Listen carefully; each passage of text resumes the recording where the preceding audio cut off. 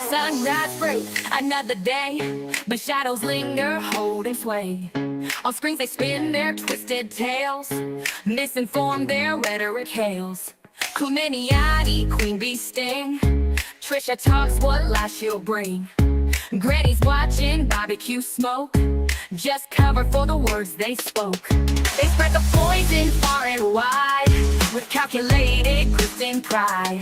But we've been watching, learn their game. It's time to call them out by name. Oh, truth rise in a mighty roar. We're standing strong, demanding more. But we've been watching, learn their game. It's time to call them out by name. Oh, truth rise in a mighty roar. We're standing strong, demanding more. With Kathy P and Jay for justice leading the way. We're here to fight another day. United voices hand in hand, a community across the land. No more deception, no more lies. We're taking back our digital skies. The elevated truth they claim to hold, a hollow promise bought and sold. They grip for profit, play the fool, breaking every honest rule. But the good ones gather side by side, no place for secrets left to hide. From every corner, every stream, waking up from this digital dream. They spread the poison far and wide, with calculated, gritting pride. But we've been watching, learn their game. It's time to call them out by name. Oh, truth rise in a mighty roar. We're standing strong, demanding more. But we've been watching, learn their game. It's time to call them out by name. Oh, truth rise in a mighty roar. We're standing strong, demanding more. With Kathy P and Jay for justice leading the way. We're here to fight another day. United voices hand in hand, a community across the land. No more deception, no more lies. We're taking back our digital skies. For every real creator speaking truth, from early days to seasoned youth, and all the panel guests who stand so tall, we answer freedom's urgent call. These low-cap grifters will expose their false narratives, we will depose. Oh, truth rise in a mighty roar. We're standing strong, demanding more. But we've been watching, learn their game. It's time to call them out by name. Oh, truth rise in a mighty roar. We're standing strong, demanding more. With Kathy P and Jay for justice leading the way. We're here to fight another day. United voices hand in hand, a community across the land. No more deception, no more lies. We're taking back our digital skies. We won't back down, we won't retreat. Our voice is strong, our purpose sweet. The truth will shine, the lies will fall. We're putting a stop to it all. Truth rising, yeah.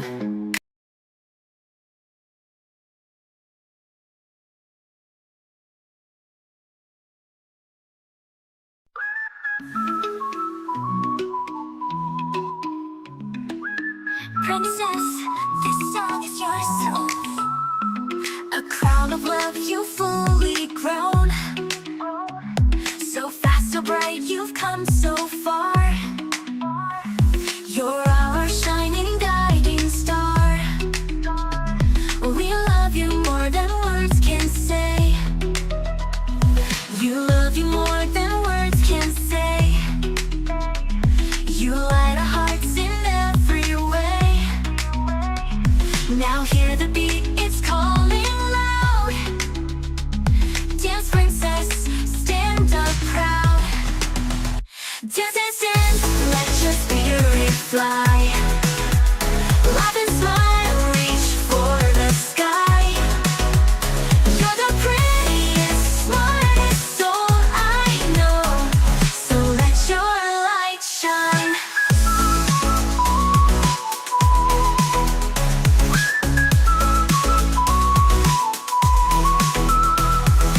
12 your dreams leap through light. You make the darkest moments bright.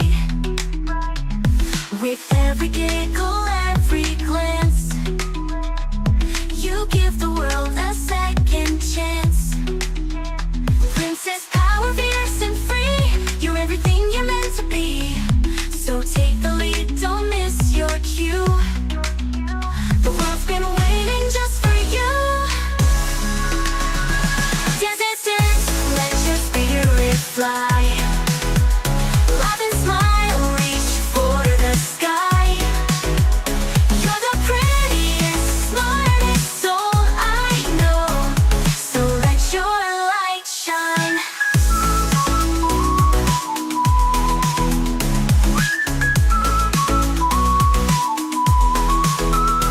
Let the rhythm lift your feet. Let your laughter skip the beat. This is your time, your royal stage. Dance it out, unleash your age. So shine on, princess, bold and bright. You've danced your way into the light. With every step you've made it clear. Your magic, joy, and love this year. Raise your hands, let the rhythm flow. This is your moment, let it glow. From crown to soul, your royalty. Forever fierce, forever free. Dance, laugh, love, your story's begun. 'Cause it's you, shine like the sun. Let the rhythm lift your feet. Let your laughter skip the beat. This is your time, your royal stage. Dance it out, unleash your age. So shine on, princess, bold and bright. You've danced your way into the light. With every step you've made it clear. Your magic, joy, and love this year. Raise your hands, let the rhythm flow. This is your moment, let it glow. From crown to soul, your royal stage. Forever fierce.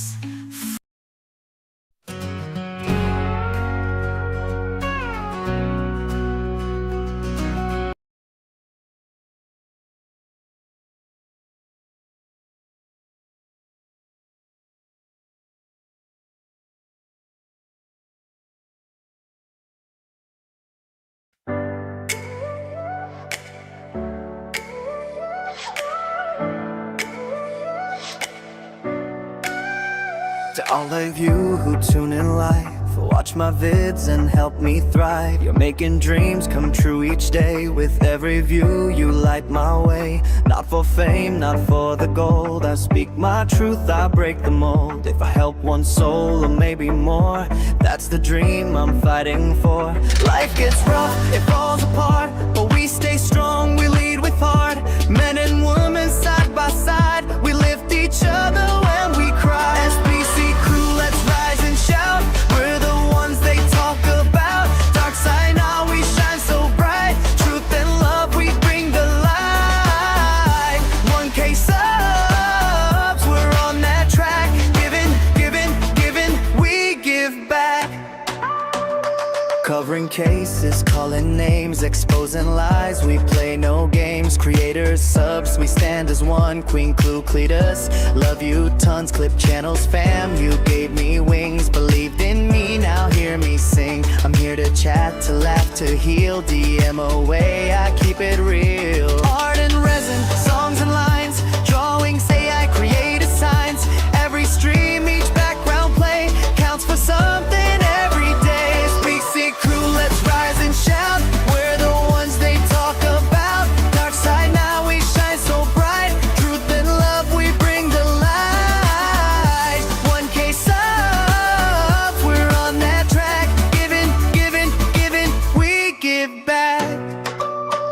I've seen the nights where silence screams, where hope feels lost inside our dreams. But every comment, every cheer reminds me why I'm still right here. We're not just clips or viral trends, we're truth tellers, we're loyal friends. We speak for those who've lost their voice, we stand for justice, that's our choice. From resin gifts to neon light, I craft with love, I fight with might. Each drawing, song, or AI face carries your strength, your warm embrace. So when the trolls come out to play, we rise above, we light the way. This crew's not built on fear or fame, we're built on love.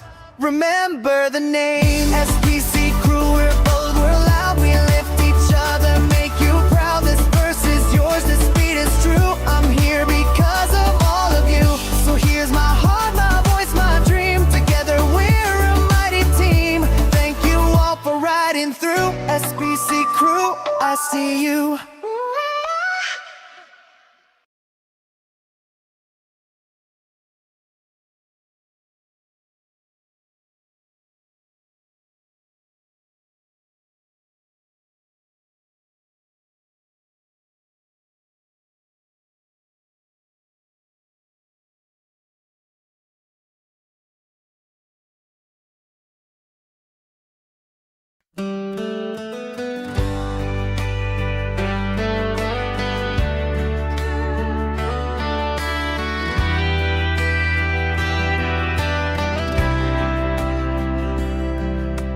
February winds still whisper your name.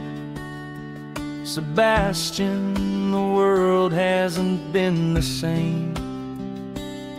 Your smile lit up every room you walk through, and now we light green lanterns, praying they reach you. Your parents hold on to every memory, every laugh, every hug, every melody. We won't stop searching, we won't let go until you're safe, until you're home. Light it up green, let the lanterns rise, a beacon of hope in the darkest skies. Say a prayer, share his face, let love and faith fill every space. Sebastian, come back where you belong. We're holding on. We're holding strong.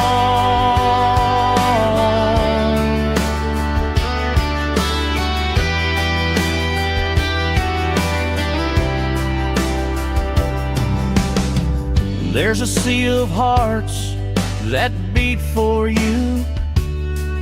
Strangers turn family, all pulling through. Every post, every prayer, every tear we shed is a promise that your story will be widespread. Green glows in windows, in streets, in our hands, a signal of love that forever stands. You're missed beyond words, beyond measure or time. Sebastian will never stop reading the signs. Light it up green, let the lanterns rise, a beacon of hope in the darkest skies. Say a prayer, share his face, let love and faith fill every space. Sebastian, come back where you belong. We're holding on. We're holding strong. So light it up green, let the world know Sebastian's loved more than he could ever know. And until the day he walks back home, we'll keep the light burning, never alone.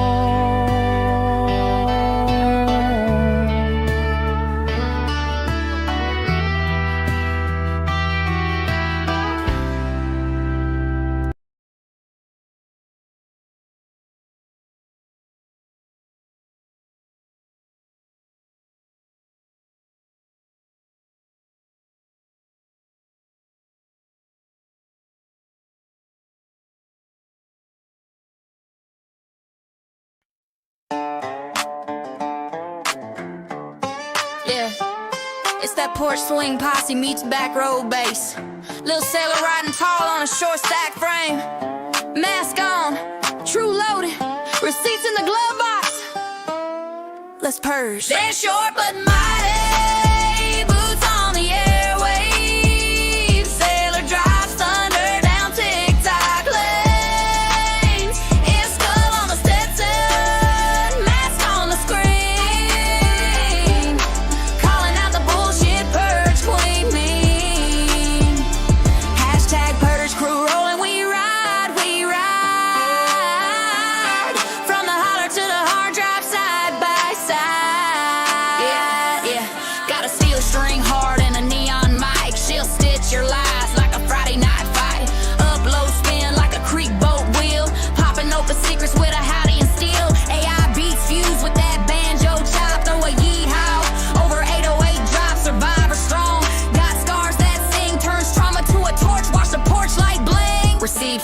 saddlebag, hashtags blaze, hashtag FUBJ, spray painted on the side of the stage. If you fake that funk, better duck that shade. Sailors come and bring a mask of mighty boots on the airwaves. Slowly time flowing out, pleat top lanes. Air skull on the Stetson, mask on the screen. Calling out the bullshit purge queen mean. Hashtag purge crew rolling, we ride, we ride. From the holler to the hard drive, side by side. Yeah. From the red clay roads to the Wi-Fi stream, she wrangles trolls like tumbleweeds, living loud for the voiceless kin. Wheelchair wheels carve the asphalt him. Hashtag RA survivor, hashtag DV strong. She's lifting up folks who've been done wrong. Tea gets spilled in a Dixie cup. Sip that truth, watch the sub count jump. Light a one for the lost, crank the amps for the found. When the night gets thick, she's the loudest sound. Hip hot ain't might, that's her battle cry. Standing tiptoe tall to paint the sky. Fast short but mighty, boots on the airwaves. Sailor drops thunder down TikTok lanes. Air skull on the Stetson, mask on the screen. Calling out the bullshit purge queen mean. Hashtag purge crew rolling, we ride, we ride.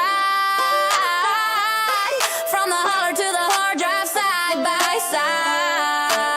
And when the porch light flickers on a midnight screen, know a tiny titan's talking big and clean.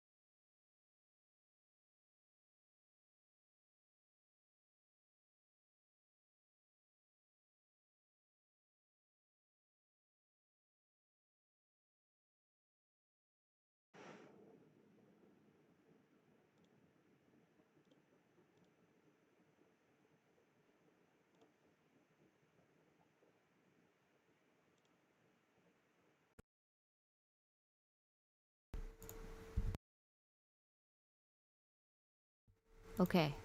I think I should be... There we go. Okay, I fixed it. Well, technically Fenrir fixed it. I'm here, I'm here, I'm here.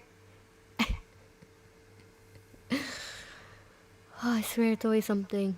I finally got it down where I make sure that the headset's good.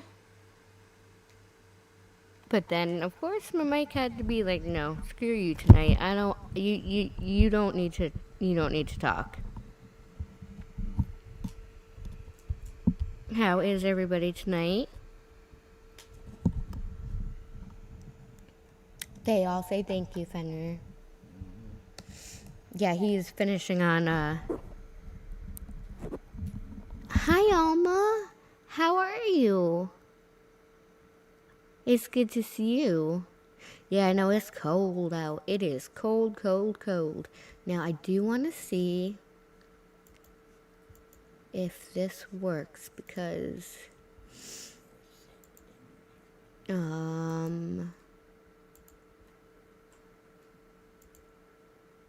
in God's name? Do, do, do, do, do.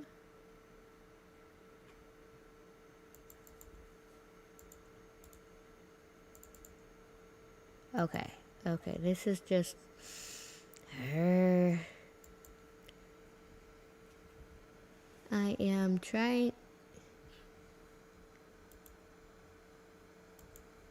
to figure out how to highlight things I've watched.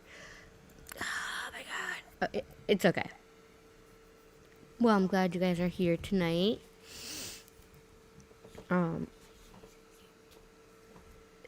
I do have a few things to watch, and no, I will not be going over the same live of BJ because I know people they see BJ all day, and I know it can, yes, no, I have not listened to Kramitz. Oh, Mama, I can only imagine the loonies are out, dear God. I remember working, because I worked with the public, and dear Jesus, it was insane. Especially around now times. Alright, let's see what Kramitz can... Now, I don't know if there was a question whether Kramitz was...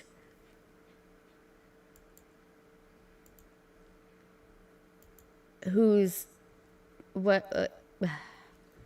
Kramitz was gonna pick a side or not, and I still don't know if anybody else knows. Oh my god, Alma, I worked retail for 10 years. I know, I feel your pain.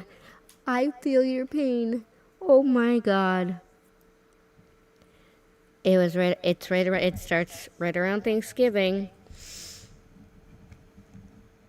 And then it's just blows up from there, and you get all the people that want free crap because they say it's mislabeled. Oh, I remember that. I remember that all too well. Holy crap. Oh, you're in LA? Nice. She has the craziest 24/7. Yeah, that's what she's saying. She has the craziest 24/7. Fenrir used to live in LA when he was little. I lived there during the Rodney King riots. I have always wanted to visit California. Just one for the beaches because I love the beach. Okay, I do. So for all the beaches and the scenery, and I used to have a friend out in Cali that I always wanted. I thought it would be cool to say, meet up and say hi. And I would have to go there because they have agoraphobia. So, but I've known this person. We don't talk much anymore, but I've known this person since I was around, what, Mom, 15, 16? So it's about, holy shit, 20 years.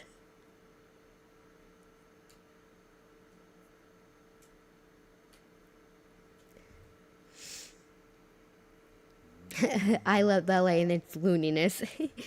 I mean, hey, you never go a day where it's boring, right? Hold on.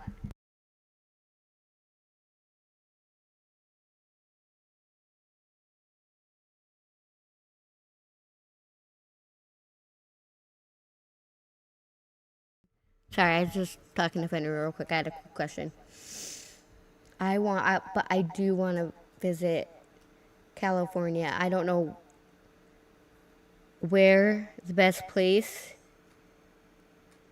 would be to visit for like the beaches and just beautifulness and the scenery, and where it's not too expensive for tourists and guests to shop.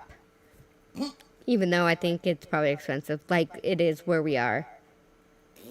We have, yep, we have desert, beach, and snow, and forest. Yes, you guys do. You guys have it all. Because the mountains, I've seen how beautiful that is. Sierra Nevadas.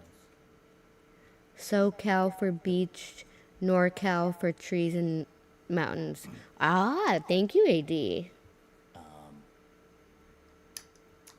The Sierra Nevadas, they measure their snow in feet per year, not inches. I figured, yeah. Like, everybody Tahoe keeps was like saying, 120 feet. everybody keeps saying because our summer, actually this year, was kind of mild. Oh, AD's hubby's from NorCal. Honestly, beaches suck after being in Hawaii. Oh, God. Alma, you're making me jealous. I can imagine they cannot compare to the Caribbeans and Hawaii and Mediterranean. Hawaii is another place I'd love to visit. I mean, That's a long flight. it's the flying that gets me, It's a long but I know that I have to fly. Even to California, because I know Fenrir's not going to make that drive. Fuck no. I made that drive twice in my life. Fuck doing it again. Flying sucks, but it's I driving. last time I flew, I was 16 years old, and I had white knuckles, like, and it was only a 2.5 hour flight, mind you. Last time I flew 8 months ago. Wasn't it to Georgia or Yeah, Atlanta? for the second time in a year. Yeah. He went for work, Former work. former work. I went to California for work too. Yep. Oh, And, I just want to put this in here because I switched it up. I only put one link in there. But if you can go to Hawaii, Cancun, or Caribbean, do it. Those places are, Gorgeous, yes. oh my God, I know. My parents are going to Cancun in February. That's my I've heard a treat lot for about them. Cancun. I've seen a lot about Cancun, and it looks gorgeous. I'd want to go. You want to go to Turks and Caicos? Well, no, I know, but if I could, between like, That's not I would like to go to Hawaii or the Caribbean. Honestly, I mean, I know Cancun is beautiful. Caribbean, anyways. Gulf of the U.S. as it's now called. Yeah, I know, but those would be the two places. And yeah, my brother actually did get to go to the Bahamas and the Caribbean. Yeah, that he got to do that. And I got sent beautiful pictures from him.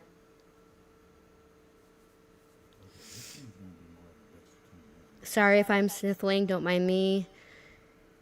Carnival, oh yeah, Venezuela cruise, yep. Or Benzia, yeah, you went on the cruise. Sorry if I'm a little sniffly. I did message my doctor, I gotta check it.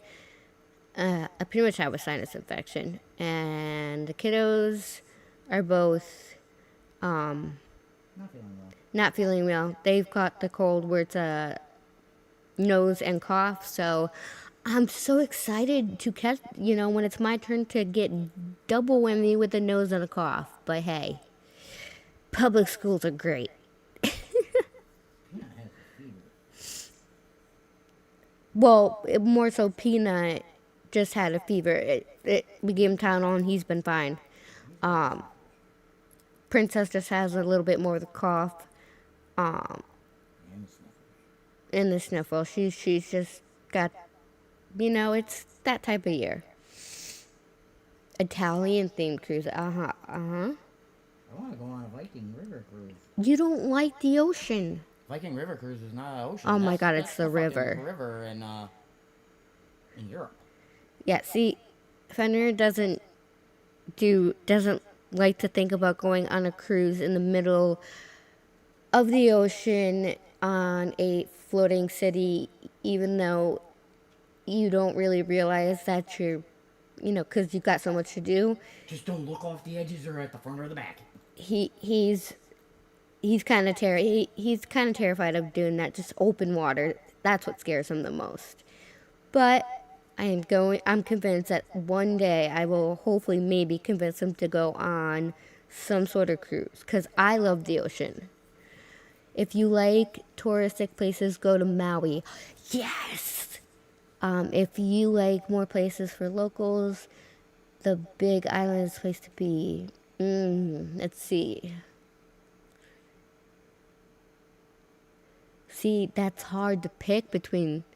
I would probably have to do more than one trip, because I would love to go to Maui and see. Love it for a month. Fuck that shit. I would love it. I mean, just everything there. But I would also like to go to the bigger islands for the more local feel, for the more,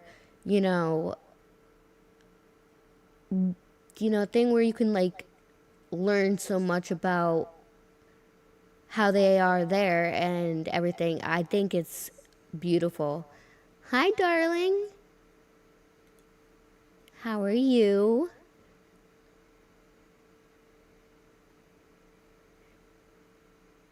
But yeah, if you go to Maui, driving the road to Hana, it is a must. Okay. Driving the road to Ohana. Definitely. I mean, any tropical thing, island, beach, you name it. That's my sanctuary. It's where I pretty much let everything go with the waves that go out. It's just calming. But I grew up around the beach, so there's no surprise there. I used to be at the beach all the time as a kid. I'd be on the Cape every other weekend. I was telling Fenrir earlier, once we actually get settled into a place, the first thing I want to do to make it feel more home-like is at least the Christmas tree is still up. We don't even have to dismantle it. Just got to get new lights. Literally put the Christmas tree up just so that way it's,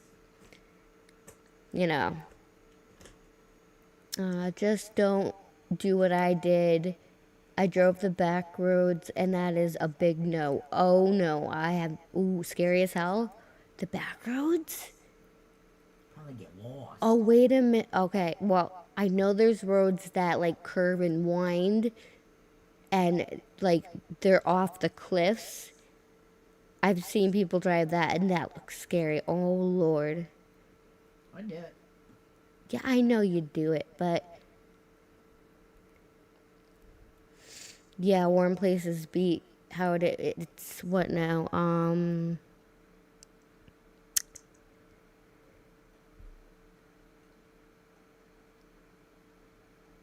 It's gonna be about 31 tonight. That closer to 20. So, and that's without wind chill. But we had a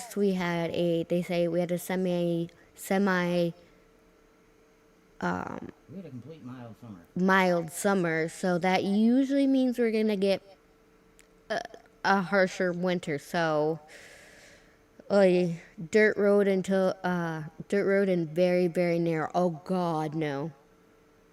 Fuck yeah. I'm used to them anyway. I don't know if they have rental Subies over there. Do they? Don't need a rental Subies, just use the Jeeps. I'm not- That's what Eddie did when he went to Aruba. They went up and over. They went rock crawling with them. They're built for it. You see, That's why you don't have me have friends that do the same stupid crap I do. yeah, and this is who's gonna be with me. Yeah. You haven't died yet. No. How about being pregnant and no seatbelt? And Yeah.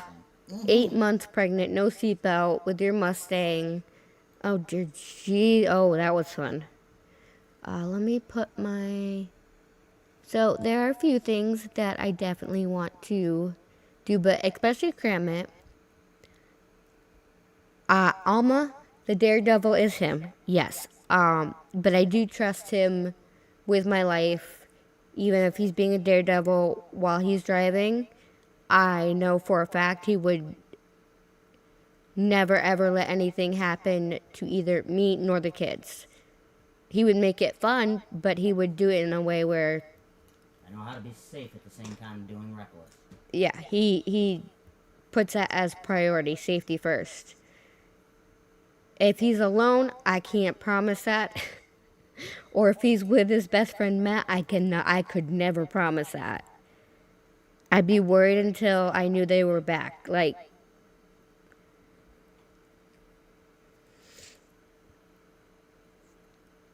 but, you know, of course you want to go to those places with, I mean, of course I want to take the kids, but experiencing a different place for the first time, like, you know, not the like all, you know, like Florida and all that kind of stuff what we have on the East Coast. The first time experiencing it, I don't know if I would want to necessarily bring all the kids because it'd be my first experience, and I don't know. I mean, but I want to take the kids because I want to make memories with them. But littlest is 20 months old, and although I think she'd have a ball. Well, she would. The way I see it is, something happens, at least I will be gone doing something I like, because I like to exactly, Alma. If You it's only live once. if it's doing something that you love, hey. At least you go out with a smile. That's my philosophy. Yeah, I mean, I hope that never happens, of course. Don't take it the wrong way. But, of course, you know, go to SoCal and take the littles to oh, I forgot they have Disney in Cali. Disneyland is Cali. Yes, I know Disney World is Florida. I've been to Disney World. Disneyland is the older one. I've been to the one in Florida when I was They also have younger. Magic Mountain. I'm used to that. I've been there. many times. I went to Disney World in Florida. I was younger. I was like 6, 7, so I really don't. I remember some of it, bits and pieces, but I was kind of young. But that is something that's on my list. AD is taking them there, because I mean I could take them to the Florida one, but Oh, you know, you take it to the Florida one, you gotta take it to the California one. They're two completely different. They're awesome. I I've been to both. Disney is overrated and expensive. Yeah, they are expensive, but I promised myself that at least, you know, having kids, I would take them to just have some sort of experience, even if it's just like, you know, a one night and a 2-day thing. They're But overrated, but they think they're England. Part of England. yeah, I know. That's the weird thing, is the part of England, that thing got me. Oh, wait, we bought it from England. No, you didn't. Fucking the Spanish owned Florida. I have no. He's over there on his own, going off. Okay, just. Can you entertain the people while I use the bathroom really quick? Please. That's where I'm going. Okay, all right. You go use the bathroom quickly, and then can you entertain them? I'm still cleaning. Why not play? Because I want to listen to Cram It. So I can't live. Oh my god, I cannot with. Oh boy. All right, go to the bathroom so I can please use the bathroom, dear geez. Mama Bird said entertain us. But he laughed. He probably will.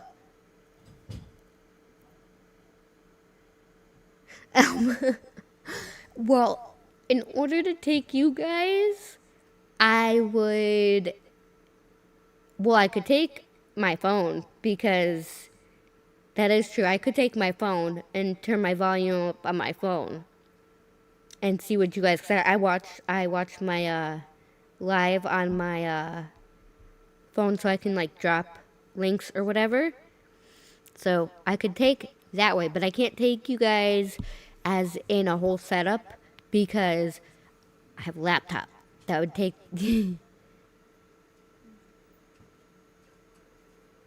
Oh my god. Did Cram It really make that? Sex and gummy bears, what? Oh, I haven't seen that. Alright, you know what? I will play that while I'm gone. I will bring you guys chat-wise on my phone so I can still listen to it while it's playing. Okay, but let me also put Cram It in here.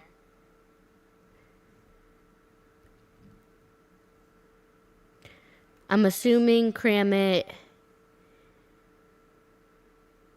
probably took a break after a lot of things happened. Where's Cram It? Is it because it's... Okay, hold on. I might have to do lowercase.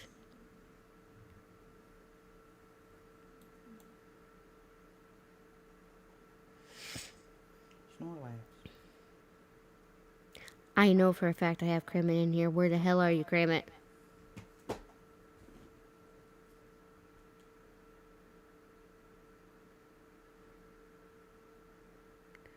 What in God's earth is going on? I got this.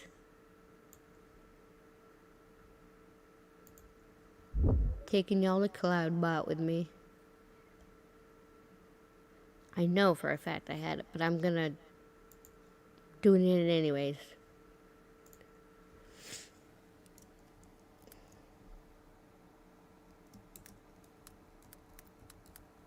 Oops, it would help if I,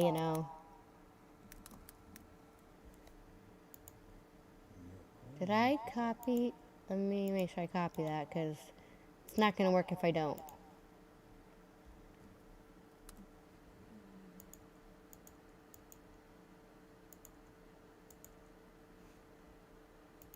Alright. Should work now. Do it, lady.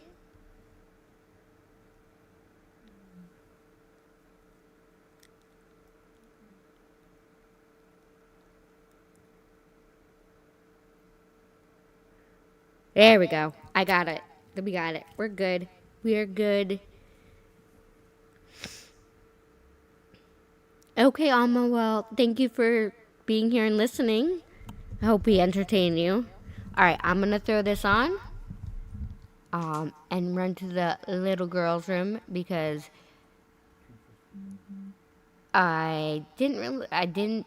my body didn't decide to tell me, oh, you need to use the little girl's room before you go live until I already hit my intro. So, perks of having 8 kids, yeah. Alright, so I'm going to throw it. 4 kids, 8 kids. What the hell am I talking about?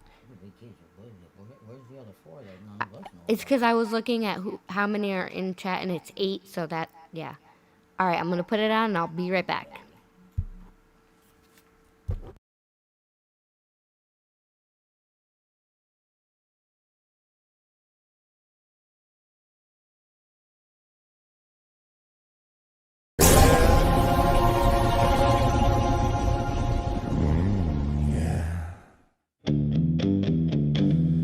I smell grift and money hanging heavy in the live stream ad. Hanging round town in a live stream gown, crying tears for a cause she can't explain. 8,000 gone, 10 if you count the lies. BJ's lawyer lives only in a brain. And I said, whoa now, who's that raising funds with no proof to show? Oh my God, it's a grift show, yeah, so I smell grift and money. Yeah, she call it justice, honey. I smell grift and money. Give Brenda her money back, BJ. Live stream blues with that lozenge cough. Mods disappearing, turning cameras off. Talking about lawsuits that never land. Girl, that go fun slipping through your hand. And I said, whoa now, who's that preaching pain while the tip jar glows? Oh my God, it's a grift show, yeah. I smell grift and money. Sweet talking church for the dummy. I smell grift and money. Give Brenda her money back, BJ. Listen here, Butterhead. Brenda believed in you, gave from her soul. You took that cash, fed the chaos, and now you act like you don't know. But the dark side's awake, and the truth's calling your name. Give it back. All of it.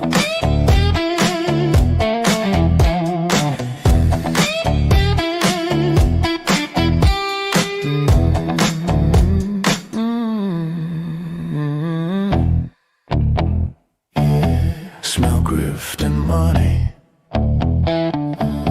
Fake tears falling for the audience, honey. Smell grift and money. Give Brenda her money back, BJ. Smells like accountability. Smells like accountability.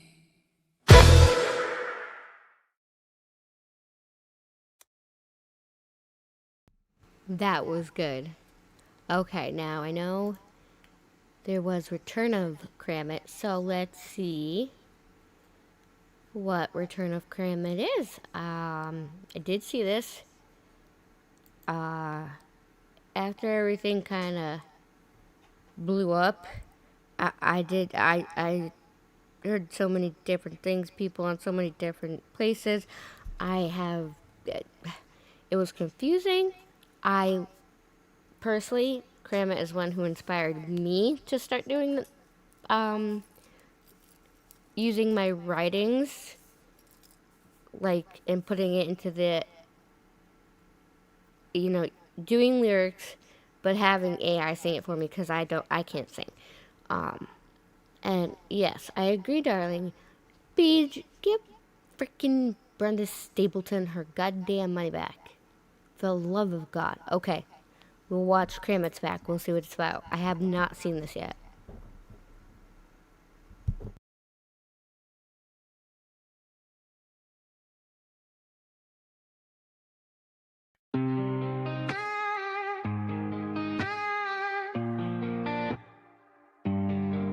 For over a week now, this YouTube street's been cracking, breaking, falling apart. Everybody out here surviving, wondering how the hell we even got here. I've been laying low, backing off you a little bit, Brittany J, but you got a little too damn curious about Kramit. Now don't get me wrong, I don't give a fuck, but girl, what gives you the right to run with shit when you don't even know the facts? Over and over, that's what you do.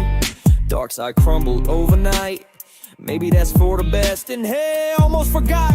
On November 16, your leg went viral, 200,000 views. How they doing this stanky leg like a broke down windmill? 7 seconds at a time. You got Dirty Diana on panel, reality wins in the back. Oh yeah, the dream team, do it lady. But out here, subs lost, rumors flying, people sick, friendships dying, and you sitting around asking if I'm gay. Girl, what? Real life, do you even know what the fuck real life means? After reality, explain it to you. Damn. Accused of being every motherfucker on the dark side. And tonight, yo, chat breaks the news. Kramit's gay. Kramit's a girl. Kramit's a gay girl. Bitch, pick one. You scared Craig wants to date Kramit? Huh, let's go. Guess who's back? Back again. Kramit's back. All the bad to see streets crack. Burning thin. Brittany J. You started it again. Guess who's back? Guess who's back? Guess who's back? It's motherfucking Kramit. Now this looks like a job for me, cause y'all need real shit, not conspiracy. These streets on fire, falling piece by piece, while Britney out and chasing rumors like a damn disease. Talking real life, girl, you missed that class. I don't stalk your street, I don't dig your past. I make songs, you get mad so fast, your whole damn panel built out of broke down glass. Accusing me of being every chicken dude, every mod, every troll, every neighborhood. Then your chat says Kramit's gay. Well yeah, I could, or maybe I said it trolling cause the vibe felt good. Alex flirting, we was playing one night. I said I was gay, girl, relax, alright. It ain't your business, ain't your fight. Why the hell you care who Kramit likes? And Craig, oh Craig, don't get uptight. I ain't stealing your man, he ain't my type. But Brittany, you look shook tonight. Wondering if Craig might swipe right. Guess who's back? Back again. Kramit's back. Tell a friend. Guess who's back? Burn again. Kramit's back. It's all a friend. On the street. The streets crack. Burning thin. Dark side falling, but I walk back in. Guess who's back? Guess who's back? Guess who's back? It's motherfucking Kramit. People dying, people sick, friendships gone in a heartbeat quick. Subs lost wandering, getting kicked. While you start drama just to get your fix. Your leg go viral, 200K. 7-second loop doing some sideways sway. Fly strips hanging chaos every day. Do it, lady, yeah, that's your way. Accuse me of real life, girl, explain that shit. Reality wins, already told you quick. Real life ain't a song, ain't a live stream bit. It's not what I do, so stop that shit. I'm out here making music, not making threats. You mad cause I rhyme, you mad cause I dress. Call me gay, call me girl, call me obsessed. But you're the one watching Kramit more than the rest.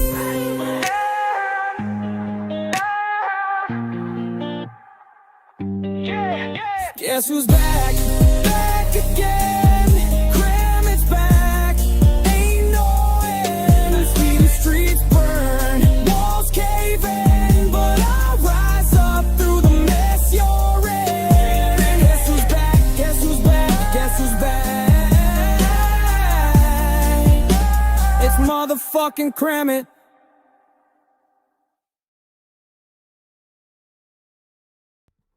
Wow, that was actually really freaking good. Holy shit, that is a comeback and a half. Wow. Well, I am happy Kramit's back. And I do know there was a lot of stuff going on. I did hear, because BJ's was, things that the dark side had already known, because we pay attention to Kramit, and we listen to Kramit and talked in the chats. What Brittany J is just seemingly finding out now is the Kramit the Darksiders over here have always known. We've known who Kramit is. It's never been a secret. Kramit is Kramit. Dropping tracks like that was great. That was absolutely one of my favorite ones, I have to say. And I'm glad Kramit's back. And it seems as though things have, kind of, combusted. That Kramit's just Kramit. Doesn't matter. Kramit is for everybody. And I literally, like I said, Kramit was my inspiration. And that it shouldn't matter if Kramit's a guy or a girl. You know, if gay, straight, lesbian, bi, whatever. Kramit is a creator. That's all you need to know, BJ. And yes, God, I can't tell you how many people were blamed for being Kramit. The biggest one was Cletus. Everybody thought Kramit was Cletus. No. No. Then we all started saying, instead of it, we just all said in chats, I'm Kramit, I'm Kramit, I'm Kramit. Because you know what? Nobody needs to know who Kramit is. Kramit is everybody. AD, thank you. Kramit is everybody. Kramit makes all this content for everybody. Kramit is a creator and is damn good at what they do. It doesn't matter who they are, nothing. And that's how it's always been. And that's the weirdest thing, is how BJ and all of them see it versus how we've always seen Kramit. I don't know. I guess we're not alike, obviously. They ain't like us, and we ain't like them, and yeah, I'm okay with that. Thank you. Because I personally don't want to be anything like them. I'm good. But Kramit, that was really, really good. I absolutely love that. I do. Now there were a few things I was going to go over. I don't want to go, like I said, I don't want to go crazy with the BJ thing, because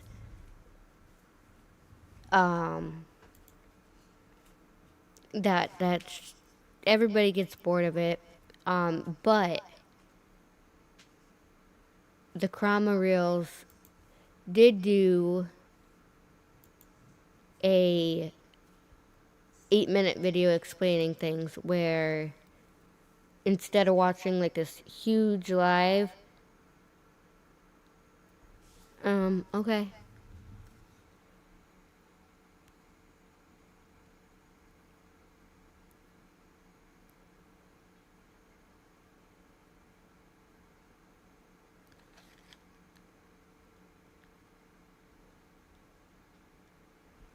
You sent me. I haven't gotten it yet.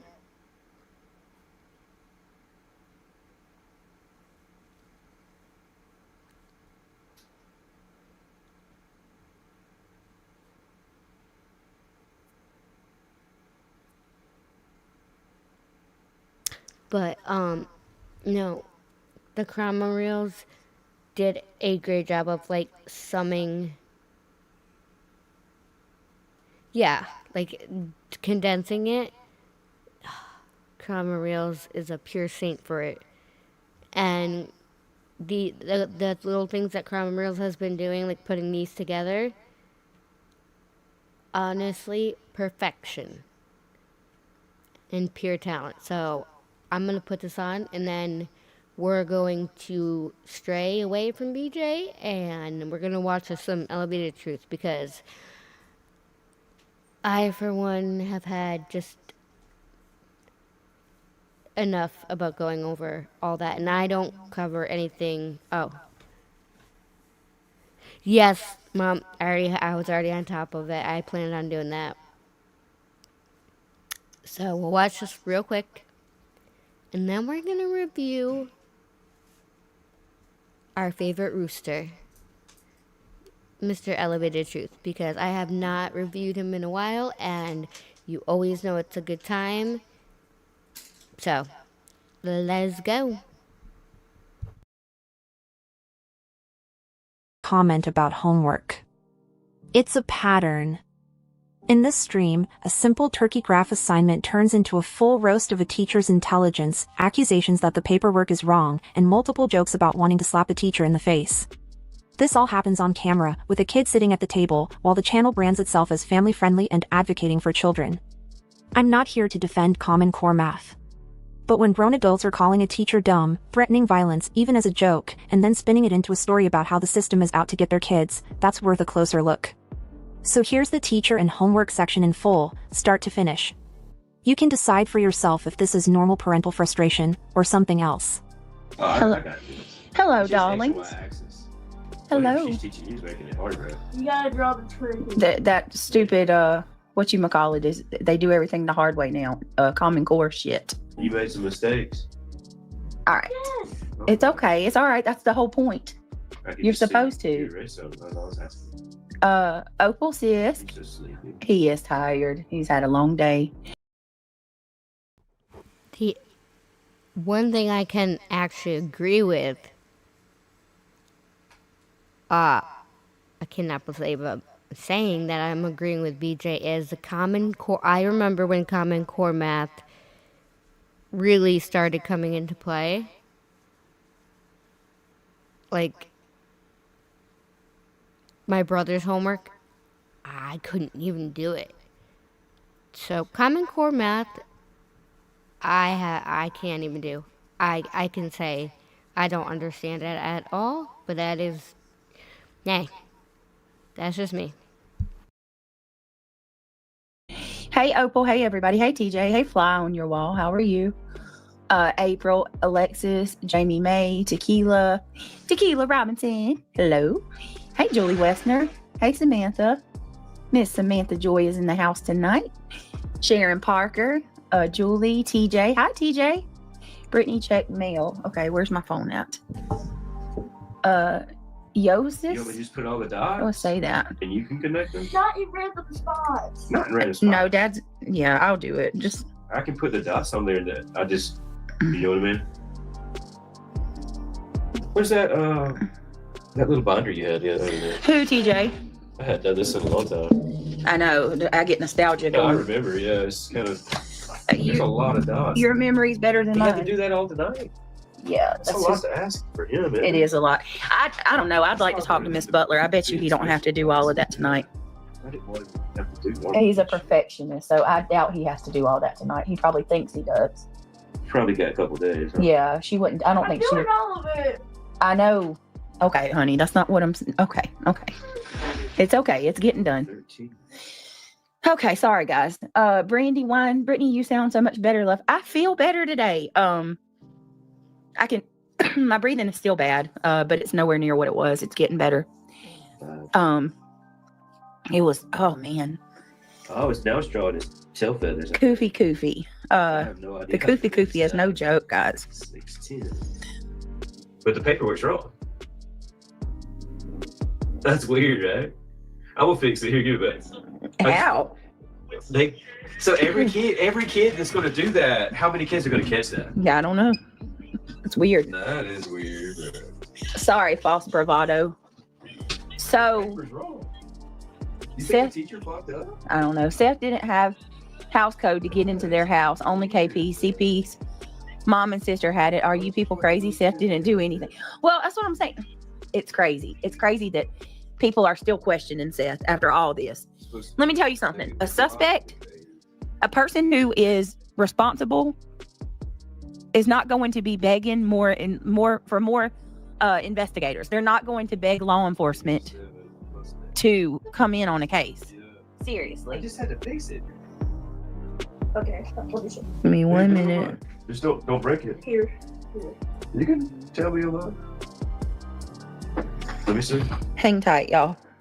Sorry. I don't know. Nearly his.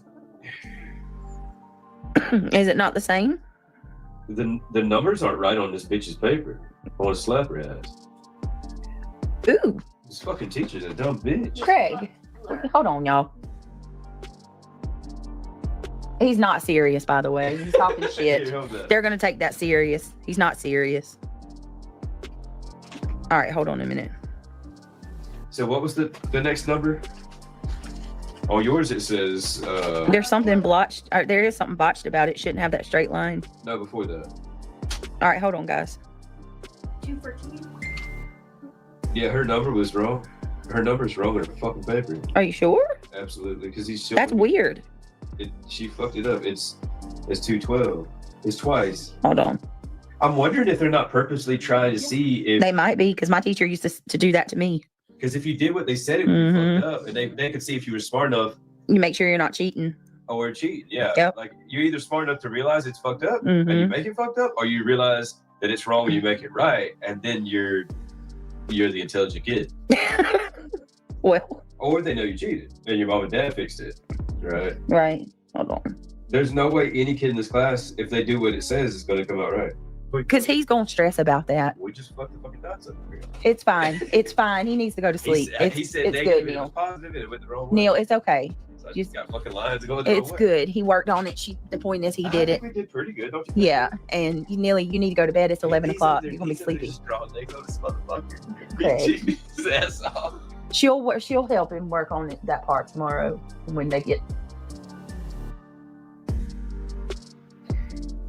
I have to call the numbers and show you where to do it. That's what Yeah. you should have did. I hate. You ready? Made Reality. it out to be like he had to have it done tonight. Like I'm And he still may. He very well may. There's no And we fucking just. way she wants him to do that one day. Well, I Oh, don't yeah. know. He's hard on himself, so he's gonna. Just leave it here, and I'll That shit color would it, take me Neil. Fucking 3 hours. I'd slap my fucking teacher in the face. Fucking. No, stop. You would not. Hold on 1 minute, y'all. I dropped the link for reality. So that's the teacher/homework subplot from this one live stream. The wrong numbers on a worksheet, the assumption the teacher messed up, the insults, the talk about slapping a teacher, and the kid stuck in the middle while all of it becomes content. Notice what never really happens here: a calm email to the school, a quick "hey, this assignment looks off," or even a moment of self-reflection about how it might feel to be the person on the other side of that classroom door. You don't have to love the education system to see the gap between we care about kids and will publicly trash and threaten their teachers for content. If this is what passes as background noise in a so-called advocacy space, maybe the problem isn't just one worksheet or one school. Maybe the problem is the culture that thinks this is okay to broadcast in front of a child. Thanks for watching, and as always, Yep. Yeah, you heard what he said. Yeah. And yeah, no, they have no routine. They don't ever, 11, my 7-year-old is in bed for the night, usually the latest, because sometimes, depending on how he is, he 9 o'clock the latest, but he gets his medicine to help him sleep because he has such severe ADHD by like 5:36 because it takes a little bit to kick in. Normally he's out by like 8 o'clock, 8 o'clock. Sometimes a little bit, sometimes 9, but we get our kids set and ready to wind down by that time, and he's certainly not doing schoolwork at that time because That's right when he gets home. But Yeah. now, because of everything, Thanksgiving and all that, he doesn't Yeah, they have don't- homework. they're not having homework as much right now, and even if there are things where it pushes him to, like, he gets too far where it's really aggravating him, because AD, no worries, I understand 100%. If he was getting that frustrated, I would be like, okay, we're good for tonight. I would message the teacher, let her know, and then have the teacher work with him on it, because that's how the school is. That's what they do. I'm not gonna, you know, overstress my son, you know, to get some assignment done that, yeah, like his homework, they get a packet to do throughout the whole entire week. Hi, Wheelby. Good to see you. Hey, everybody. Gotta do virtual doc visit with Doc at 6:30. We'll catch you guys. Okay, Wheelby. I look forward to seeing you, and I hope your appointment goes well.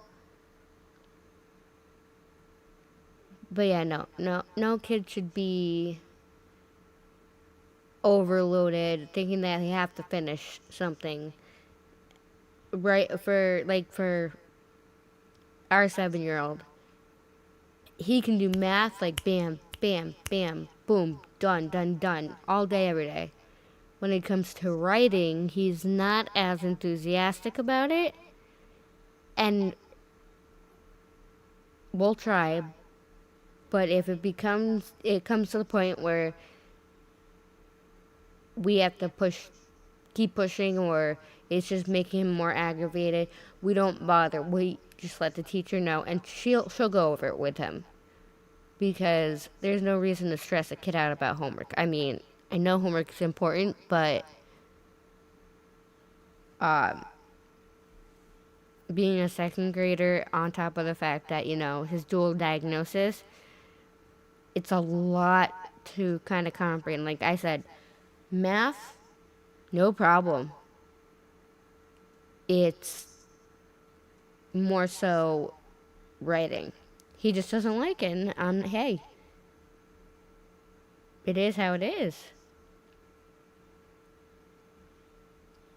But I figured, since we've all been going over all this stuff from, you know, BJ and all the stuff that's been going on, I wanted to see what Truth has been doing, because I haven't, but I usually asleep sometimes when he goes live, or I miss the notification. I think I have to unsubscribe and resubscribe and turn my notifications back on so I can get notified when he goes live, because You just turn the notifications off. And then back on, yeah. And exit out of his page, go back in his page, and turn them back on. Mine hates writing. He said, "Why do I need to do this?" AD, well, I mean, I cannot say he's not, I can't say that's wrong, because that is true. They do a lot on, like, when your kid, well, even for homeschooling, everything, like, in public school, when my oldest went to public school, he had a Chromebook. Everything is on their Chromebook. But it really is important to learn how to write. Like, for me, I went to Catholic school, and in order to pass, you have to learn cursive. It's a must. It's mandatory. And after I, graduated 8th grade and I went into high school, I was, like, shocked that not everybody knew how to do cursive or wrote in cursive. Like, I didn't understand the differences. And it's the public schools compared to the Catholic school, their curriculum's different. So in order for me to pass, I had to learn cursive. They don't learn cursive in public school. It used to be like that, yeah. You had to learn. There's also a difference between when you went into high school and when I went into high school. Yeah, 4 years difference. 5 year You were gap. graduated by the time I got into high school. You were to graduate 09. I graduated 04. I was 5 years ahead of you. Yeah. I taught all 3 of mine.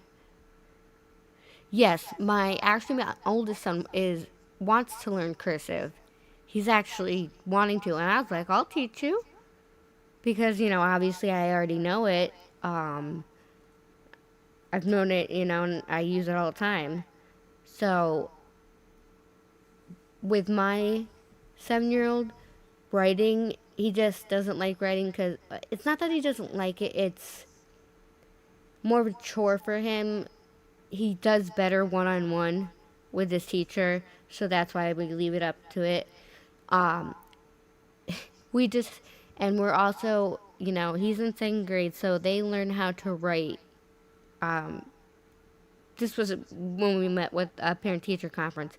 They learn to write, and it's like reteaching them a way to write, like, writing a little bit smaller, and then the spacings and stuff like that. But he tries and he does his best, and his teacher can figure out exactly what he's saying, which is the most important. But yeah, mine was looking up and he was like, Mom, oh my God. That's like one of the YouTubers I watch on here. His name's Yasko. And he did a series called Randonautica. And they would find, like, whatever, like letters and notes. And anything in cursive, he's like, I don't speak cursive. And I never understood. I'm like, huh? It's because it doesn't look the same. Like, to me, when I write in cursive and then when I write in regular, I see a lot of similarities. But that's because I know both. But yeah, that's true. I mean, like, when they look up things that they have to learn about, that was written way back when they used cursive. Cursive was for elegance. The standard Yeah. writing was peasants. So, a lot of kids these days are like, why does it look funny how it's written? And it's kind of funny, I'm not gonna lie. Like I said, when I went to high school, I thought more people would were gonna be like me, know how to do cursive. No. I was one of the very few that did cursive, and it was just because of the schooling.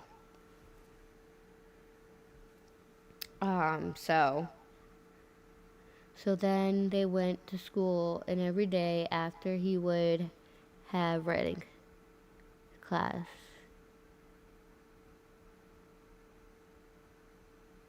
Yeah, see that there's nothing wrong with having,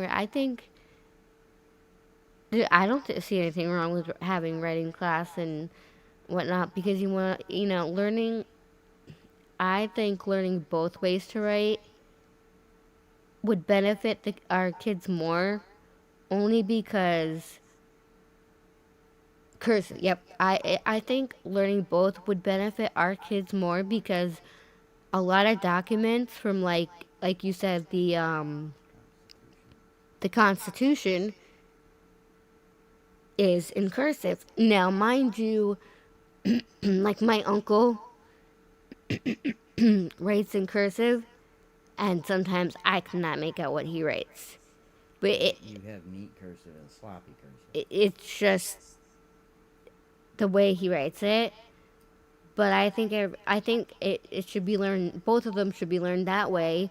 When they go to read things like that, they don't have to ask, well, what's this say, I just think it should be, something that's taught. Munchkin, I think, would do pretty well, because he writes fancy for his G's and Y's. Yeah, I think, he does a fancy G. That's what his teacher calls it. My 7-year-old. He does a fancy little G. And I honestly think if I work with him maybe and he learns cursive, I think we could see a huge improvement in his writing, and his writing style may be cursive. Because, autistic kids, they all have a little, they have their own niche, and so maybe teaching him that could help. But his teacher and his school are very, very, very good with him.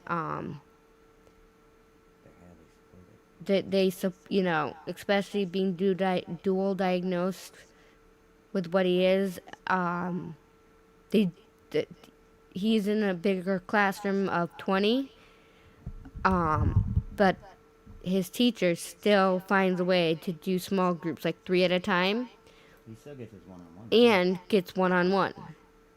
So the fact that that's what I love about his school, is that they have teachers that, yes, the classroom may be bigger, but not only do they have like almost like it's teacher's aid. Para teachers.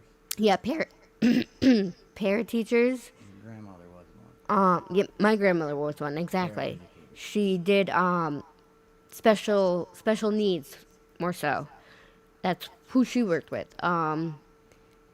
And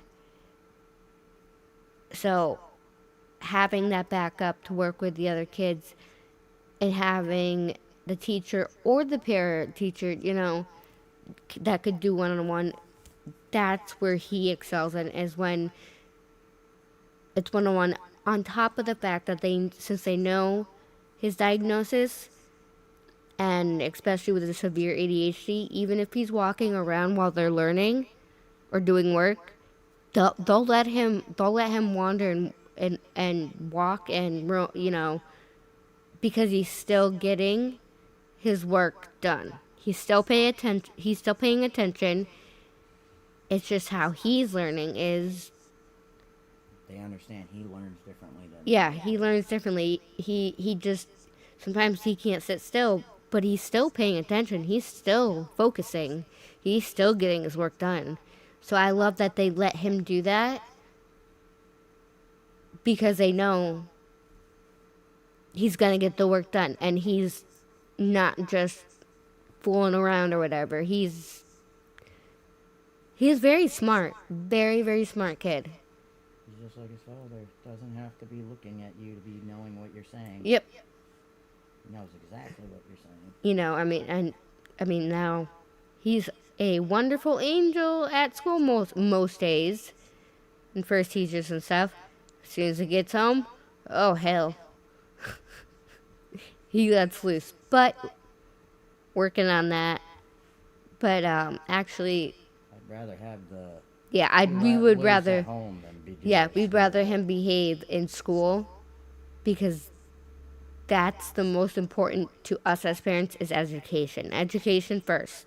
Like I tell my teenager, I was like, the reason why sometimes I get on you or harp on the fact that you need to get certain things done is because I want you to do better than me and your dad. I dropped out at 18, senior year, because I was pregnant with him. So I was technically class of 09, but in 2012, I took my GED and I got my diploma from my GED. So I made sure I went and finished, but I want him, we don't want that for him. Both me and his father agree. We want him to succeed and to get that actual whole experience of graduating and stuff like that. Even though he's homeschooled, we want that for him. Because I think as parents, we always want better for our kids. I don't think there's well, I mean, there could be some parents, but like the majority of parents always want their kids to do better than what they did. Which is why I also talk to them. I'm like, hey, listen, if, say you have a girlfriend, something happens, and say she gets pregnant around the same age, I can't be harsh on him in a way, because, hey, I was that age when I had him, but he does know for a fact. And I haven't, my mother can attest to this because she's heard me. I have instilled in him, you want to take that risk, you want to take that chance, you're sticking around whether you guys are a couple or not. And guess what? You will pay child support if you guys aren't together. Because he was talking about, in his freshman year, I know this is like crazy, like weird topics, but his freshman year in health, they had to pick between, it was a relationship thing, and it was like having a kid or son. He's like, well, if I could have a kid without having to pay child support, pay for, I was like, I was like, son, One, it only takes one time. Two, you want to take that risk, and that the female, that's her body. I mean, should. It's a hard thing to discuss this hypothetical. Yeah, it's hard to discuss because, thing. like, I think men should be included in the conversation, but not as to where they say, oh, you have to get, an alternative thing done. No, it is going to be the female's decision. And whatever that female decides, I would make sure, one, my grandkid was, even if they aren't together, if, say, she got kicked out, come live with me, because that's going to be my grandchild, and that's the mother of my grandchild. And I've been there myself. That's the same thing I discussed with my oldest. I said, you get a girl pregnant. His mother and I have both said the same thing. We can't harp on him because we were young. She was 18, I was 19. And I'm not going to put, and if, say, the girl's parents want to kick her out, come on, because you want to know what? I was that girl. My parents didn't kick me out, not that part. I was the girl that my parents said, no, come home. It's okay to come home and live home. So I would not put the mother of the child or my grandchild out there. And my son, I told my son straight up, I said, you would learn how to man up real quick, because guess what? You will be involved in that baby's life. You will help raise that baby. You will pay child support if necessary. You will get your ass a job to make sure that your child has every single thing they need. Because I should not have to financially support them. She's taking care of the baby, he'd be working. Or I could watch the baby if they're both working. It's just, I can't. Not raising the grandchildren. That's not Yeah, the parents' job. I'm not going to raise your child for you. I'll be there like my mom. My mom was always there for me, but you know what? She taught me, and she told me straight to it. You raise your kids. I'm not raising your kids for you. I will help you, but I'm not raising your kids for you. She never did. She helped me along the way, but she stuck to that always. And that's how I am. I mean, even if, say my oldest met somebody now or at 17, I'm still not going to shame them away, because I was young, things happen, but they're gonna learn real quick. Even, both my son and the mother are gonna learn real quick, especially if they're both under my roof, that they're gonna take care of their own child. Yes, I will be there, but it's gonna be your responsibility. I know that's like so sidebarish, but it's one of those things that goes along with, like, learning how to read and write and read and write cursive. So I mean, that's just how I am as a parent. Does it mean that my way is the perfect way? No. But that's just how I am. I mean, literally, I could never let, if I had a grandchild, even, young, I would, and my grandkids' mother, their parents weren't supportive like that, I'm not gonna let them be on the streets because that would be my granddaughter or grandson. No, that's my child's child. My mom did it for me. She did not let me go on the streets when, me and the father of my kids didn't work out. No. My mom and dad said, come home. We ain't gonna raise them for you, but come home. And my mom and my dad, I kind of have to say, because I'm biased, are the best Nana and Papa. Their grandkids love them. Absolutely love them. And they always have. And my parents have done a lot for their grandkids because they love their grandkids. I mean, God. My mom wasn't exactly enthusiastic with my second, but you know what? Didn't matter. I was still her daughter. She got over it. She was mad in the moment, and rightfully so. But all four. She loves all four of her grandbabies, so does my dad. So, that's just me. See? My mom has always been there for me. Even I didn't always make the best of best choices because, like I said, kids early, all that kind of stuff. But my mom and my dad still supported me and told me I could do it. And now I have four. And they are my entire they are my whole life. Without them, I'd be nothing. I would absolutely be nothing without my kids. And I even told my 16-year-old the other day, because I was in high school, I was young, you go through depression, and I looked at him, I'm like, you don't know this, but you're old enough to know now. And I said, I love you, and I know you don't know this, but I'm going to tell you this right now, you saved my life.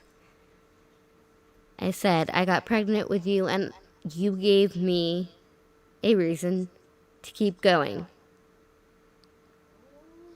And then I had my daughter, my oldest daughter. Then I had my two youngest, my 7-year-old, my 20-month-old.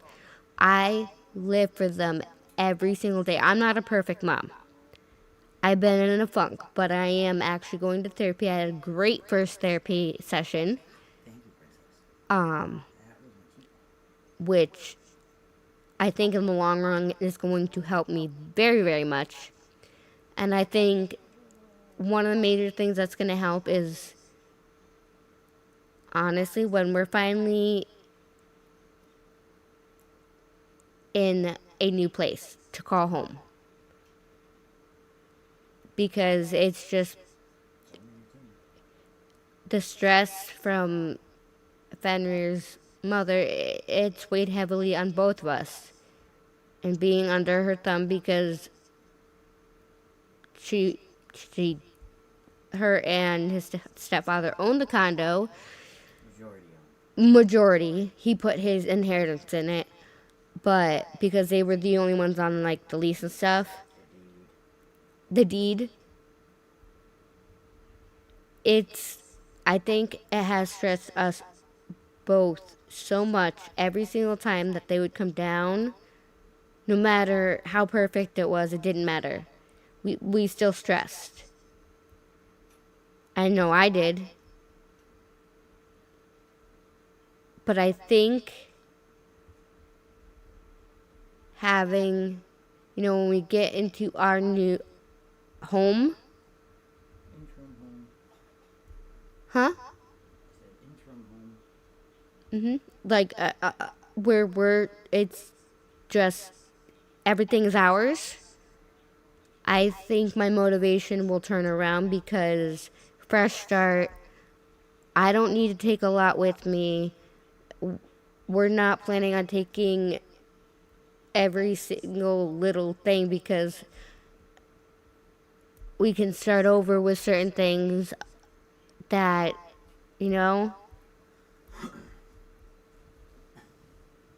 but having something to call our place, like come over here, and not worrying about if his mother was going to come down and visit randomly or surprise visit, or, you know, be under the scrutiny of her or have to follow things her way. I think it's going to relax not only myself, but I think Fenrir is going to feel a lot better because he doesn't have to answer to anybody. And it does break my heart, though, that she did this to her own son. And her flesh and blood grandkids that he gave her. And he gave her her first biological granddaughter. I gave her her first grandchild to begin with. Yeah. And this is the first grandchild for my mother. Yep. And it hurt me because it's just like, okay, so your son doesn't matter to you, your grandkids don't matter to you. So we've cut communications. Once moved out, I personally will be getting a RO, which will protect anybody in my vicinity of how many feet or yards or whatever that she can't come within. Who's ever with me in my area is fully covered. So that's the main important thing. And that wasn't even me. Fenrir made that call that they will not be seeing the grandkids because it's upset his two older boys. The oldest don't want anything to do with me. Yeah. And I mean, it is what it is. But anyway, I shall continue and move on. But it is very stressful. I gotta remember to call 211 again tomorrow for the rapid housing assistance, because rapid response, because it's not, I live in Connecticut and it's not cheap at all. So, and right before the holidays, it kind of sucks. But we're gonna make the best of it, and we're gonna make sure it works out for our babies, because they come first. But since we haven't reviewed Truth in quite a while, I'll put his link down, or the link is actually, his link is pinned at the top. If you haven't followed Truth and you don't know who Elevated Truth is, you're missing out. Trust me. I haven't seen this live, and I only started watching it and I already started to like it, so I put it on the watch for tonight. So why don't we get started and let's see what Truth did. And I know Clue, my mom texted me that him and Clue did a good job, so I'm interested to see it. I always love watching both. No, not at, oh my god, but their SNLs are funny as hell. They gotta do one again soon, definitely. So I shall be quiet and let's start watching Truth.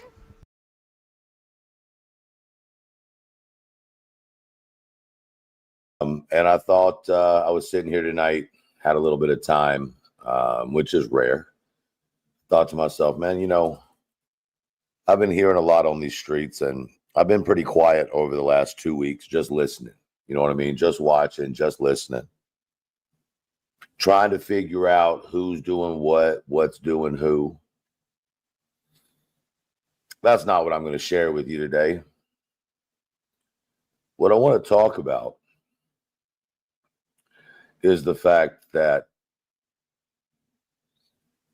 after this week, last 2 weeks, I realized I don't belong in any of those genres. I don't belong in drama, crama, true crime. I don't belong in none of that. The morals simply aren't there. Honesty simply isn't there. Coverage of the cases definitely isn't there. The victims are being victimized over and over again for $1. I watched it today. Everybody loves drama. Everybody loves a little drama. It is what it is. We're all, we're all fans of a little drama, but it's not drama? Racism. It's not drama. That's disgusting. It's not drama? Lying. Making false stories up on people and then pretending like they're doing it to you. That's not drama. Drama is like Billy slept with Judy and Bob's pissed about it. You know what I'm saying? That's drama.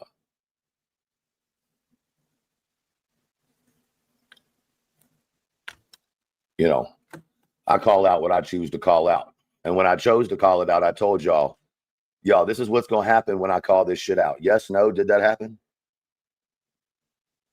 Thank you, Eva. I mean, for real, is that not what happened? Did I not say before I went down that road? I told y'all exactly what they were going to do. You know what I'm saying? What have they done? They being whoever they is. I don't know who they is. If I know who they was, I would be saying they by name, but I don't know who they is. I simply don't know.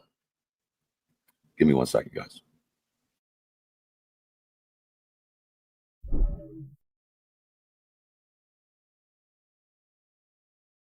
Here, throwing shade at people who may have come in and tried to manufacture what they wanted to manufacture. Can't keep people from doing it. You know what I mean? It's not fun, but you can't keep people from doing it. Miss Upperthought, thank you for your super chat. Said, let's get this goal, y'all. Thank you very much. I'm not going to sit here and go through each of these rumors and each of this. I'm just simply not going to do it. I'm not going to do it because I feel like if I sit here and try to take up for every rumor that's being said, I'm wasting my time. I'm not going to take up for myself on something that is absolutely ludicrous. Dates don't add up. Common sense doesn't add up. But give it time. It'll all make sense, I'm sure, because that's kind of the way it works around here. Mama Angie, thank you for gifting 1 Elevated Truth podcast membership. If you got that, please make sure and thank Mama Angie. I think over the last couple of days, you know what I mean? I've listened and listened and listened. And I think that the people with the most common sense see it for the same way I see it, which is this isn't about what's right or wrong anymore. It's who you like more. This is no longer about what is acceptable socially. It's who can have the most people rally together to do the dirtiest shit. I've never run my channel that way. I've never had an army of people to go do dirtiness. Like I've never thought about having that or needing that. And I'm not going to start today. Listen, for some reason, people have this. And I can vouch for Truth. He has never been out for anybody. He's never, like on the other side, in one of BJ's lives, even though the video wasn't up anymore, she was dropping a link and emailing a link and telling people to report it, which is against TOS. Over here, we don't have an agenda like that. We don't encourage any of that. There's no reason, like he said. This idea that I think I'm better than other people, and by God, that's about the least of reality. I just think that there's very few people that call it how it is. They juggle it to see what best outcome they can get.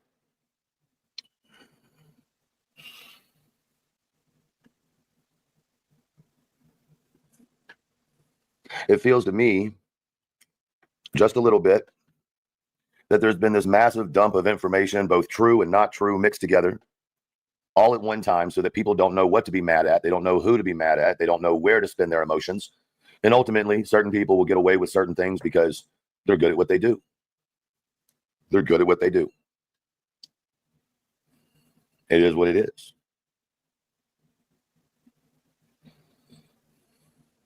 I know what community I'm in, and that's the Rooster Squad community. That's what community I'm in.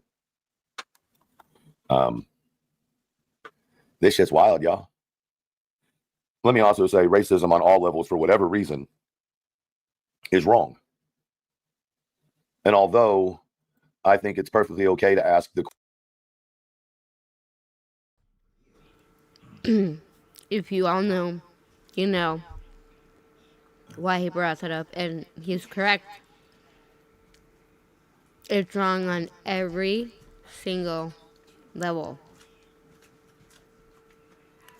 I know for sure as hell I won't stand for it in my chat and my channel. Nope.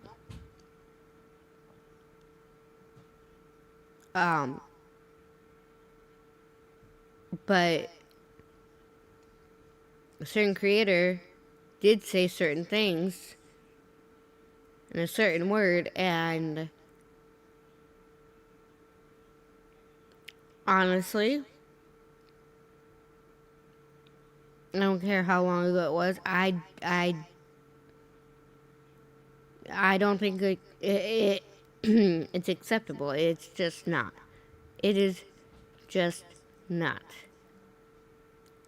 My bio donor was like that.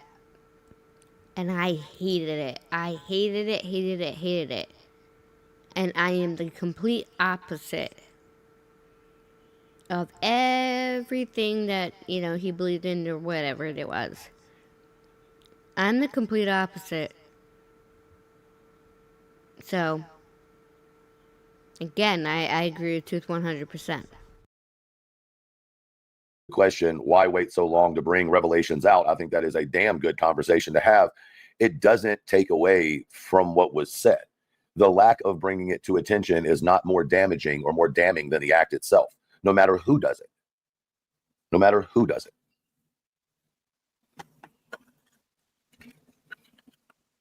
I also don't think somebody should be, hung in the town square for saying something either. Freedom of speech is a motherfucker. You may not like it. I may not like it. But freedom of speech is freedom of speech. However, that does not give you freedom from the consequence of that speech. People can choose. People can choose. They can choose whether they let someone slide on that, or they can choose whether their morals don't allow that to be slid. It's all personal choice. Right? What's concerning to me is this need to join together for a common hate of someone else while you genuinely hate each other. That seems so fucking odd to me. The only time that ever made sense to me was in business. The only time partnering with someone that you don't genuinely like that ever seems to work is in business. So I'm forced to ask myself, from the business perspective that I look at things, is all this one big business move? Howard Stern made a career. Darling, she did. I didn't catch anybody reviewing her last night. I pulled up the Crime Chronicles, the Crime Reels, my bad. Like 8-minute summary of it about the teacher.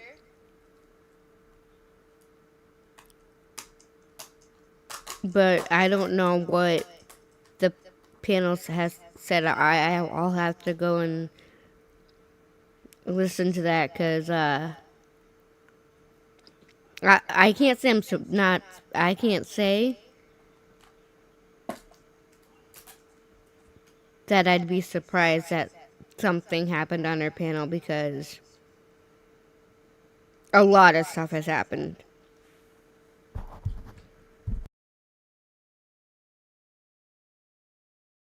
Out of being a shock jock.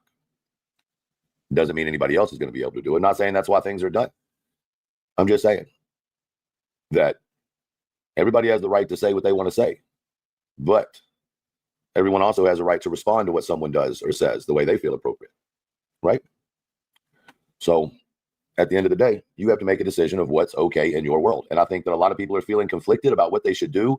And I'll simply say, look in the mirror and ask yourself the same question you're asking other people. You know what I mean? Sometimes people do things and they regret doing them. Doesn't make them a horrible, fucking disgusting person. It just makes them someone who made a mistake. And then sometimes, you know, sometimes people just, you know, are what they say, believe what they say. Oh, darling, yeah, no. The thing that Lolly brought to the attention, and it is nothing of what they said. And after, because I know Breaking Chains was on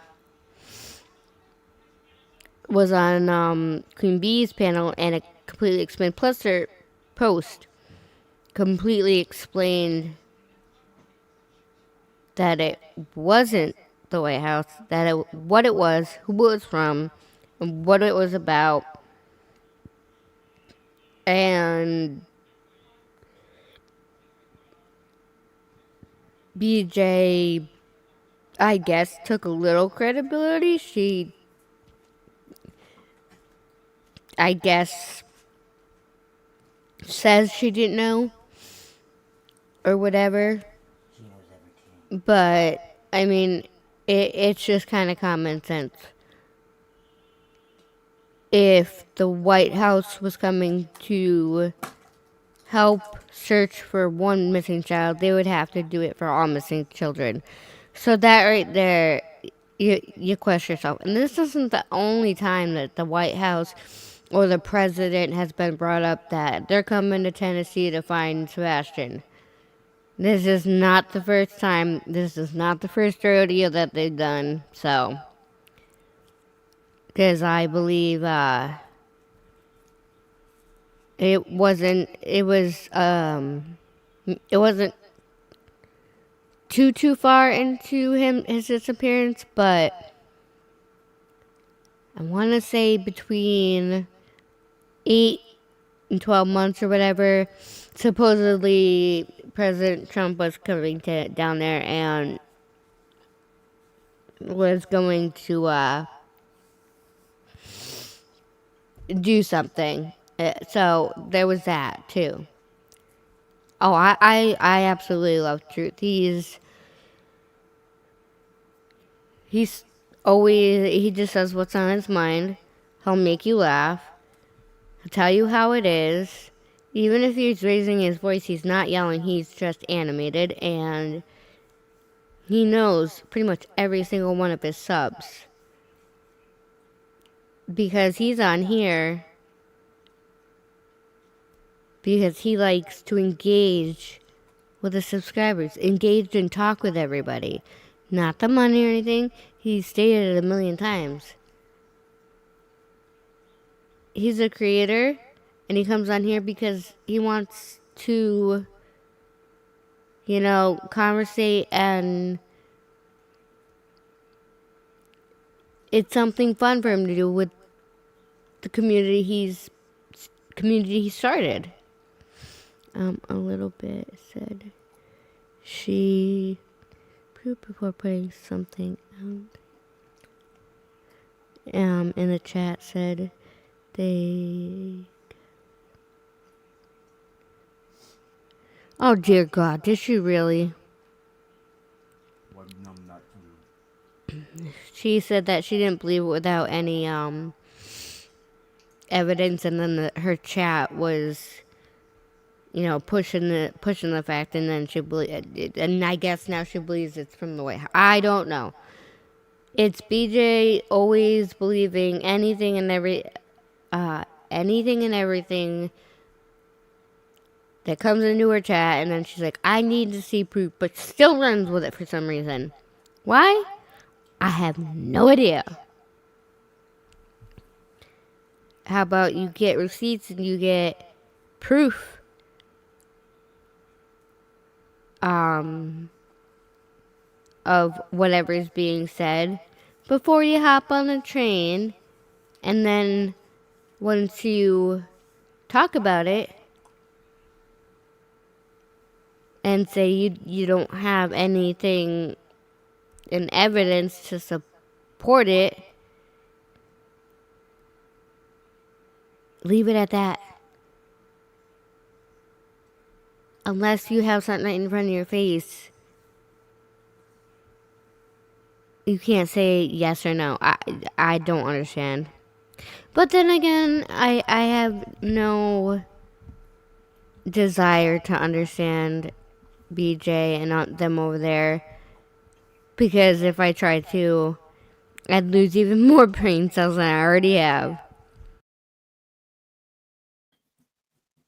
There has been a lot of uproar. There's been a lot of opinions. My opinion is that the things that I heard were fucking disgusting. My opinion. You know, it doesn't mean that I think the person is a piece of shit. It means that I think that maybe they have some views that need to be addressed in their life, or some whatever. I don't think racism has ever solved anything. Just my personal opinion. I don't think taking a story or situation and twisting it 150,000 different ways in order to somehow make someone look like a piece of shit is fucking good either.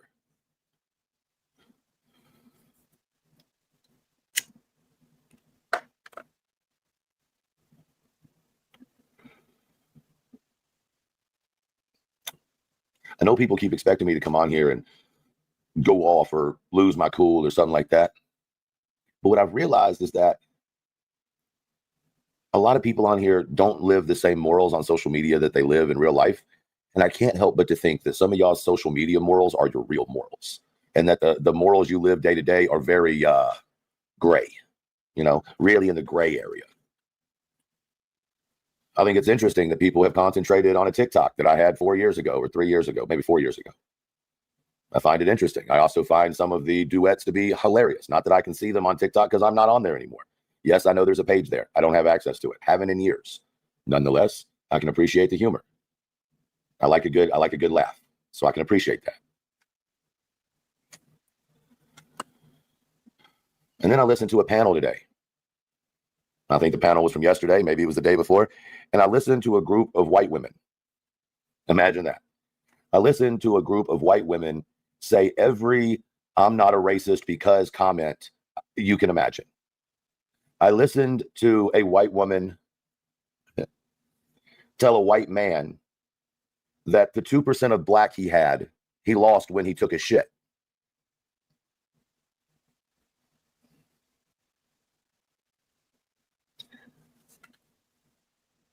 I'm sorry. What was that again? Let me try to quote what I heard. Well, I'm 2% African American. The lady. Well, I'm pretty sure when you went to the bathroom earlier and took a poop, you lost that 2%. And then the host laughed hysterically. I mean, for God's sakes, I mean, it's 2025. I don't understand.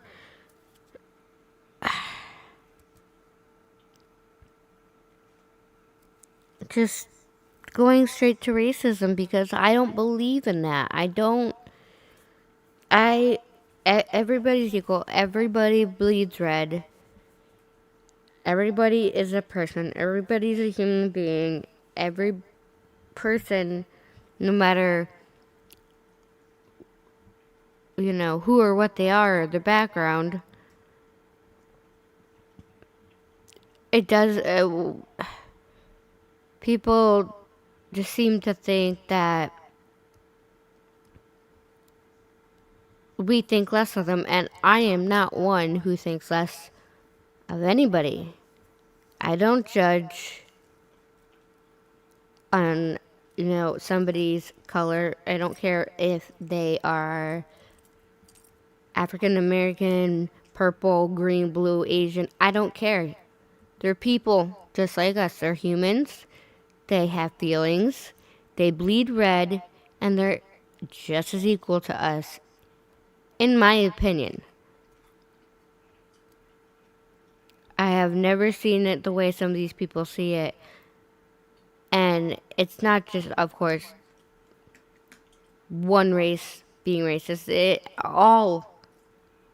There's people in all of the different kind of, you know, ethnic backgrounds and racists that are racist against something or somebody or a group of people.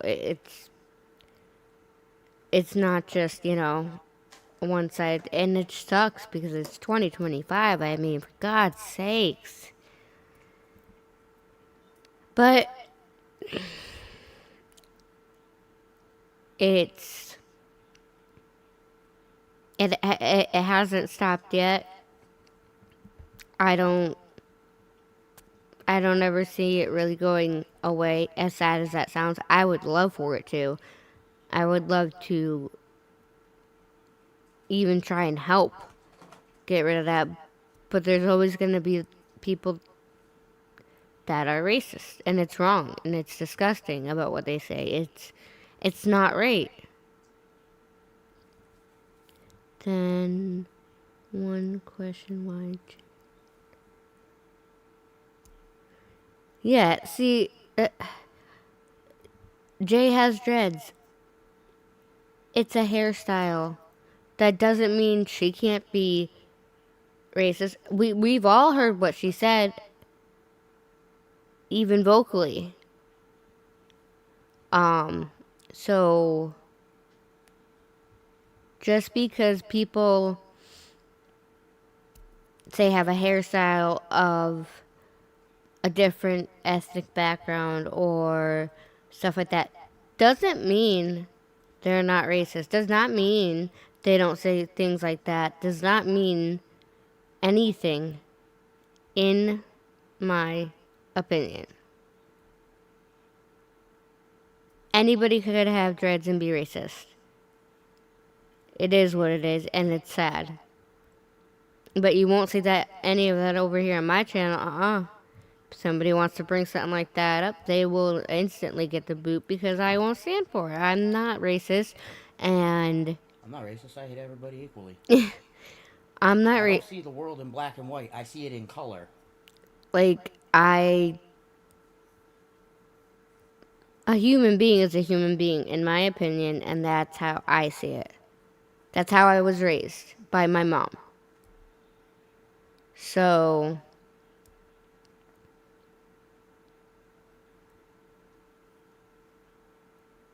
yeah, no, when I heard the actual audio played, like I had no words.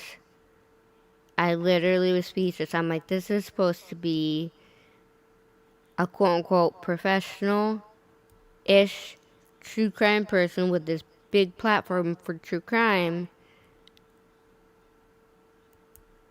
And, you know, yeah, humans, we mess up. But that's a pretty big mess up. And that wasn't the only mess up that had happened, obviously. It just takes away your credibility and people seeing you as a professional true crime person when things like this come up. If you don't ever want it to be repeated anywhere or somebody sharing it with somebody else, don't say it.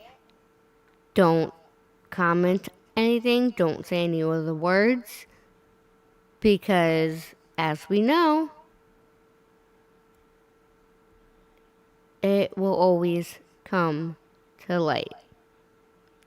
Private conversations or not. Once you're a creator and Excuse me. Jesus. Excuse me. And I know it was a mod or ex-mod of J4J.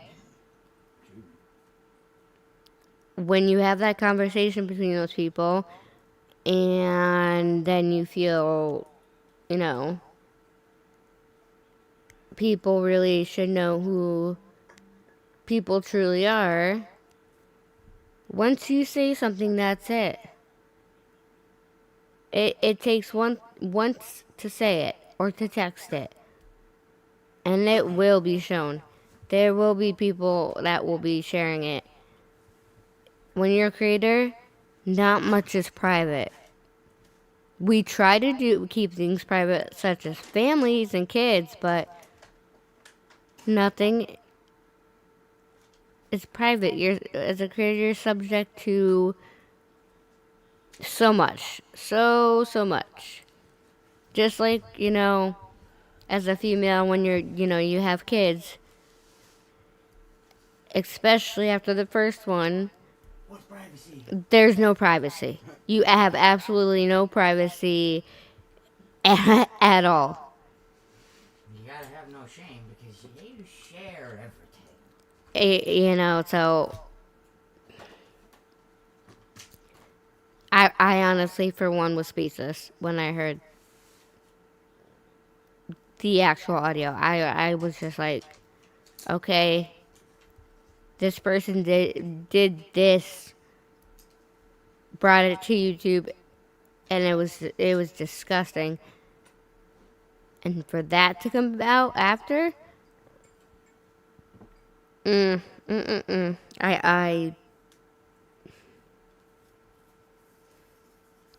that one shocked me a little bit. What she had said, like, I didn't think that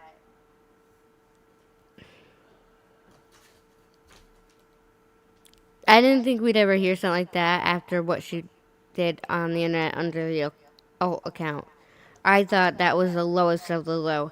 But YouTube has a way of always surprising us with different things. So, God only knows what else what else could be coming out. What else there? What else? We don't know. I'm not going digging for anything because I don't need to know. There are people that do know things, but they're not all over the YouTube streets saying it all and spreading it all. It's not my place. Not, but when I see it, like how Truth is talking about, when I hear and I see it, and I see the shit that has gone on, of course I'm gonna speak on it because it affected a huge community. People were so hurt over the big blow up, and that was just extra added things that came out about her, and I don't know. I have no idea. I don't know what else could be in store. I'm not going to go and try to figure out myself. If it comes out, it comes out. And that's when I'll hear it. Just like Truth. He heard it. And I agree with him. If you hear stuff like that, bringing it forward and discussing it, there's nothing wrong with that. Because it officially is out publicly.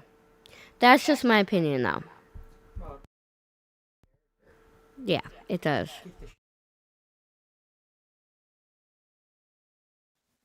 Is this the new normal? Because if so, I'm out.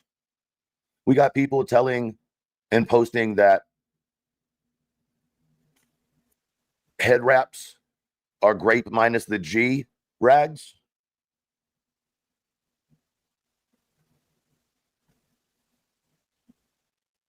We have people calling their children's eyes a Vietnamese slur while talking about a Vietnamese person.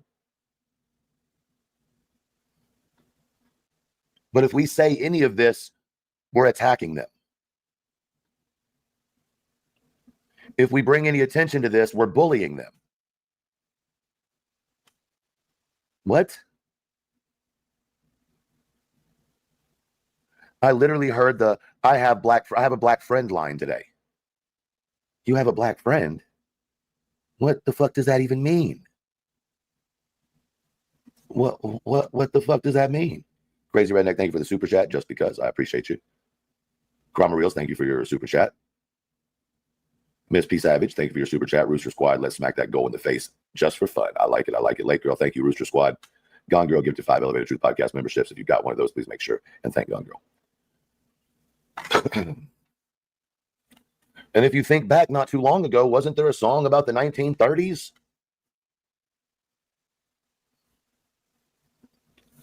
But this seems to be normal, accepted behavior now. People that I once respected on here are silent. They're silent. It's 2025.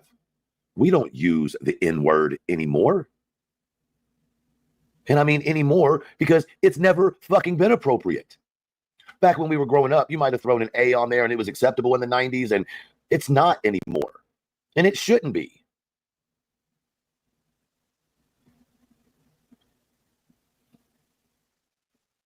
Saying that you shit the 2% African American you had in you out is absolutely not acceptable.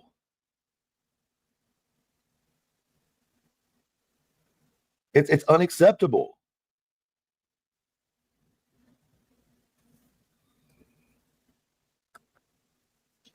I have never heard a group of suburban ass white women sit on a panel and sound so grotesquely racist. Never. And think that they're not being racist. And everything that they're saying in defense of not being racist is fucking racist as fuck. But we just gonna let that slide, right? We just gonna let that slide. You know.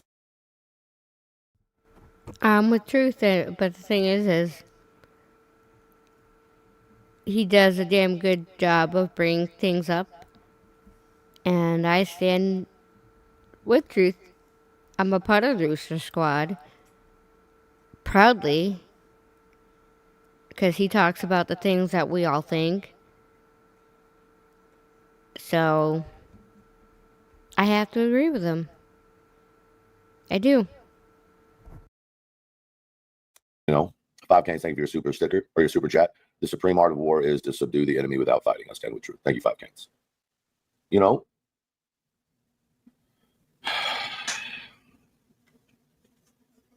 yes, I've seen The View. That's kind of, you know,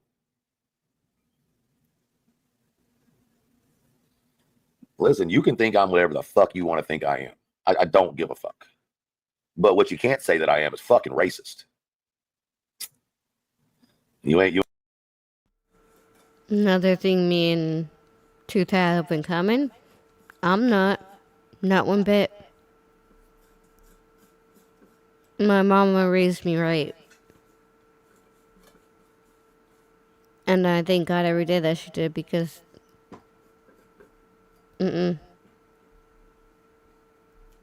I have never have been and never will be racist. Absolutely not. You ain't gonna see no text messages out here with me RNing it up. The folks I grew up with, the folks I know would whoop my motherfucking ass. And I've also never said the word. Either way people say it, that word has never, and I'm serious, has never come out of my mouth. Even while singing songs. It just hasn't. Are you serious? If some R came out my... Y'all better stop. Y'all better stop. And to relate a black American to feces coming out of a white male's rectum, the flying fuck is wrong with you. I think you might want to step away and straighten that hood up a little bit. It's a little crooked. Man. And the fact that you think that it's not racist is crazy. The fact that you laughed at that is crazy.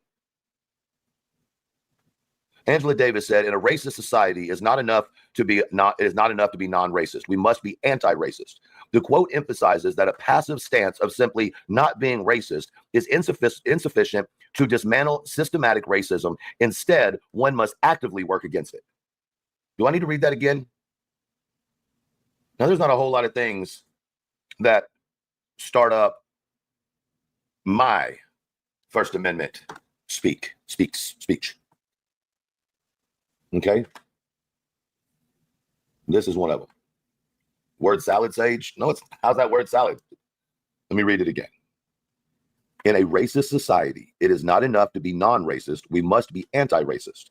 The quote emphasizes that a passive stance of simply not being racist is insufficient to dismantle systematic racism. Instead, one must actively work against it.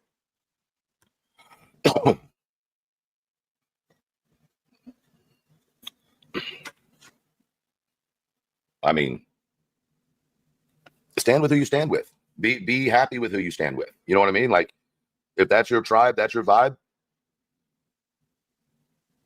then that's cool. For you, not for me, not for the Rooster Squad. So I'm going to say this, purely and fully understanding and completely okay with the fact that I might lose some followers. If you think that anything about the racism that have hit the streets in the last 2 weeks is okay, do me a favor and go and hit that unfollow real quick. All right, just hit it.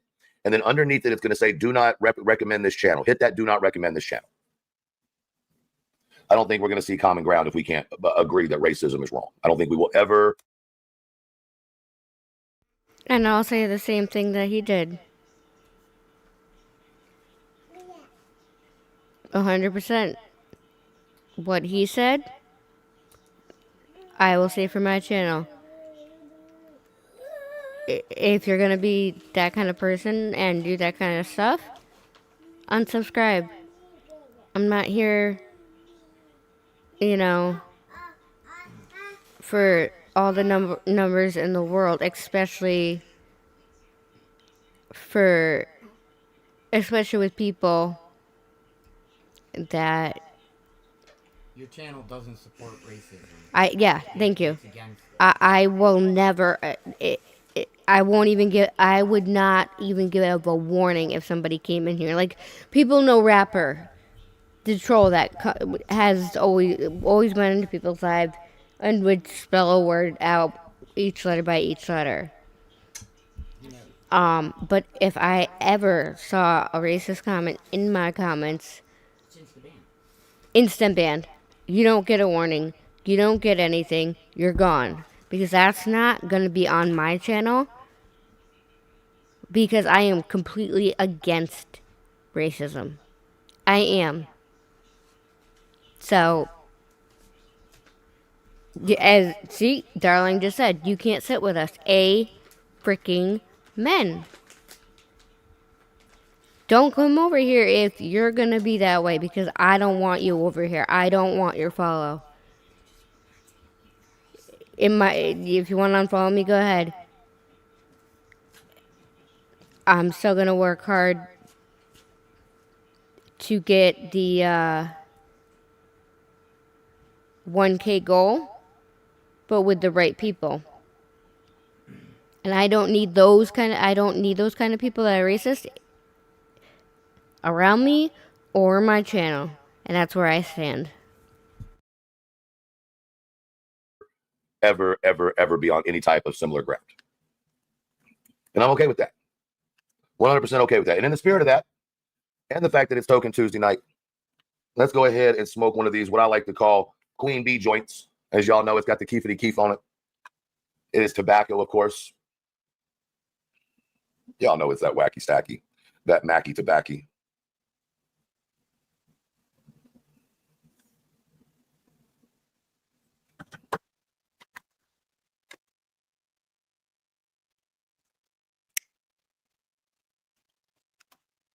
This happens to be Pineapple Express, one of my favorite strains. This be that $35 joint they be talking about. All right. Listen, I want to be very clear.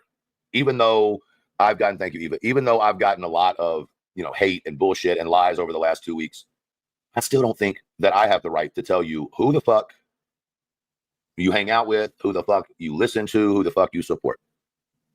I'm not going to tell you what to do. Support who the fuck you want to support. But just know that you have to face yourself, whatever that might be. People change. People have views when they're younger that they don't believe in now. People experience life and they realize that sometimes their views in their past life or earlier on in life were wrong. You know what I'm saying? Sometimes you got to give people grace. Sometimes that grace ain't graceful. You know what I'm saying? Sometimes that grace ain't graceful. Sometimes people don't deserve the grace. Darling, one of those $35 QB blunts. Yep. She loves her $35 for $35 blunts. You know what? Hey, I don't smoke. I get paranoid. But I have no issues with people that do. Light 'em if you got 'em.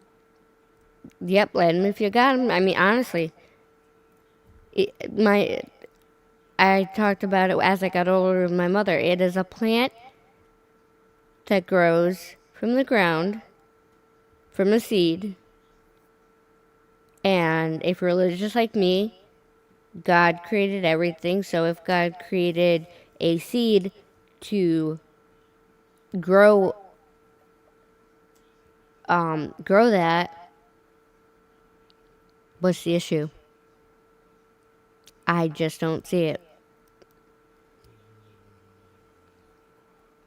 It's just all natural. I mean, and I know people do like certain strains, and they do. It's complicated. I don't know all about it. Truth is the person to go to if you have a question about it. Ask Truth, because Truth is so educated on everything to do with that. But we're a smoke friendly channel. I might not do it, but I do not care if people in my chat do it. That is perfectly fine. So that's just me. You give, and that's okay. Same way as you ain't got to forgive nobody. Don't let nobody bullshit you and tell you got to forgive somebody. The fuck? Nah, I ain't got to forgive nobody. Forgiveness is for God. Forgiveness ain't nowhere in the Bible did it say that I have the power like to forgive. I don't have that. I don't owe you that. You need to talk to God about forgiveness. That ain't got nothing to do with me. You know what I'm saying? Let's talk a little bit about oh Lord, I guess we're gonna get on this one. Let me find out before I do this. Is Charming in the chat? I haven't seen Charming tonight. Where's Charming? Is Charming in here?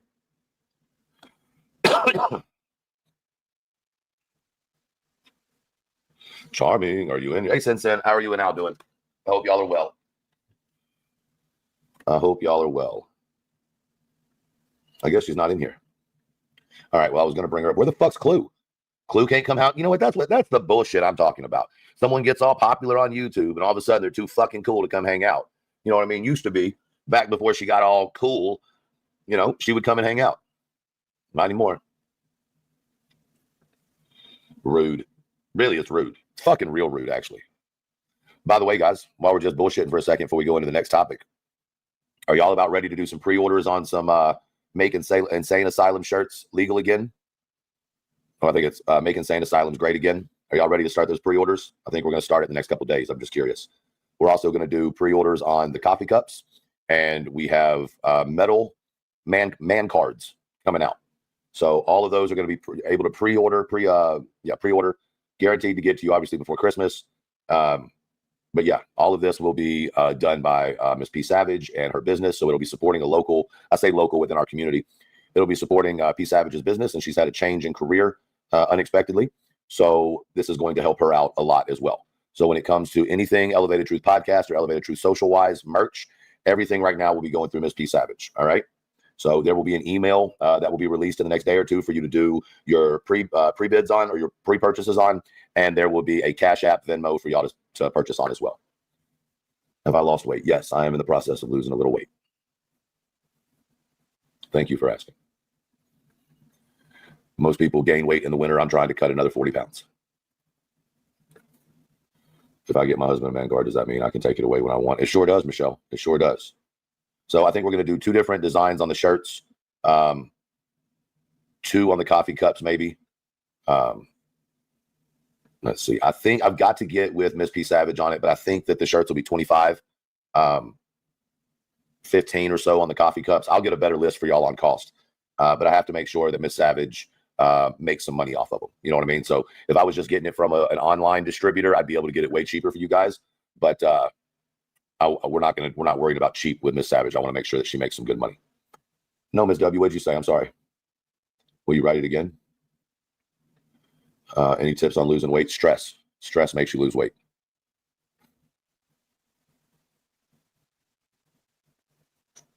That would be funny, Sue. Oh, okay, Mr. Sterling. Did I miss something? But yeah, we're going to have, it'll be an email. We might even try to figure out if you ought to order it directly online. I'm going to get with Miss Savage. Again, we have another business conversation coming up. Sent her a message about it earlier. So what up, Butter? Hopefully we can get that nailed down. She's already sent me some designs and some prototypes. And I've got to get her an address to mail that to me. So yeah, I'm super excited to use Savage, RP Savage, because like I said, unexpected, career change. I'm not going to go too much into that because I haven't asked her if I could, but just know that it will go to really help. It's not a charity. You're purchasing things, but just know that that money's going to someone that deserves it.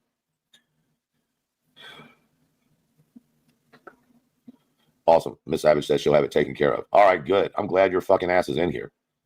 Good God. Here. Wait, I'll do it this way. Ah, fuck it, whatever. There we go.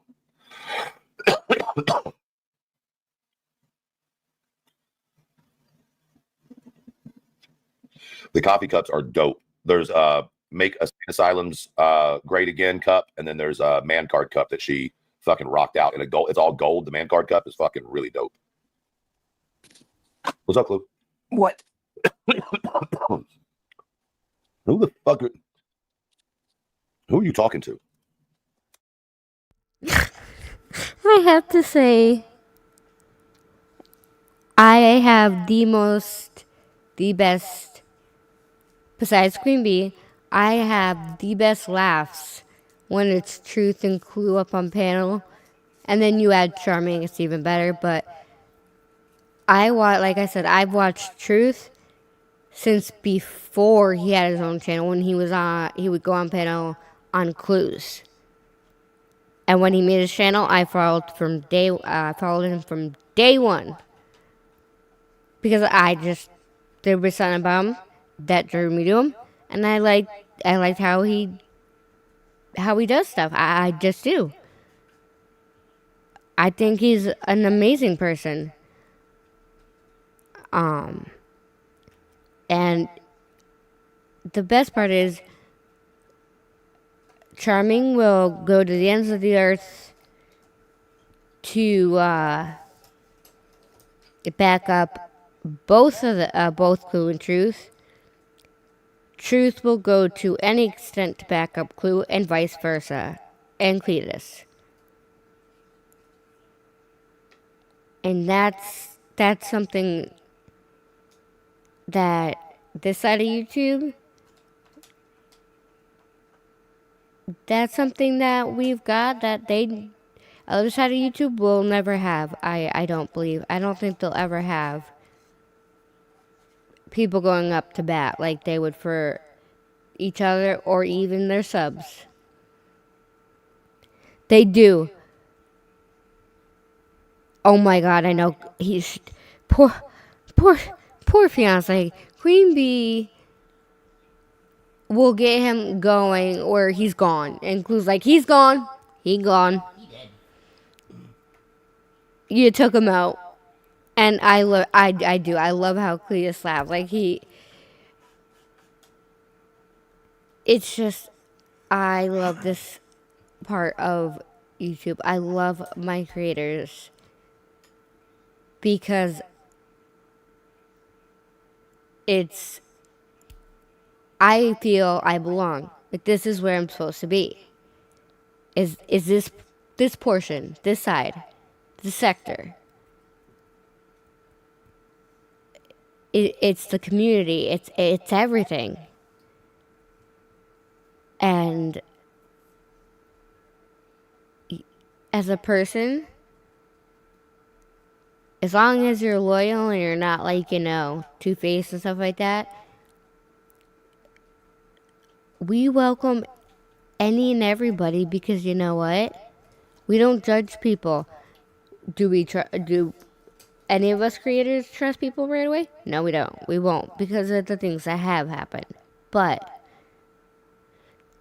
I was just talking about earlier how BJ said, oh, eventually Brenda Sue and Nana, they'll use them up and everything. To this day, both get shown love in the chats. To this day, sorry, Brenda Stapleton. My bad. We don't like Brenda Sue. But they came over, and what BJ doesn't realize is we don't, accept apologies. They're accepted into, this part of the community, and then we get bored. And no, that's not how that's not how our community works. It's how theirs probably works, but for us, no. Every sub is important to every creator. So that's how I know I'm in the right place.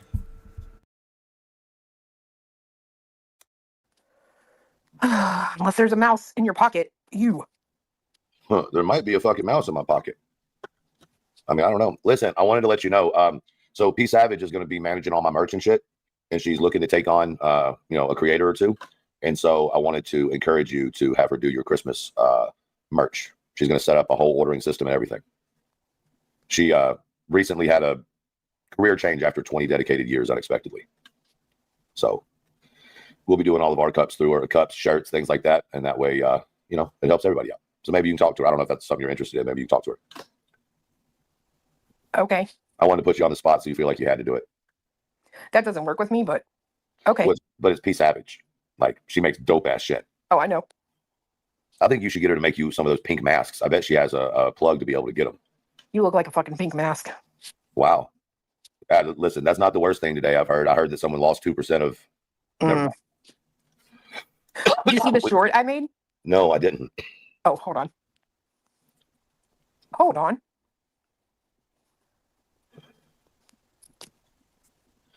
Yeah, Chroma Reels, I'll get you the information once we're going to do a release if you want to, I put it in the back. All right, I'm going to pull it up. Is it going to get me canceled? No, I don't think so. You're just all about getting people canceled, so I just want to make sure. They can't even cancel me. What are you talking about? I mean, they could, sure. Guard. All right, here we go. Let's see what this is all about. Okay. Give me 1 minute. Just don't break it. Here. You can tell me about it. Let me see. Hang tight, y'all. Sorry. I don't know, Neely. Is it not the same? The numbers aren't right on this bitch's paper. On a slapper ass. What? Ooh. This fucking teacher's a dumb bitch. Craig. Hold on, y'all. Huh. He's not serious, by the way. He's Right, shit. definitely not. They're going to take that serious. He's not serious. All right.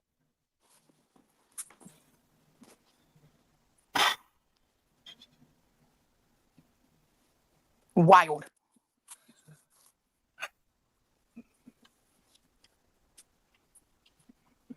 You can't say anything. It's bullying. She is. That's what I said at the end, and we wonder why they hit teachers. Wow.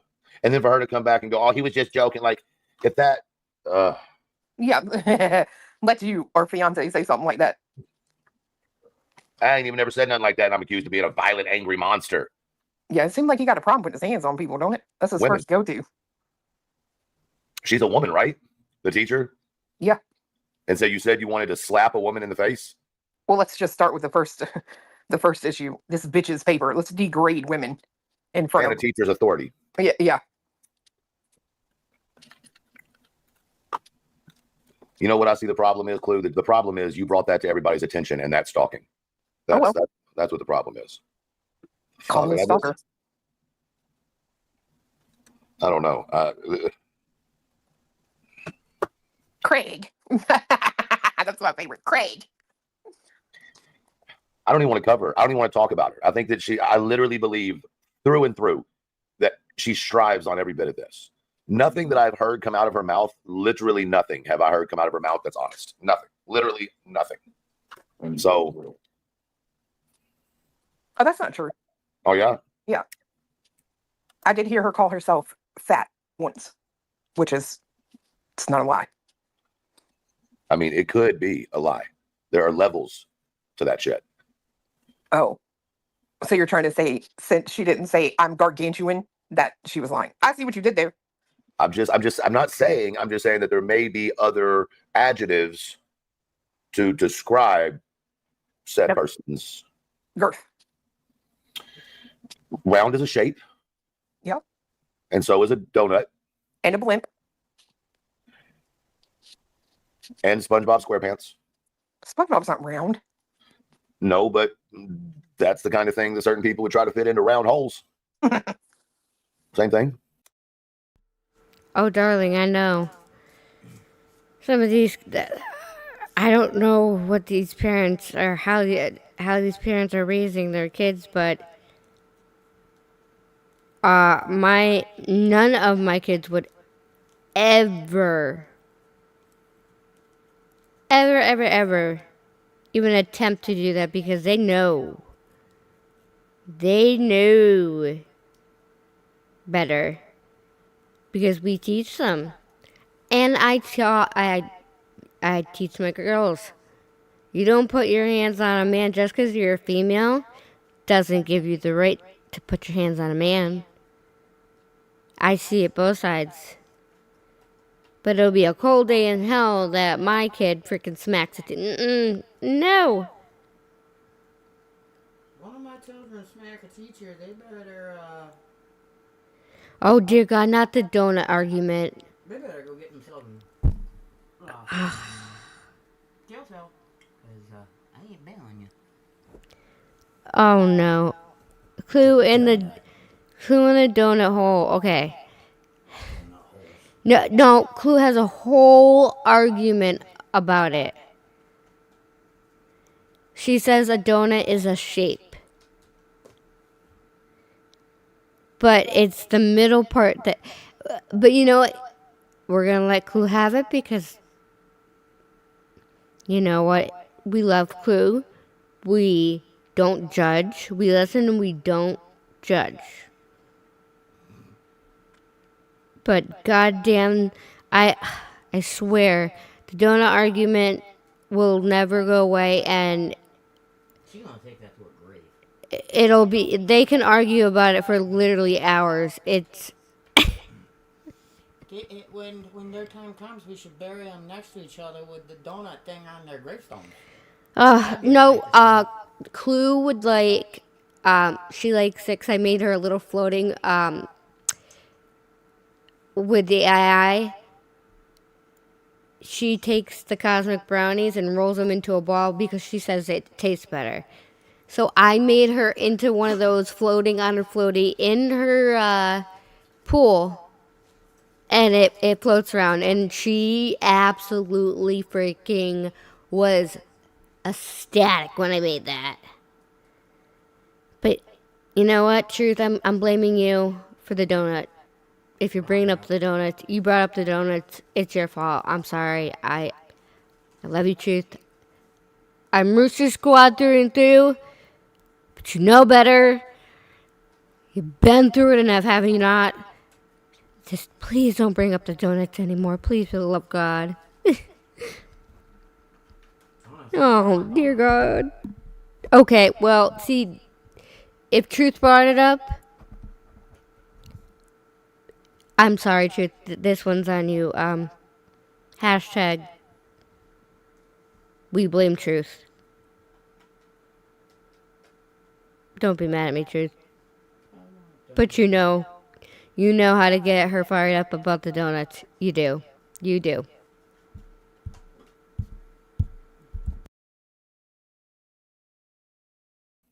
That's true, actually. You know, the one thing that I find to be incredibly interesting. Sorry. I'm paying attention. Leave it to Brad, not Brad. I mean, you can't argue he's kind of right, but I mean, it's not wrong. Okay, it's not wrong, but it's not right, but it's not wrong. Speaking of Carl, where the fuck were you at the other night when it was your fucking wet dream going on?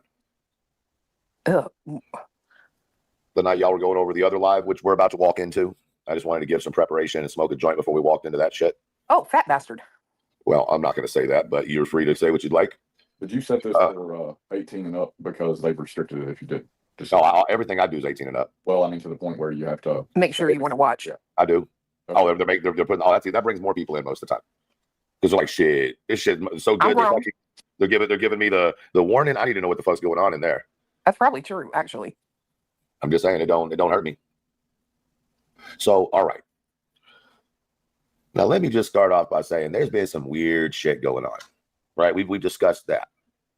You know, you all going to discuss Roro too? What about Roro? Oh God, that one over there is big upset with Rowena because she said she would put her foot on her neck until she squirmed. It's a fucking expression. They took it seriously, as in Rowena is going to pick up her foot in flip flops and put it on Reality's neck. Like, get out of here.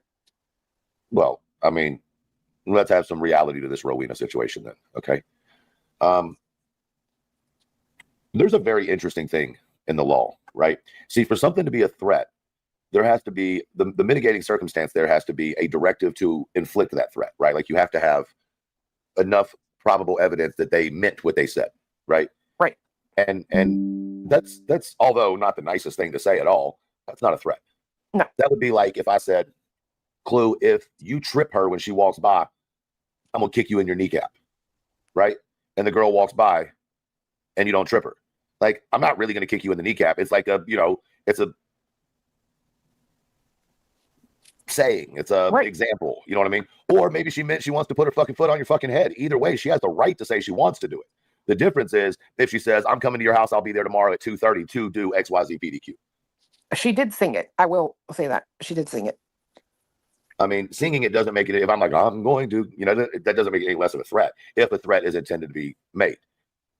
But like I said, at the end of the day, y'all motherfuckers be getting twisted over some shit, man. I agree. But then not twisted over the racist fucking support. Like, please explain to me how this is an acceptable response. Like, I understand what she said, but my only question is why bring it out now? Now, I understand the question, why is it coming out now? Logical question, right? But that doesn't somehow separate from the act in which was committed, right? Like, it doesn't somehow lessen that because it was 6 months ago or whatever. If the person took accountability for it and tried to change their ways, change their thinking, whatever it might be.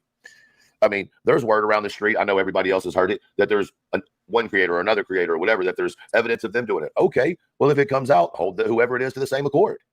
But this is what I'm talking about when I said earlier, I feel like there's so much information being thrown out right now so that nobody can actually process it and people will get away with what they've done.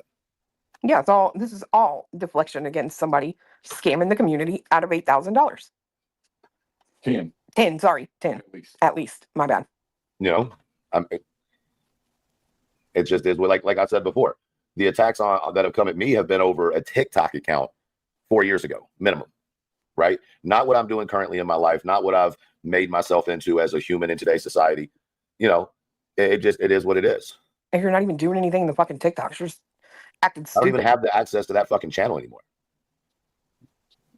So at the end of the day, go have fun with it. It doesn't bother me. They're ones that I made, you know what I mean? But I'm just not understanding what's that doing? Like, first of all, I looked horrendous. I don't know what the fuck I thought I was doing. That was not the it style. that wasn't it. But whatever. So the other live, the Seth Rogers live. Oh. I first off want to say, why the fuck are shirts $40? Just really, if the idea behind the merch, and listen, I've been in merchandising, band merchandising. Darling, I agree. And I do have to agree, $40 for a shirt to, get the word out about your missing child, that's a bit steep. You're scamming. Honestly, I would rather get a group of creators together, because I know Clue did this already. She ordered a bunch of the... Oh, thank you. All mine? Is it all mine? Oh, thank you. Mom. Oh, sweet. Yes, Mom. Tell her thank you. Sorry, I'm talking to my 26-year-old. Because I need a ginger ale in the stomach. But I know Clue did the silicone, the Sebastian silicone bracelets, and she sent it out for free. I would love to do that again because I wasn't around when that happened, and I want one because I have right now currently on my I dwindled down like because they all got lost for the longest time, but I'm building it back up. But I have 1, 2, 3, 4, 5. I have 7 of the silicone. Oh wait, 1, 2, 3, 4, 5. Yeah, so 7 of the silicone bracelets, and everybody. It attracts people. Everybody asks or looks and or comments on my silicone bands because I have a bunch of them. I've got one that says "Pray, Hope, and Don't Worry," and then I have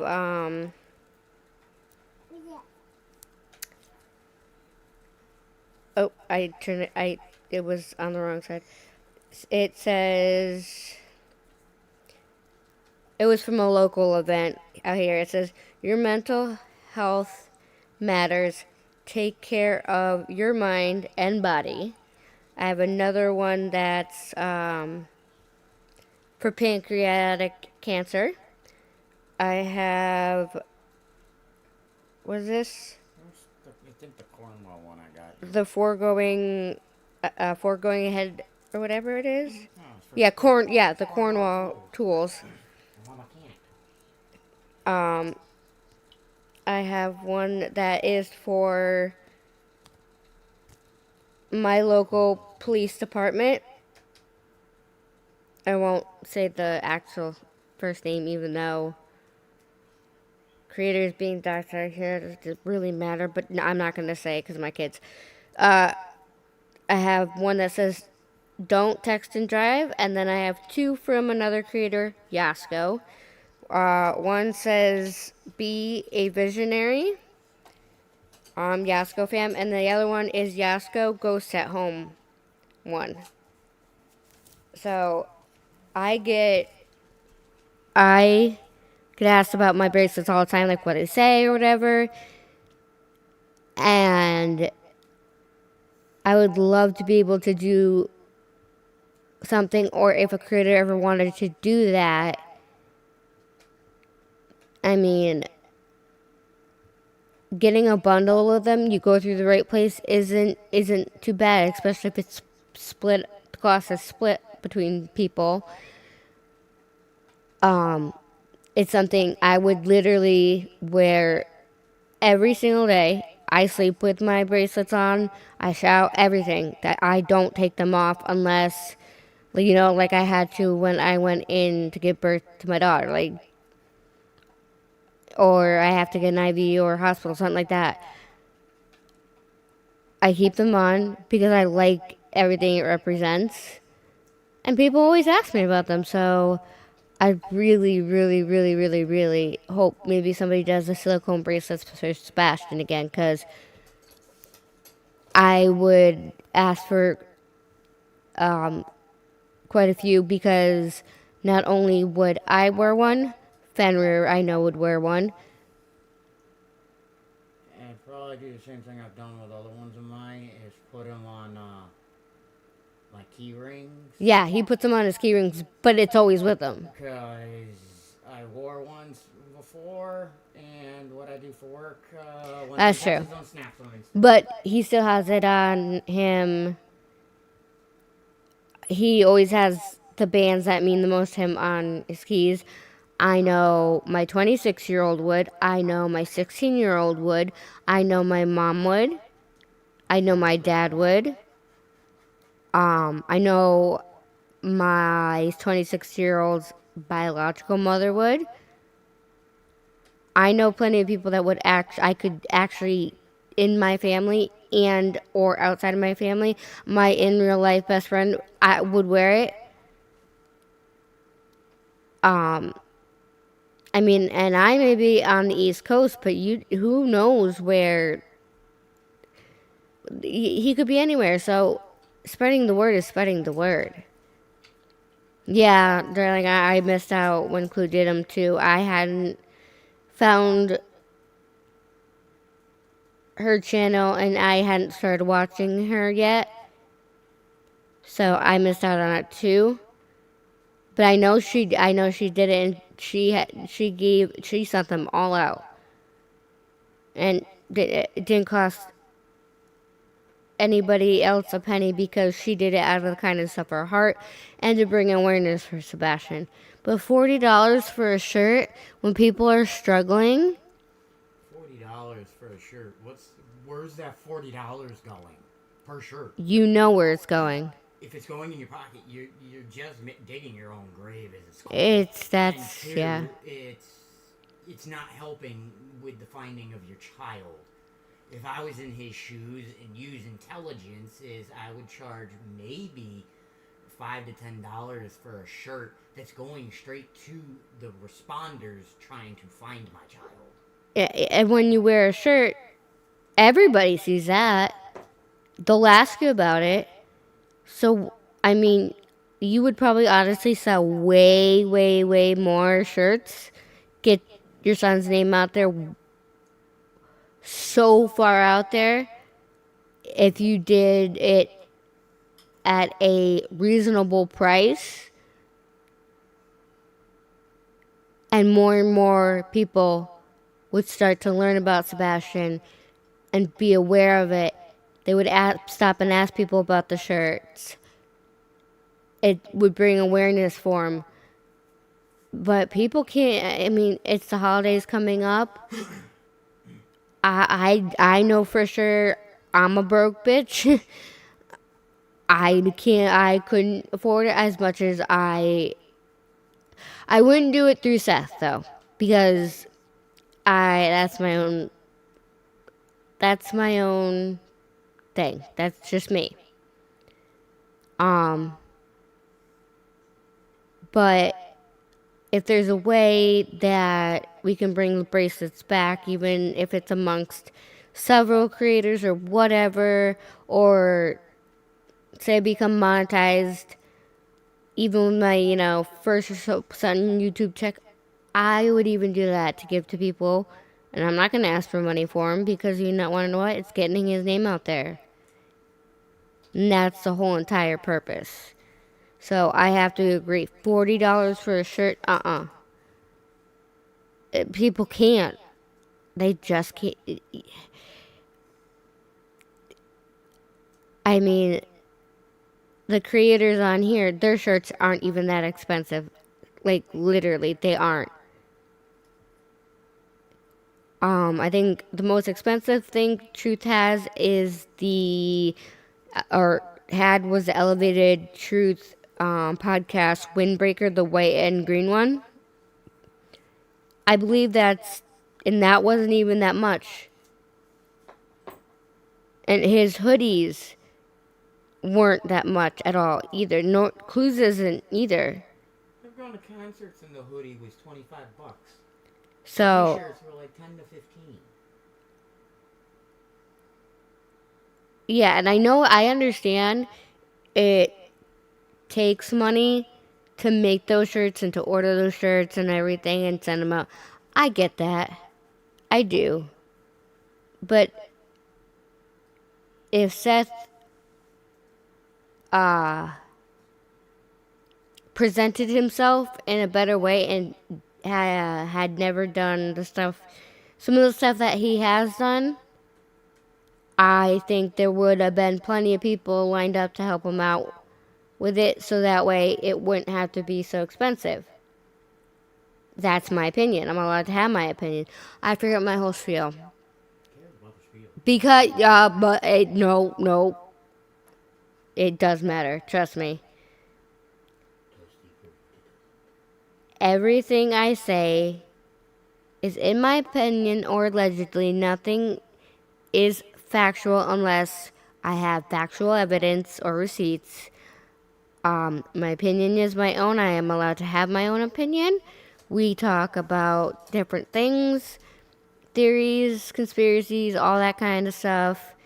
My chat has their own opinions that they are 100% allowed to voice. That is in their opinions, and allegedly, I do not control my chat because they are human beings. I'm not going to control anybody. you can have difference of opinions, and that's fine. So please, and also please, never ever dox, harass, stalk, or go after anybody talked about in this live. There, I got my spiel done.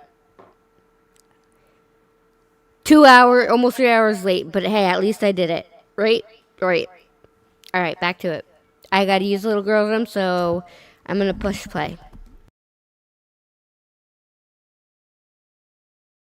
In general, I might understand merchandising just a little bit, right? May not understand a lot, but I understand that. If the goal is to get your son's picture on more people's bodies as a walking billboard, and it wasn't to make money, you could cut that in half. Let's be honest. There's absolutely no designer that made those shirts. No. The shirts look like something you could have get printed at the mall in 1996. You know, there are people just here on YouTube that are fantastic with graphic arts.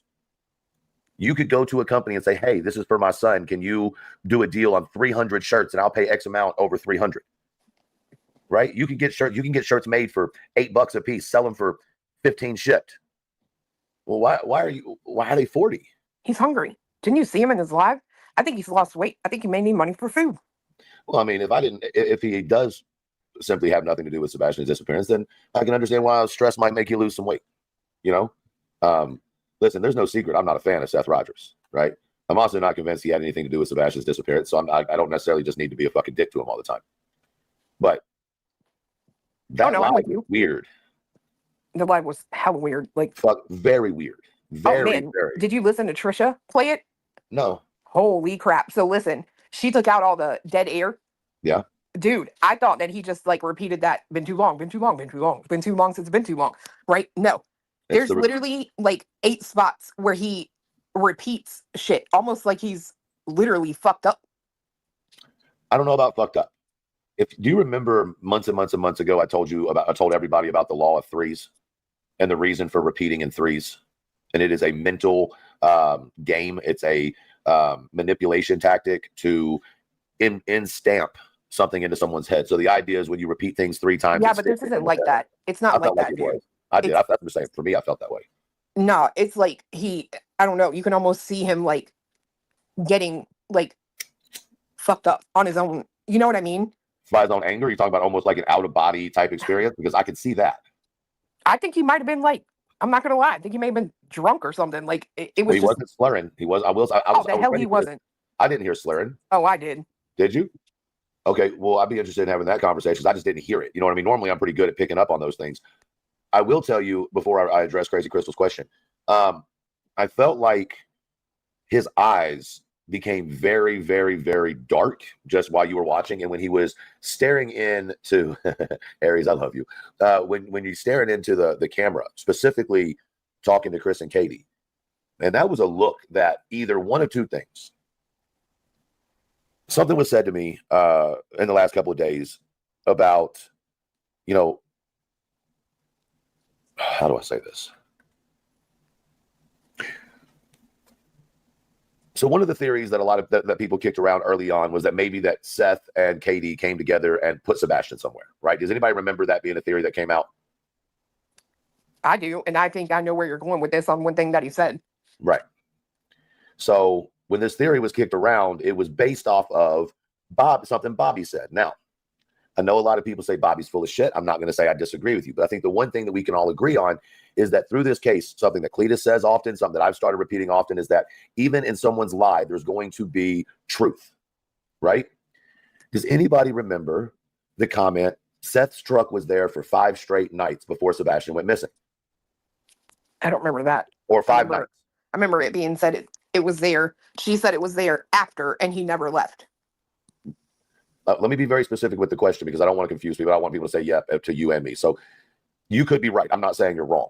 It's been a while, you know what I'm saying, since all this happened. So if you remember it the way Clue just said it, put a 1. If you remember it being 5 nights, put a 2, please. There is no right or wrong answer. I want to know what y'all remember.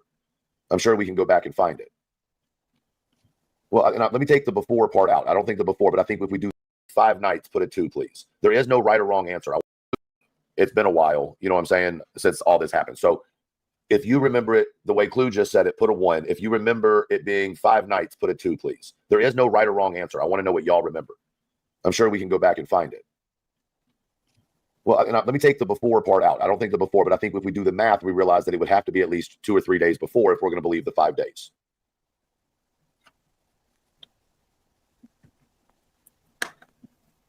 Odin Girl said 2. Bobby said it.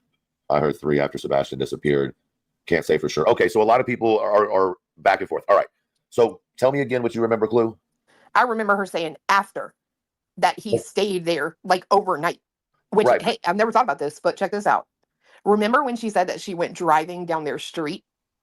Yes. She would have seen it then, right? Right. And she said she did. Well, because that's always been really weird to me with her, right? Like, how do you know his truck is there? You can't even see their house from your house.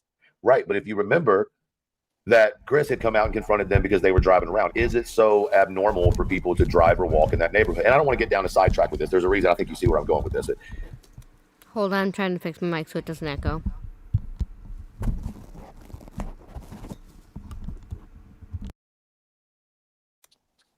The point is, it was a theory, okay? And then a lot of people just threw it out and said, there's no fucking possible way. And I'm not saying that this happened, right? This is just what caught me last night. So please don't say I'm accusing, nothing. This is just what I saw.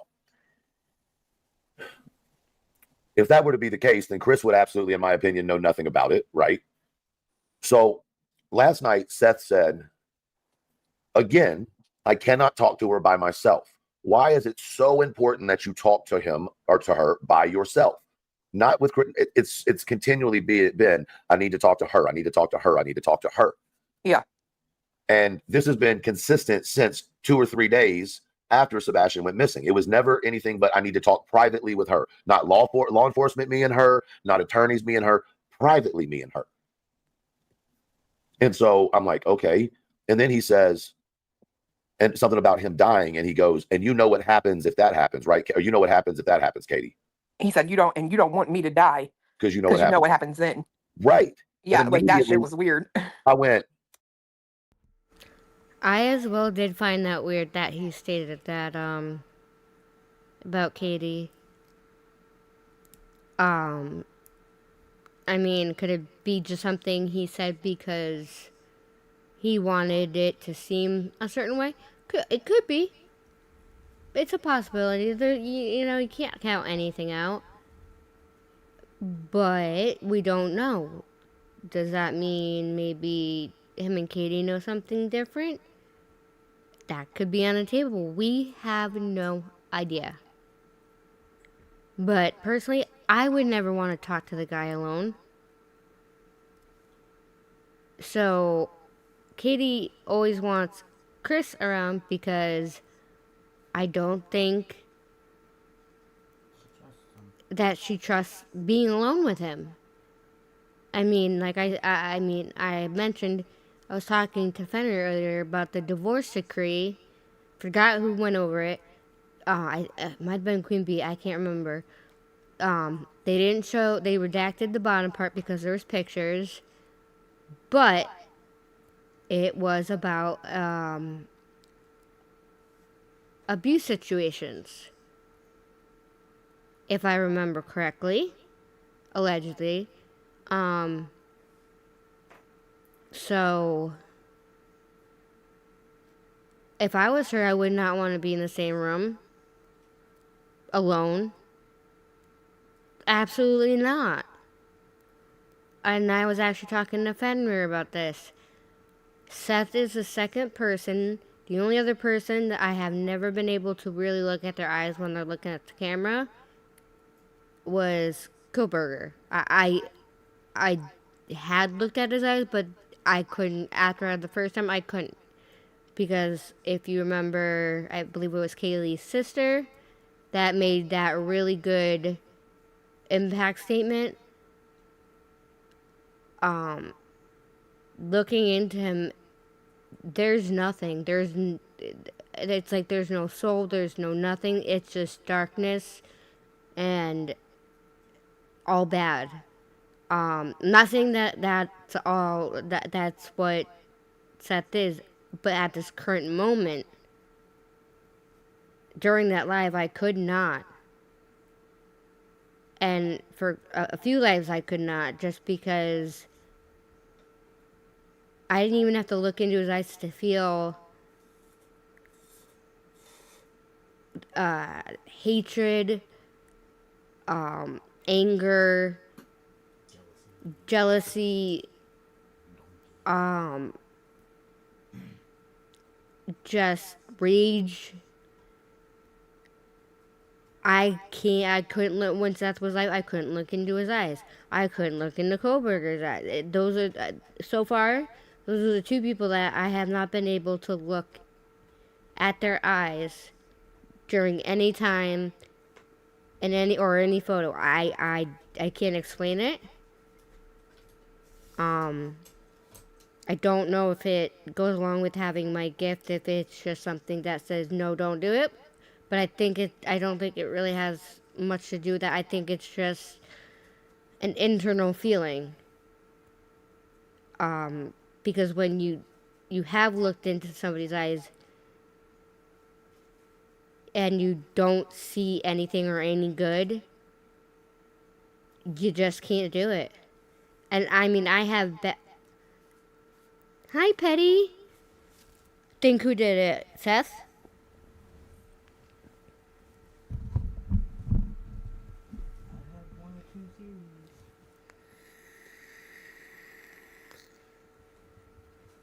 Petty said yes. Fenrir has two theories. He said that one, what was the first one? Seth either kidnapped or sent someone to kidnap his child. In your opinion, allegedly. Yes, in my opinion, with more than enough things sitting by that questions can't be answered by. And the others, in my opinion, is because of Sebastian changing his mind about going to his father's. And the fact is, the last time Seth had him, there was police involved at Seth's house. That Chris and Katie, along with law enforcement, moved Sebastian to a safe place and kept Sebastian away from Seth, so that way law enforcement can build on the case they already had from the prior involvement and the potential that he could have kidnapped his own son. That's the two things that actually, this is the first time Fenrir has ever actually even talked about having his own theories, and I can't say I can completely disagree, because I can't. I mean,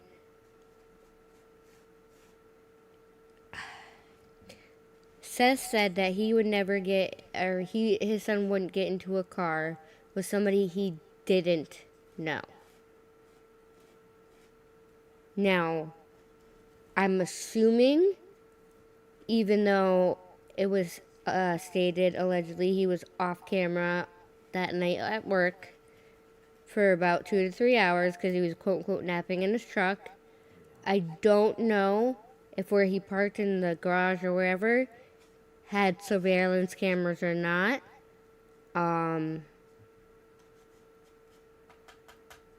Because that part of information could be helpful to know if there was or wasn't. I don't know.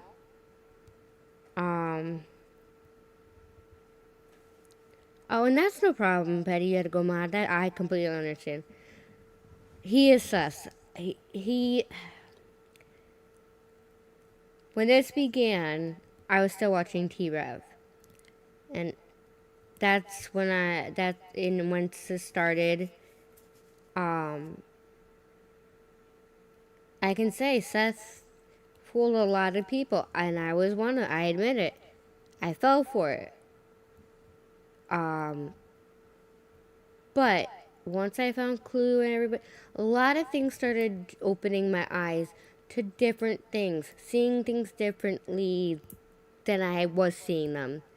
I mean, and then T-Rev did have a fallout with him, and then when Tony came on, all of that combined, it made me see things different because Seth was acting different, things were just different in general, and I don't...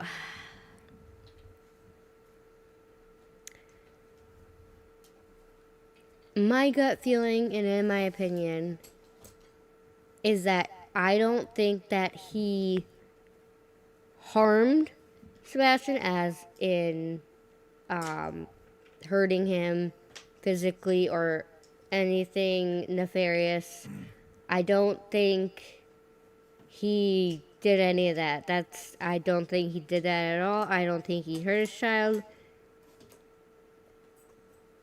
But like I have stated previous,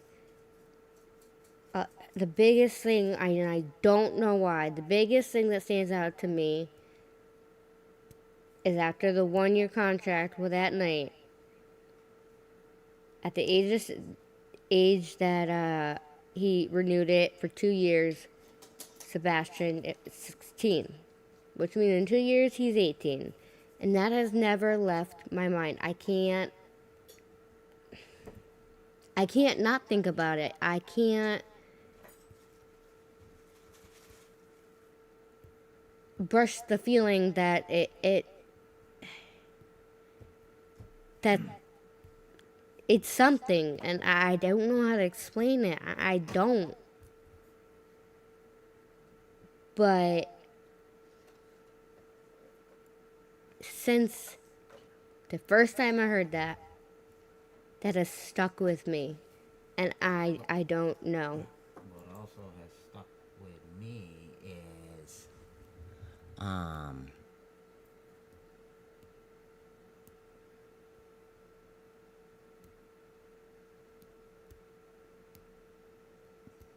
yeah, he has said it. What? That he knows where he is. There was that one. Yeah, he did. Yes. We were watching when he was calling out the sheriff and all that, and the investigator when he was in front of Sumner County Sheriff's Office. He said that, and he also said teaching him to drive. He said a lot. I picked up very quickly on all of that. And before that, and I know Darling and Petty for sure will remember this. Way back, even in, after, I think it was after Tony signed on, he said he doesn't have enough, if I remember, enough money to use the resources to go and get Sebastian, alluding to the thought of he knew where he was. Yes, Petty said he said it in 3 different interviews. Yep. See, yeah, Petty knows exactly what I'm talking about. So, what resources did he need to go get his son? What did it mean about going to get his son? That's between that and the 2-year contract with that night making Sebastian 18 has stuck with me, as well as he said that if he finds Sebastian, they were going to take a long vacation. And then he also said on one of the interviews on TV or whatever it was that, I believe, allegedly I remember him saying that he would make sure when Sebastian came back, he would not go back to Chris and Katie. He did say that. I remember it vividly. And that comment shocked me. I had to find Carl because I don't.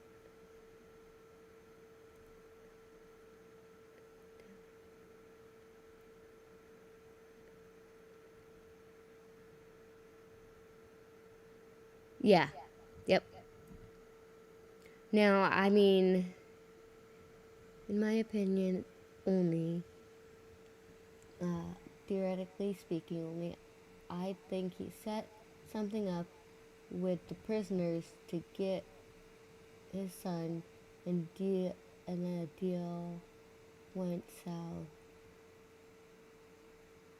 That could be, Petty. That could be another thing. I can't say that I could not have that as a what if as well.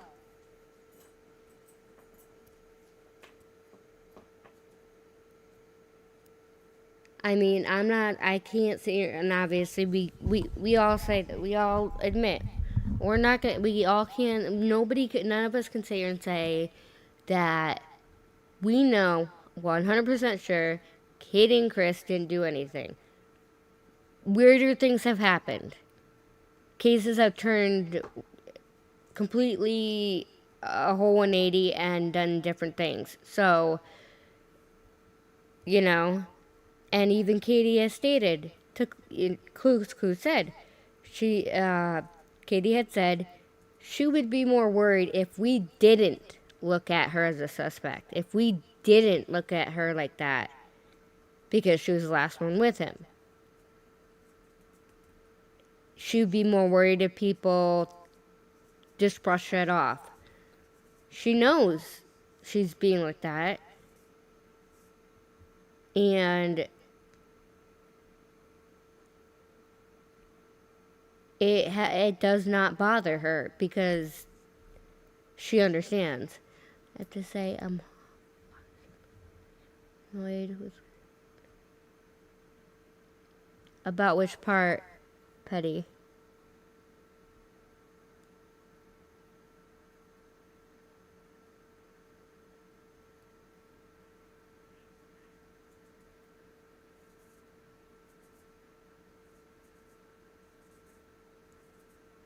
Darling, that's the same way I feel. I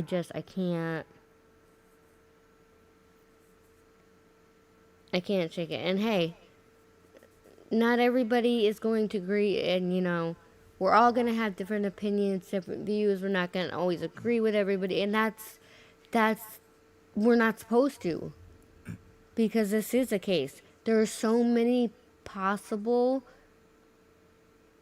things that could have happened, or could have happened, or happened, whatever, that if we just all agreed on everything, we couldn't ever see things different ways and have choices of what to think about. I mean, everybody agrees to disagree with each other. But it's That's healthy. The one thing in this world that we can all agree on. And it's really, disagree with each other. and it's healthy because, you know what? We all shouldn't think alike. Well, see, here's the thing. No one's opinion is 100% correct, because the fact is everybody has their own, and things go different ways. There's no set direction we all go. And the only truth lies with Sebastian. Lies with everything else, too. Yes, but meaning until Sebastian comes home and tells it all, we don't, it's just, that's the hardest part about this case. There's no facts, there's no trace, there's no nothing. Petty, which part did you say you didn't agree with? Which lie? Was it the, I think Clue said something about, you know, I think Clue said something about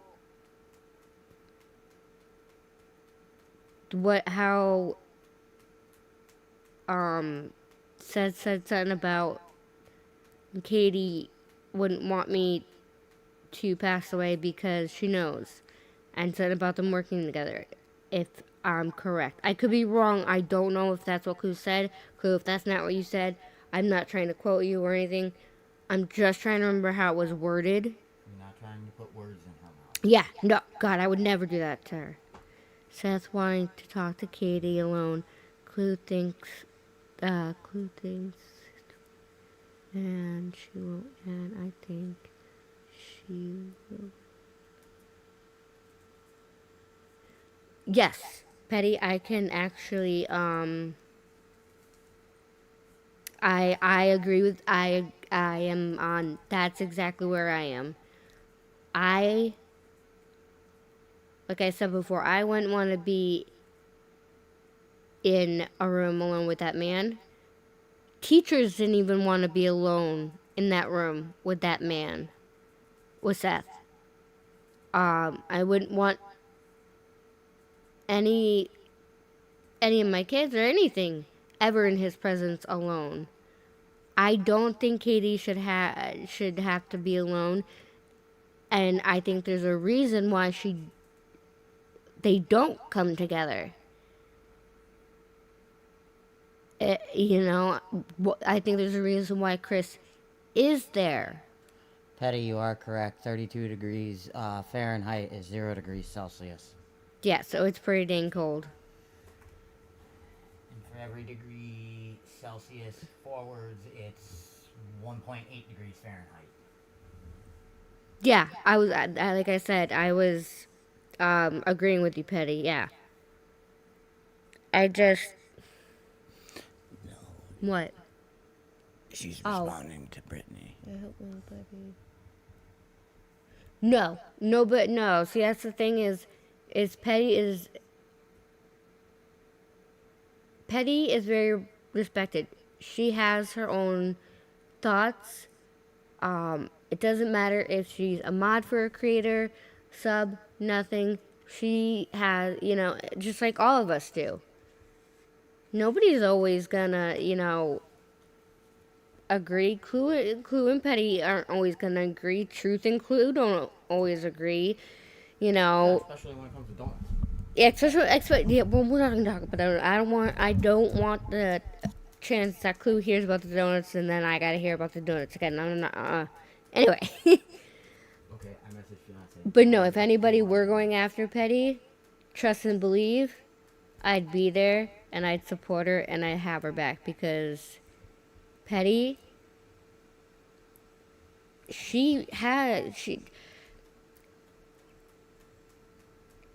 don't piss her off, but she has a huge heart and she has a passion for things like this, and she has her own opinions, and a lot of the times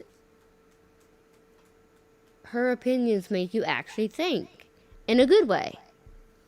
I agree with her there, that it is Seth trying to control. Yeah, it is. No problem. Yeah, it's okay, buddy. No problem.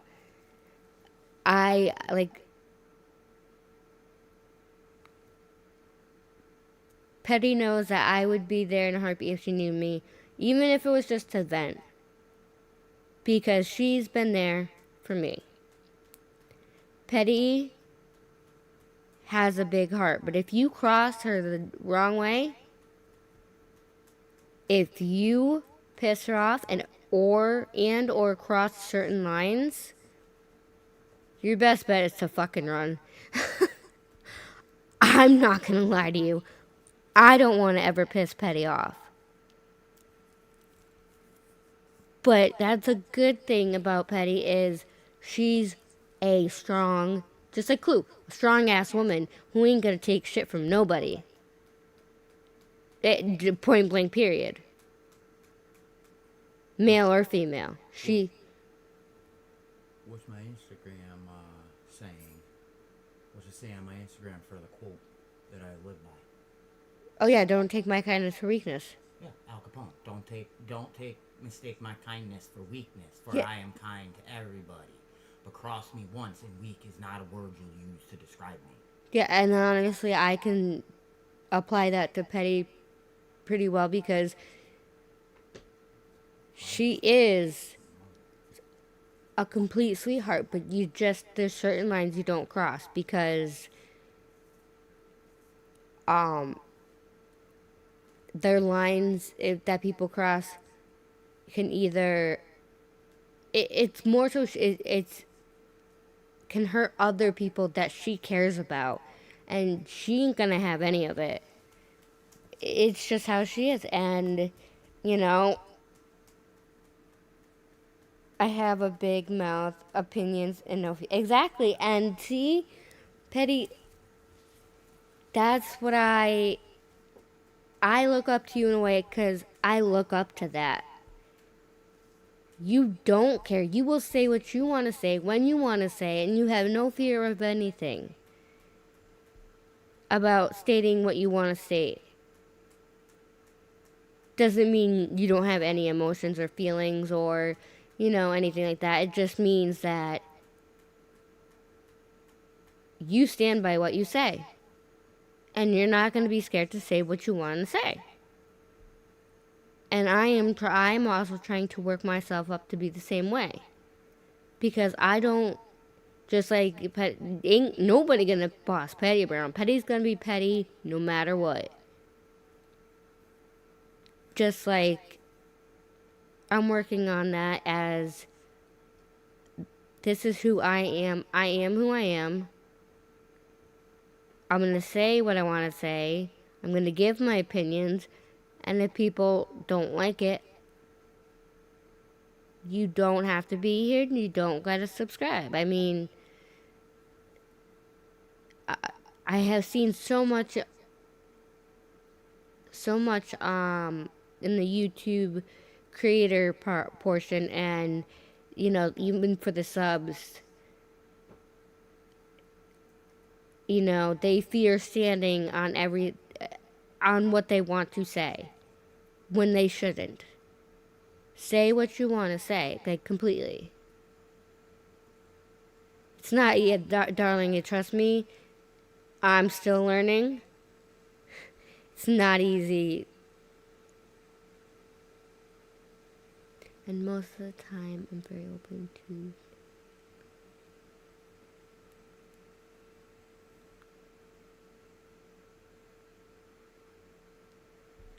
Petty, I could not have said what you just said any better. You do listen to other people, and because I've heard you on panel, and you're like, you know what? I can see that. Like, you're not somebody who completely shuts out any other possibility. You listen to take in, and understand. You don't just pretend to sit there and listen or anything. And no, not everybody's gonna like you. I personally love you to death. Not everybody's gonna like you, but you know what? I wouldn't want to be liked by everybody. That's not the kind of person I would ever want to be. And I know that's how you are. Nobody should ever want to be a person everybody likes. Because that means you're not standing on what you say or what you're for.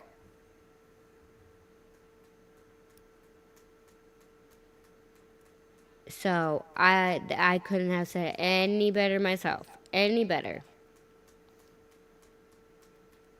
Just like what Betty just said, she's not like some of the creators out there and other people that are just even Truth was starting on with this live that you're going over, is some people, they put on a different personality when they're behind a camera or on a keyboard. And ever since I was little and instant messaging started, you have keyboard warriors.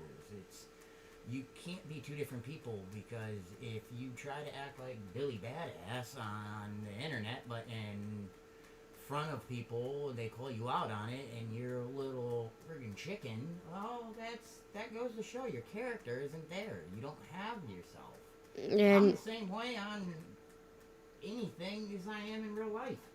I mean, the only difference between mic and live, like me talking through the mic, and in real life is I am shy.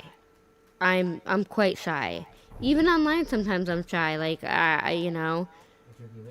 And Petty said, yes, Fenrir, exactly. And no, but Petty, you are the most. So along with a few others, you're one of the easiest people to get along with, because all you want is people to respect you. The fact that you have your own opinion, that you do listen, that you do have a big heart, but you're not gonna let nobody stomp on you.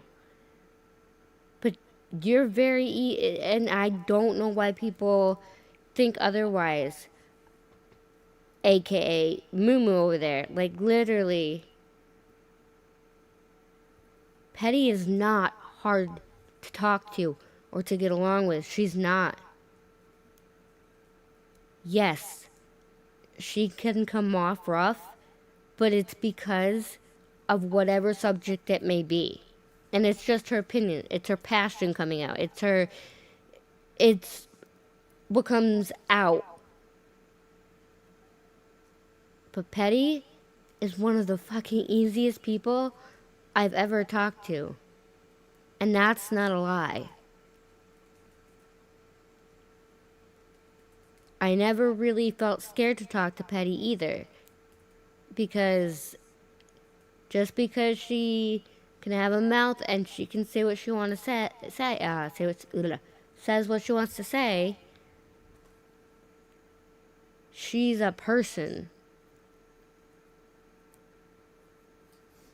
A human being, beating heart,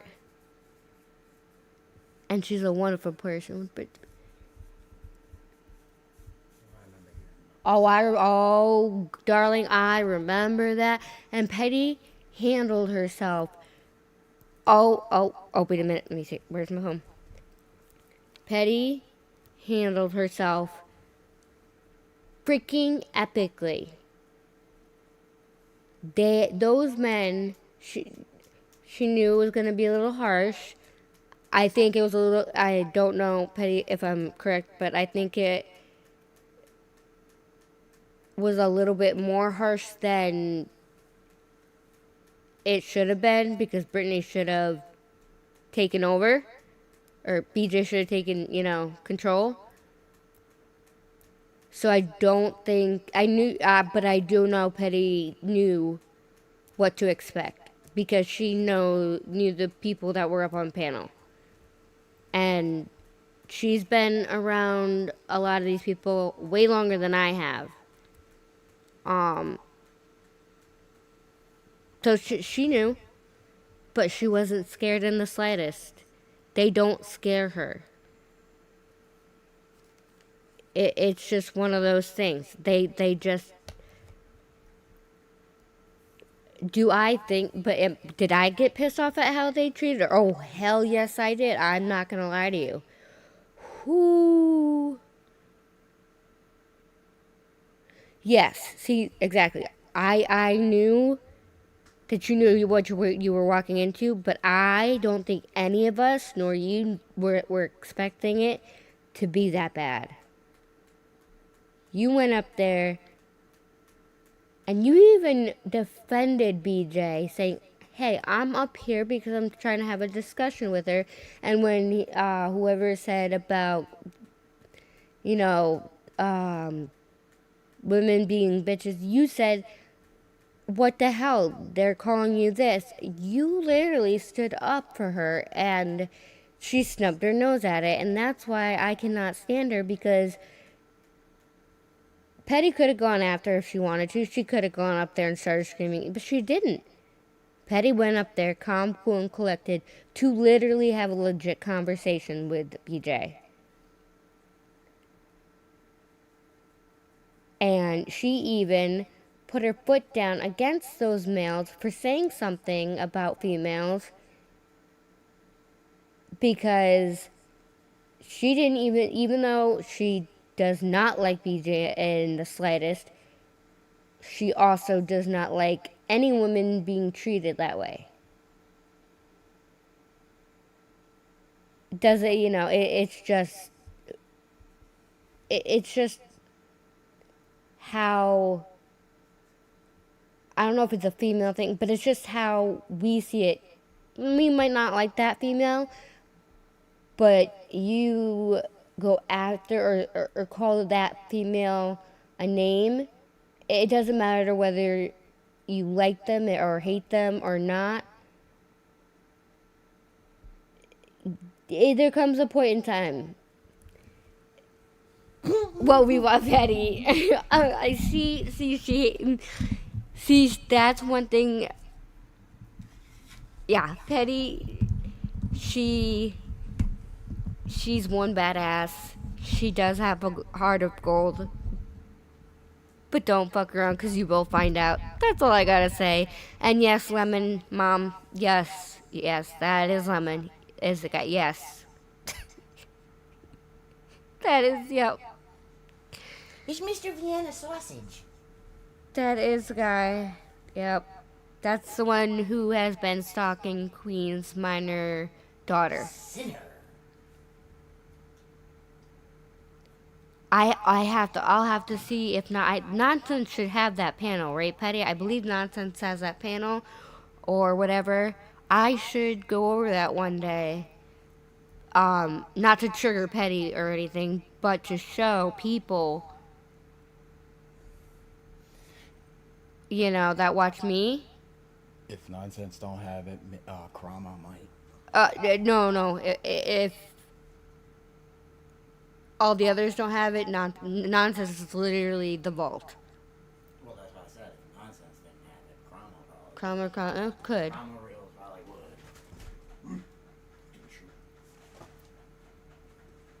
Nope, I think the princess is banging that shit. Great. Oh, thank you, Petty. You can give me the link. You're amazing. Freaking love you, Petty. See, this is why I made sure I made Petty a mod the second she came in here. And then it wasn't long after, Darling, actually, it wasn't long after you came in here I made you a mod, because you were always consistently in here and you were just a natural. So I was just like, I want to have my group of mods, and I adore I adore my mods. They are just epic.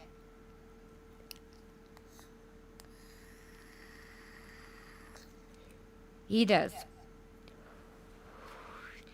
Lemon says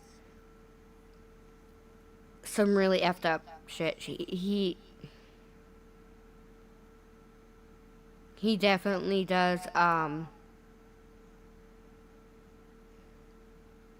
He's definitely done some of the most messed up shit about putting info out there about what he's put Queen through and her daughter.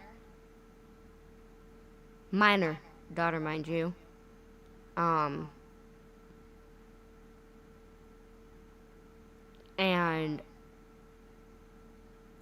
I've been around for, I think, about 2 years, maybe a little more now.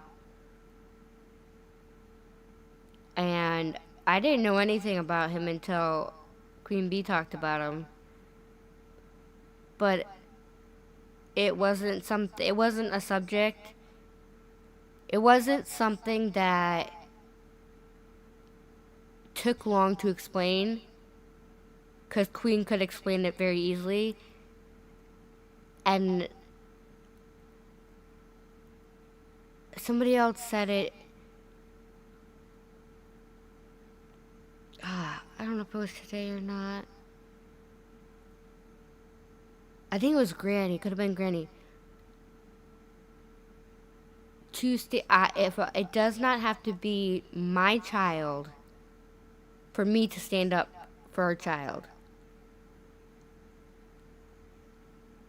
Queen Bee has 3 teenagers that, one, this guy has been obsessed. Not just obsessed with her, but obsessed with Queen. And I know Queen is strong as hell, but come on. It's wrong. On every level. on every single level. Ever try to come after my kids and try to, mm-mm.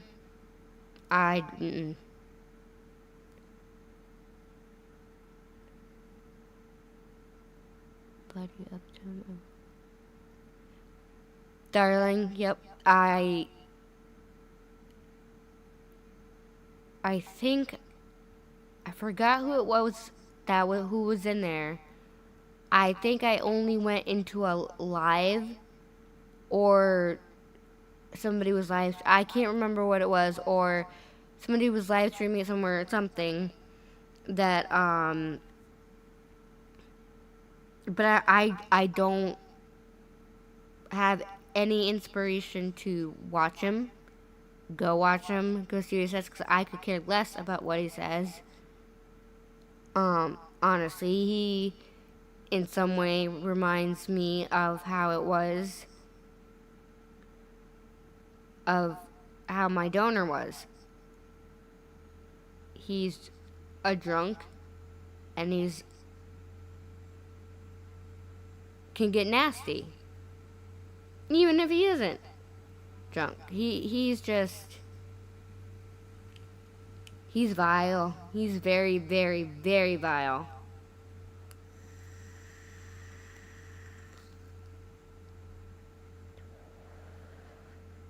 And he won't do it against men. Nope. He preys upon women because women are naturally a little bit more emotional-ish.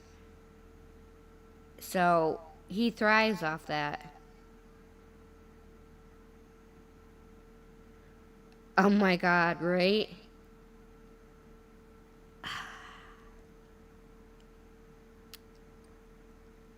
I don't understand. I just don't understand how there's people out there that see what he's doing and they're okay with it. It's like, whatever. No, it's not. It's not okay. It's not cool. It's not whatever. Like, it has been proven.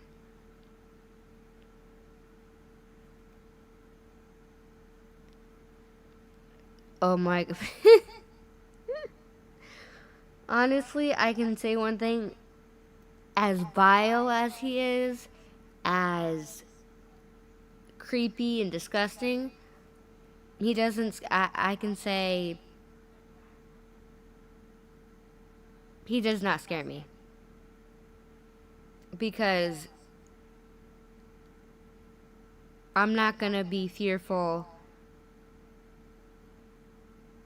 of any man just because they're a man. I'm sorry. And I know Queen's not scared of him. I know for a fact. I'm sure Queen could literally kick his ass within like seconds. No lie. Queen's a tough ass bitch too. She really is. And yeah. But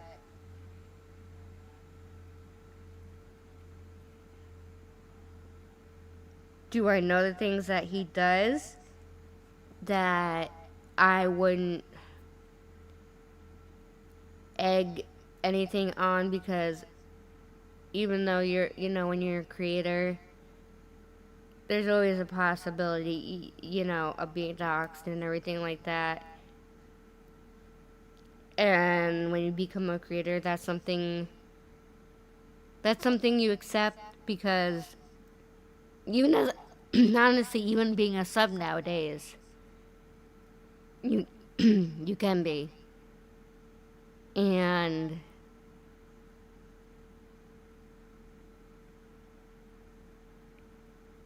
it's just part of being, it sucks, but it's part of being a creator. You're on social media, and especially in this sector, it's you run that risk. He does. He's literally says the same thing over and over again. He literally. That's what I say. He literally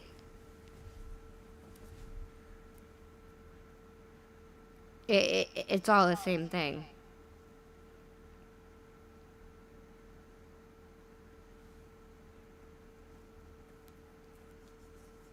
I'll just hold on. Just check something real quick.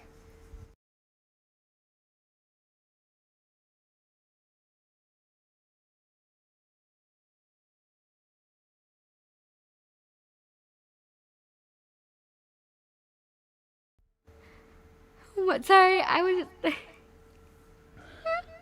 I love you. Oh God. Penny made her play it. I love Penny so much. That's great. That's great.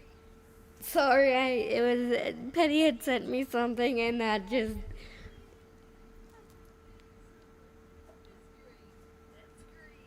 Why am I? Oh, because my volume's up. Jesus, I hate hearing myself. The DM you sent me earlier. With the song. I fucking love you. That was great. Yeah, Petty, I mean, my email. Yes, Petty, I freaking love you for that. I cannot tell you how many times I've heard that personally, but I can't believe you got her to do that. That's great. Of course, yeah, Petty, go. Yeah, I know it's very late for you. Get some sleep. You know where, you can DM me anything, the link or whatever you need be when you find it. Go get some sleep, beautiful. I love you lots. And, never stop being you. Seriously, don't. Okay, we'll go back to some of, watching some Truth. Love ya. Good night, sweetie. Alright, we'll watch some more Truth, because Mom said it starts to get good around here.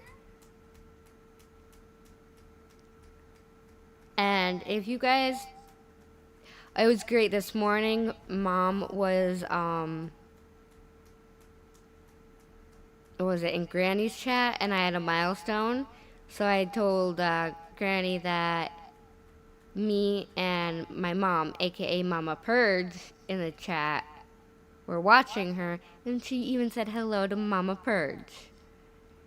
Because Mama Purge is starting to get the hang of chatting and everything. It's all my fault. It is all my fault, I'm not gonna lie. Because the first person she watched only usually was me. But then I made her follow everybody else, and you know what? But I like it because I think I think you really do enjoy going into different lives and talking, and you conversate with people, and I think that,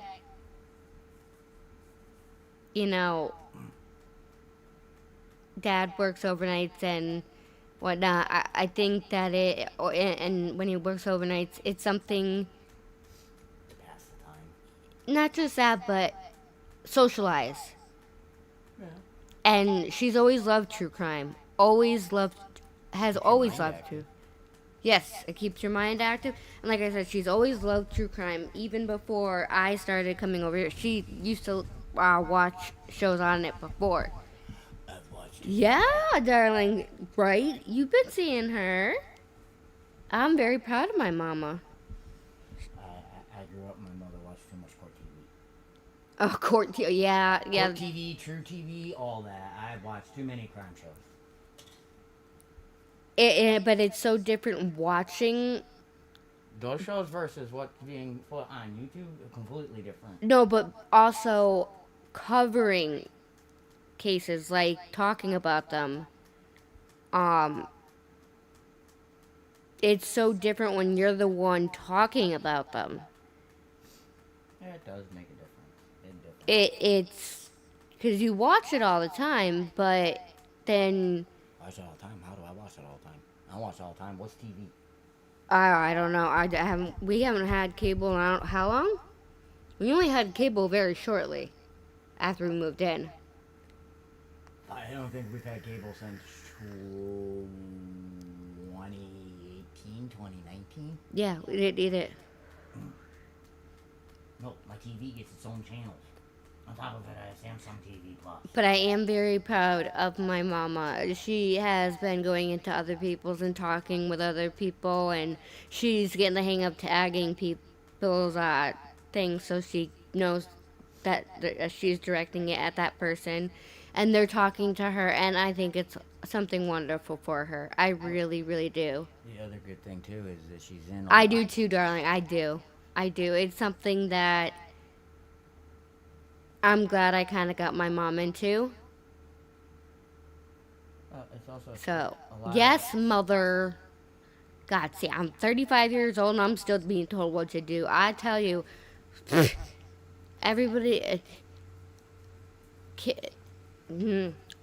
kids think once they turn 18 that you're going to stop telling them what to do. No, I'm 35 and my mom still tells me what the hell to do. She still yells at me. I still get in trouble. So, I tell my kids that all the time. All right, back to it.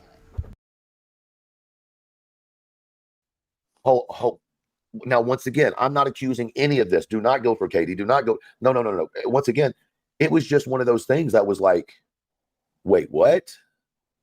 I mean, you can say that I'm not accusing. Everyone had questions about that statement. Literally everybody. It literally gave me chills down my spine when I heard it. And of course, my mind immediately goes, oh shit, does that mean? So let me go back a little bit. I'm sure I'm going to catch so much hell for this. No, they'll come for me, not you. You'll be fine. So in my opinion, at least in the public's eye, none of the parents, in my opinion, have acted as though Sebastian is no longer alive. Even when Seth especially is on camera, he's never in tears about Sebastian. Like there's no loss of control or emotion specifically with Sebastian. When Katie talks about Sebastian, I feel like Katie is genuinely separated completely from the situation, like mentally. You know what I'm saying, Clue? Like, like people kind of like depart themselves. Yeah.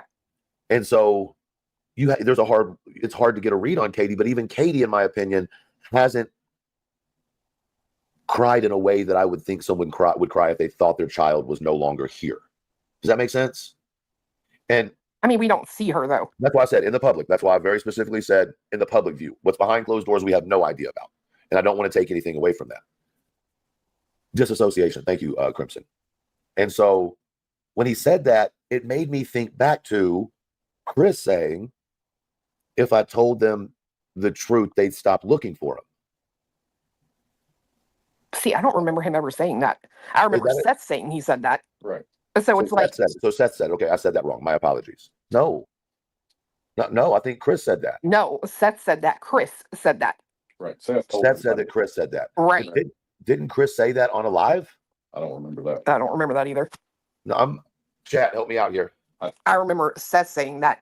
He said that. Chris. Nanny Nut said it was Chris. And then Seth said that it was Chris. Seth said that Chris said it. Seth said that on Pascal. Trisha. Okay, did we ever hear it out of Chris's mouth? Chris has never said that Chris ain't never talked to Trisha. Right. I'm just asking, has that, and I want clarification. The PI, Chris, Oh, they're talking about Trisha from Web Sleuth. Okay, so Seth said it was Chris. Seth said, or we heard Chris? That's what I'm saying. Like I just don't remember him ever saying that, but he could have said it on Web Sleuth. Because it's important. It's important to know whether Chris. If I remember correctly, it was Seth when he was on Pascal. I do remember this. Seth was on Pascal, and he said that if that Chris said that if they knew whatever, they would stop searching for your son, and that Chris threatened him with that. I personally don't remember Chris ever stating that himself. Could be wrong. Yeah, but even if it was over the phone, or via text, it would have been found by the police because their phones are tapped, so their conversations are tapped. There's no way for either of them to go back and forth and say anything like that. Well, I think it was being said known. maybe in I don't know. There was a three-way call. I remember something about a three-way phone call calls are recorded. and stuff like. I just remember that vividly, and something like that. If Chris had said it,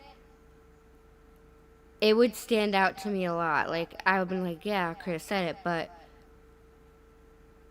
I fully remember Seth stating that right before he talked about the trauma Sebastian went through, and it was on Pascal's Live.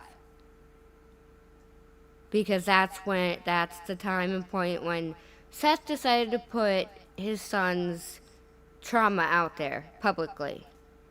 That has always stuck with me. Yeah, I'd have to go back and watch Web Sleuths again. I mean, he could have. I could be completely wrong, and it could have been, so far back.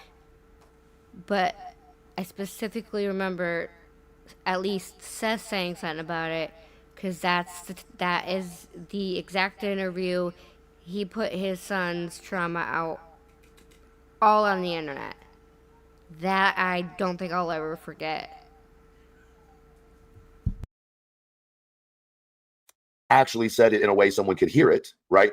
Or did Seth say Chris said it? Because those are vastly different things in the approach that I'm looking at it.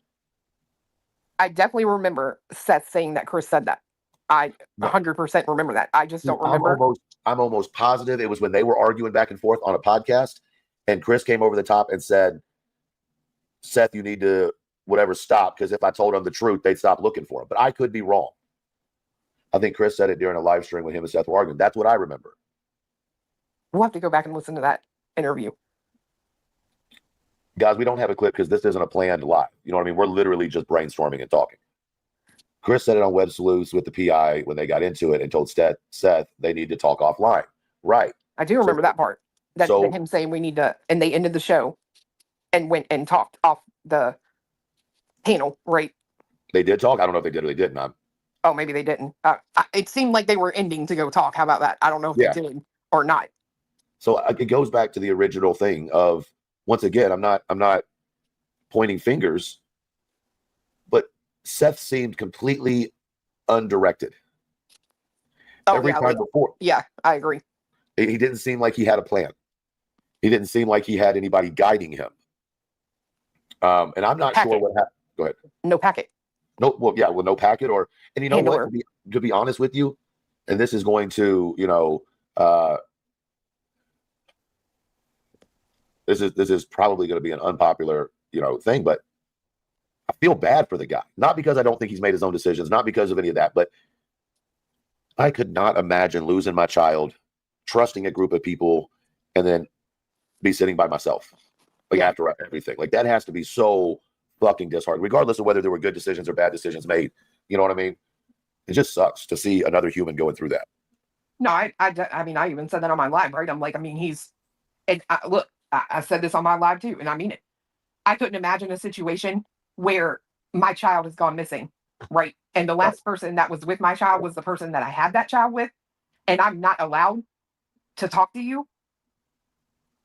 Yeah. Like, it's I'm sorry, but there is a little part of me that, like, I get his frustration. I'm not going to lie. Like, of course, you were married to me for 8 fucking years. Clearly, you're able to handle me. And my child and your child is missing. I don't know why we can't have a fucking conversation. And I get what he's saying, but and I think if a lot of people would put themselves in that position, I said the majority of the audience is women. Think about this. Your child goes missing. You got a fucking baby daddy and he's got a wife, whatever, right? Moved on, both of you. Yeah. And your child goes missing and this bitch is like, you're not going to talk to him by yourself. The fuck I'm not. Who the fuck are you? You don't got shit to do with this fucking kid. This is our motherfucking child. Well, now hold on. I can see that in a standard non-historied situation. but I think that it is also the responsibility of the parent to make sure that the child is in a safe environment when they're away from you. Which, okay, again, is why I say your ass wasn't even home. Well, and if the new wife wasn't even home, it was just the baby daddy. And this goes back to what Patty said. In this instance, I just like all creators are gonna they're never gonna fully agree. I see the opposite of what Clue does, only because of after being shown in the divorce decree being read. That is something that would, in my opinion, make me not want to be alone with that other person, even if I had a kid with them. I wouldn't want to be. I can straight up say this. My oldest daughter, I would never want to be in a room with her father alone. I wouldn't feel comfortable or safe. And Fenrir knows it, and Fenrir would be right there. Or my dad, or somebody else. I would not feel comfortable being in the same room as my oldest daughter's father. After just the crap that's happened, I wouldn't. But that's just me. That's my opinion. That's just how I just see it a different way, because there is a father of a child I have that I wouldn't want to be in the room with alone and go and talk to. But everybody's different. They were married. She's correct. I think this is where Truth is trying to get Clue to somewhat try to remember she has a history path with her ex, baby Clue's bio dad, donor. Oh, well, no. The thing is Clue would still talk to him if need be. Yes, but she's also, there's a difference. She's not afraid of him. He No, probably she's not. wasn't like how Seth was to Katie. No. He was. That's why part of her draw is, yeah. But there could be differences in the fear level. Oh, yeah, no. that was Clue's not afraid of instilled. him. No. So if she's not afraid because he didn't really break her and make her scared and fear, she's going to have that opinion, where Katie could have been broken to fear him, and she still has that trauma fear, so she doesn't want to. And that's where Clue's got to see her side. Yeah, and I can agree with that, because Clue has said plenty of times she is not scared of her ex. She's just not. And that's the difference. She put her ex in prison. Darling agrees with you. Yeah, it's Chris wouldn't be stupid to say, "Oh, you can't talk to my wife." It's not his child biologically. Yeah, no. Why would he do that? Just like I wouldn't if you wanted, say you did want to talk to the oldest daughter's father in private. If you did, I wouldn't say, "Oh no, you can't do that." Your father wouldn't say that. Your mother wouldn't tell you no. Oh no, my parents would try to tell me no, but yeah. But they would understand your stance. Yes. It's your stance. I'm just going to support your decision. And he did groom Katie. He met Katie at the age of 12 and by the age of 14, allegedly, because it is on a live, but the live is no longer up, from Terry Lynn. He said that he told Katie at 14 that he was going to marry her when she was 18. So Darling is correct. So here's the thing. How much? What's the age gap between the two of them? 10 years. Okay, if he met her and he was 24 and she was 14, No, he met her when she was 12. Okay, in every single state, statutory rape law is maximum 5-year gap. No, I know. I'm just saying, this was forever ago. I don't know if they were. Nobody knows exactly the whole entire thing. The only people that know it are him and her. and there's no reason why she has to come out and say anything. She, but it was on. Rocking the cradle. There was a live Pervert. from Terry Lynn, and she hasn't deleted it. It's been privated.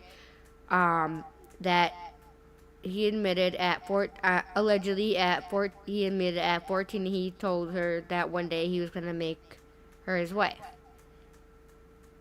Now, that just builds on top of Katie's past before that with her mother and what her mother put her through, which no child should go through. It's just, I think it's just a lot of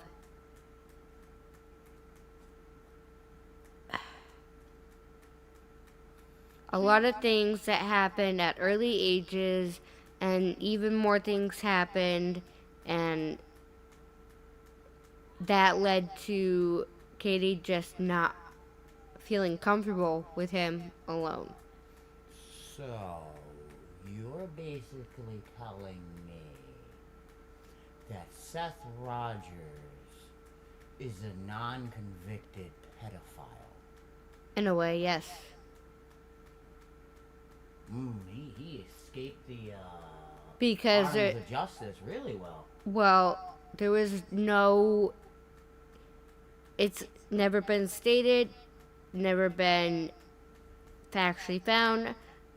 Neither side has ever said they engaged in anything. It doesn't matter. A minor is a minor. No, I'm just saying, I don't know the whole story. None of us know the whole entire exact story of that portion, intimacy, as far as I know. It doesn't matter. Pedophilia. No, I know. And what was it? There was allegedly another time where he had commented somewhere how they got the name Sebastian Wayne Drake Rogers was Wayne and Drake, or Sebastian was the only full-term child they had. So they took names from allegedly possibly 2 prior pregnancies that were stopped or did not, or were miscarriages, and that's what they added to the name. I have no proof of this. I'm just trying to go based on memory of. How old is Katie? Katie is, oh God. Younger than me? Yes.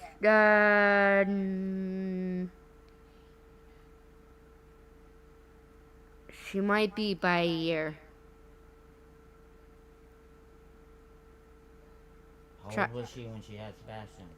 18. 18? Yeah. So she'd only be 34.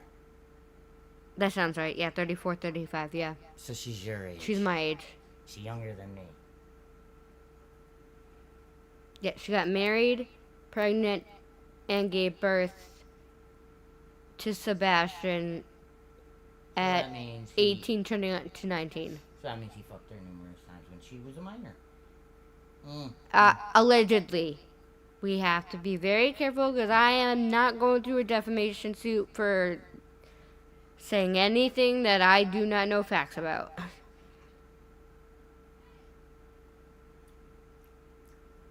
Okay. It's very, you gotta be very careful. Trust me, especially with all the lawsuits that have been going on. That is something we do not need or can afford in our life. But that is allegedly the way he talked about it. It alluded to that, something like that. Yes. Yes, it did. Especially if the other pregnancies weren't full term. If she really was pregnant prior, that does allude exactly to what you said. Allegedly. In my opinion, it's the truth, because how long was it after you miscarried before Peanut? It was quite a few months. You can, after a miscarriage, it's after you, I'm sorry not to be too much TMI, after you, this is just things that I researched. I did have a miscarriage before I had my 7-year-old. It's after you stop, at any point after you stop bleeding, you can begin ovulating again. But after that, it was at least... You have to wait until the end of your next period. So it'd be at least another month. It was at least a month or so, because we still hadn't moved in here yet. We were in the hotel when that happened. When we were in between moving. Remember? Because I had just hit 8 weeks. You had the miscarriage in the hotel. Yes. Yes. But yeah, I know the miscarriage was in the hotel. Yes. It's. Mom said 2 months. Yeah, that's what I thought. Because if I remember, my ex-wife and her husband, when she had the miscarriage before Elizabeth. Yes, she did. A couple months. Yes, I remember that. I remember Tanya going through that. Yes. I don't see her as a weak person either. But she did go through a lot of trauma, darling. As a child, I believe if she was a child with her mother. Yeah, she knows her limits, and she knows. Yeah, I agree with you, darling. Like I said, only because I have a father of one of my children that I'm not comfortable. I would never be comfortable with being alone in a room with. Unless it was life or death, literally. I guess that's why I can see it a little different. But then again, you know, Baby Clue sadly had to go through, but Baby Clue's a goddamn warrior, and so is her mama. Because the second her mama found out, her mama did the right thing, and Clue is a wonderful mom for that. She's raised a beautiful, smart young woman, and very strong young woman that even Clue says, I don't think people are ready to unleash her yet. Because she's just like her mama, but a little bit extra. Well, the next generation is always worse than the last. But Clue raised her, and she didn't hesitate the second she found, she figured out. But the thing is, she wasn't scared of, she's not scared of her ex because she did everything right, and there's no reason for her to be scared of him. No reason. There's no reason for Katie to be scared of Seth, but it's also, there's the difference is Seth never did anything that was brought to police attention to her, versus where she may not be scared of him, it just might not be something she's okay with. It is a form of fear. Yeah. Whether it's your trauma showing up or it's you're just scared of them in general. It's a form of fear. And also the fact that we gotta realize that Chris has been in Sebastian's life for quite a while, and just because Seth, yes, he's not his biological father, but he has helped raise Sebastian as well as his own daughter. Now, like, trust me, in the beginning of this, I thought Chris was the monster. I did. I'm not gonna lie. I fell for Seth's crap, and I thought Chris was a monster, how he came out of the gate so riled up, but the more my eyes open, the more my opinions change, and the differences I saw, and a lot of the creators I watch every day are the reason why my eyes are opened. I don't see why Seth. I don't know why he's so. In my opinion, I believe because he's still mad about Chris breaking their nuclear family. Yes. He's trying to coerce her back. The thing is everybody has stated, and even though at one point, That's my opinion. no, at one point he acted like that wasn't the case. Everybody has always kind of had this thing where they think that, they thought he's never gotten over Kitty, and He did. In his life, he kind of proved it. and that's the first time that he's ever acted like that, as in talking about Katie like that to that extent, if I can remember. Yeah, he did.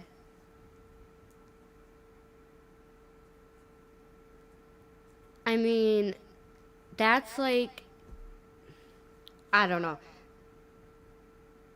What? Hold on.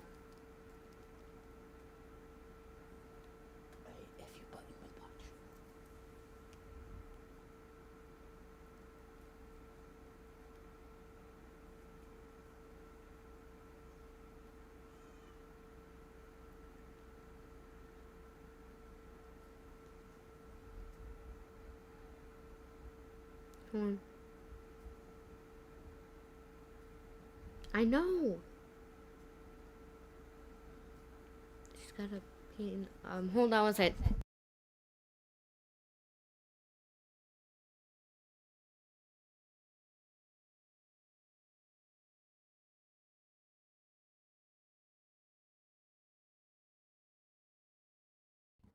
Alright, I'm gonna be right back. I'll hit play. I'll have my phone. I just gotta go check on Squishy real quick, and I will be right back. And so just give me like a couple minutes. Fender's right here if need be. And I know Truth don't strike. Please, Truth don't strike me. But I know Truth isn't the kind to strike people because he knows how family happens. Kids come first, stuff like that. So Truth's a really good guy. I'll be right back.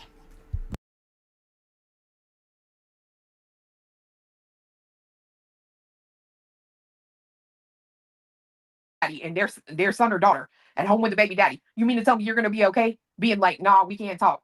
The fuck you are, and you know you're not. There ain't a one of you out there that could be like, yeah, I'd be okay with that. No, you would not. You absolutely wouldn't.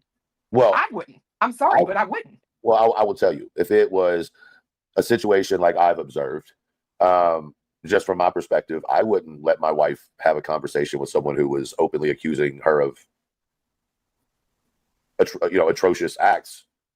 Right? I wouldn't trust that conversation. I'm sorry. As a husband, I would have to pull that card, so to speak, and be like, no, absolutely not. Or not without an attorney present. You know what I mean? Furthermore, you have to ask yourself logically, what is going to be the context of that conversation? Like, what are they going to talk about that they haven't already discussed with law enforcement? What needs to be said that can't be said through attorneys? But here's my problem, Truth. Remember when Seth first did that interview with Nick Barris? He wasn't on camera. He was just talking on the phone. Right. Phone interview. Right. Remember the first time that Chris and them came out and talking? They said all three of them communicated just fine. They talked all the time. Yeah, but in the beginning, you gotta admit that in the beginning we were fed a fucking one idea of their lives. And I say their meaning all three of them, their lives versus what we know now. I would have to say is vastly different than what we originally thought, just based on what you know what I'm saying. Like, I don't know how to put it any other way than that. Like the way that I look at Chris, Katie, and Seth in the beginning of the case versus how I look at them now is not the same, right? Would you agree? I'm with Locked and Loaded. And What's I'm that? going to sit on that because I believe that to be the truth. Oh, I you're really gonna sit on believe what? that to be the truth. She said, no, Seth and Chris both said they did all communicate. And they did. And I believe that is absolutely 100% right. Okay, well then let me ask you this respectfully: who do you think was the?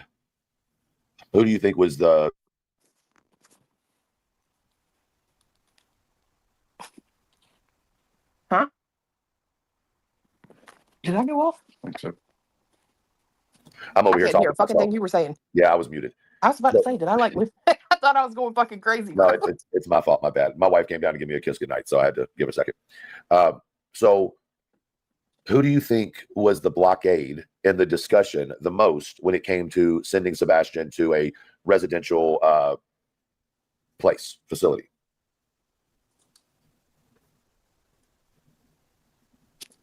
Katie. You think Katie was the biggest blockade? Mm-hmm. Okay. Then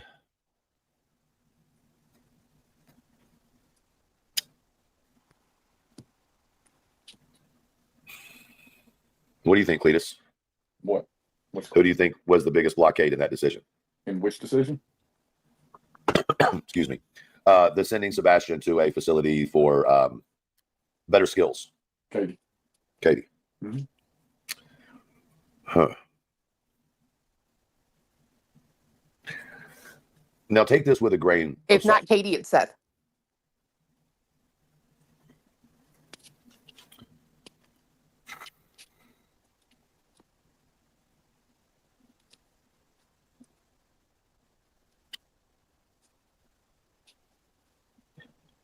Did you, and I'm trying to sorry for the long pause. I'm trying to process how I want to say things so I'm not saying things the wrong way.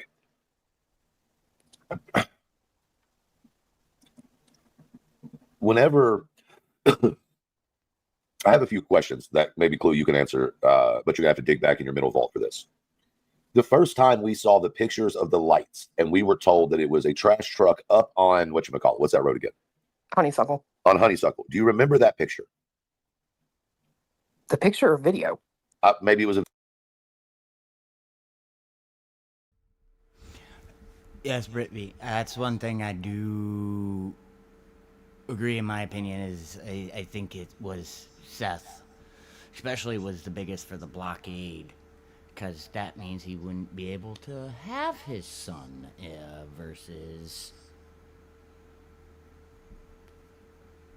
staying the way it was, or he takes his son. He has definitely shown a lot of anger. You can read it all over his face. He may not word it in an angry tone, but you can definitely read it in his facial expressions. And he's never seemed, in my opinion, that he's always wanted the greatest things for his son. Some of the things I have seen from Sailor following this is that Katie more wanted what was best for Sebastian. That's why I also have my two theories that are my theories, my opinions, and allegedly what I think is that Chris and Katie knew something with Seth that was coming based on possible behaviors from Seth and or Sebastian, that they got law enforcement involved and got Sebastian out into a facility. The other one with Seth doing something like they've stated, kidnapping him, and it went south, making agreements. They're all alleged. Gotta wait and find the truth in time, but one of the things that stuck out to me was the thud that Katie said she heard, and she yelled up to Sebastian that he needs to go to bed, and he responded, and then there was nothing else. Two things is Sebastian could have tripped over something of his. I know plenty of people that trip over air. But the other thing is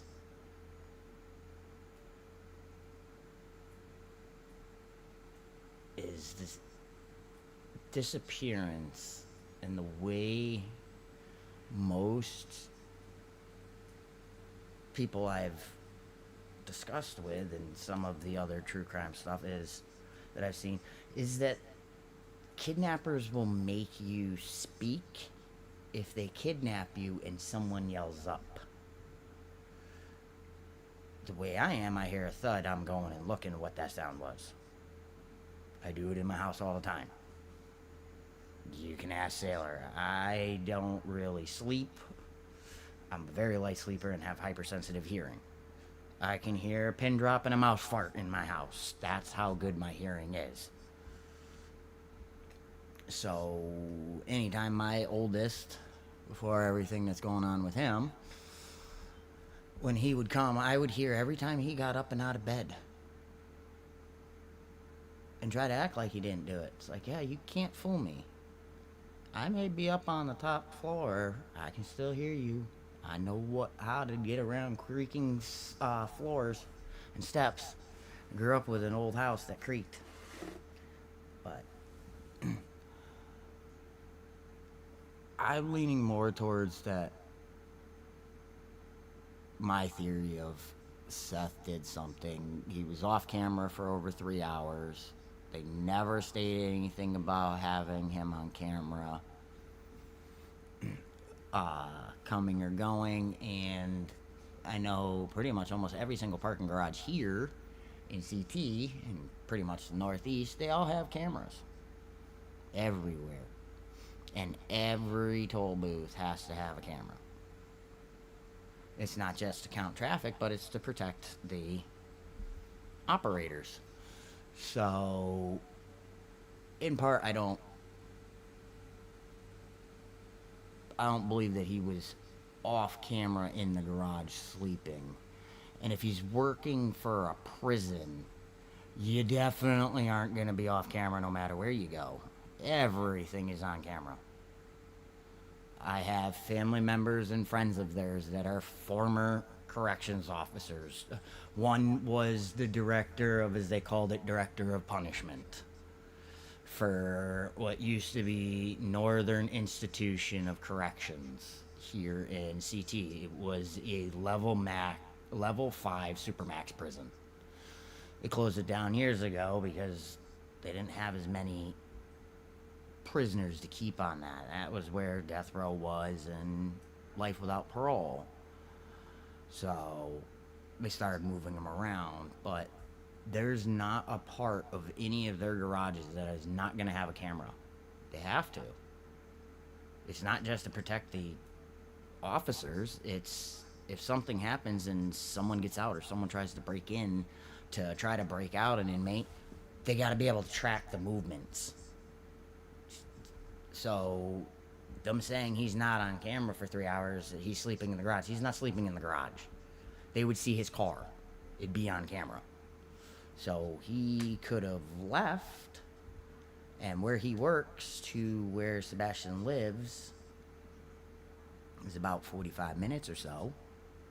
That's more than ample time to get there and back. And if it's the Clarksville, when Katie speaks about Sebastian, you can feel her love for him. Same with Chris. Oh, I do believe that Seth does love his son. Yes, he does tell oddball stories, but I agree with what Petty was saying earlier, is that he could have, in opinions, that he could have paid a prisoner, because who knows what prison he's working at.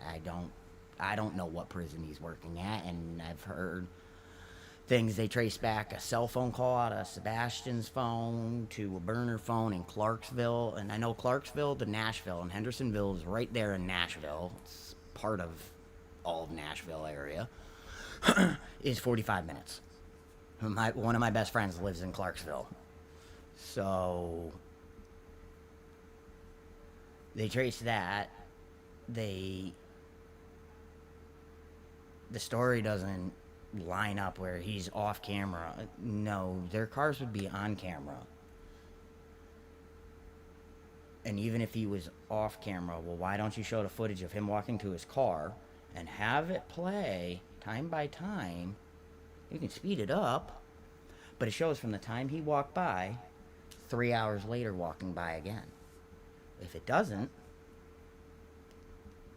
gotta put some things together. That doesn't have to be hidden. But I also understand with law enforcement is ongoing investigations. You gotta be cautious to what you say, how you say it, because it can just blow the whole thing open. So, but yeah, you could definitely see it with Katie and even Chris. Chris has been in his life for so long, and I know from my own experiences that a lot of people, they don't like to consider, oh, step parent's not a parent. Well, actually, yeah, they are, because if they're the step parent that you live with one of your parents with, as the parent that has residential custody of you, your step parent's doing more raising than your other parent, because they're there more and everything. I didn't have that bad of a problem with mine because I spoke with my father quite often, and I saw him every other weekend. Just the fun part was flying from LAX to Bradley and then back every couple weeks. She's talking a long flight. Never flew it alone. I always had a family member with me, but that's a long flight. But yeah, everything with how Seth comes out. Yeah, step parents are a parent. My two oldest, they have their stepfather. I'm like, he's their dad. He's been in their lives since my oldest was 4. So 15 years. Still a parent for them. I've been in Sailor's 2 oldest, but last 4 years,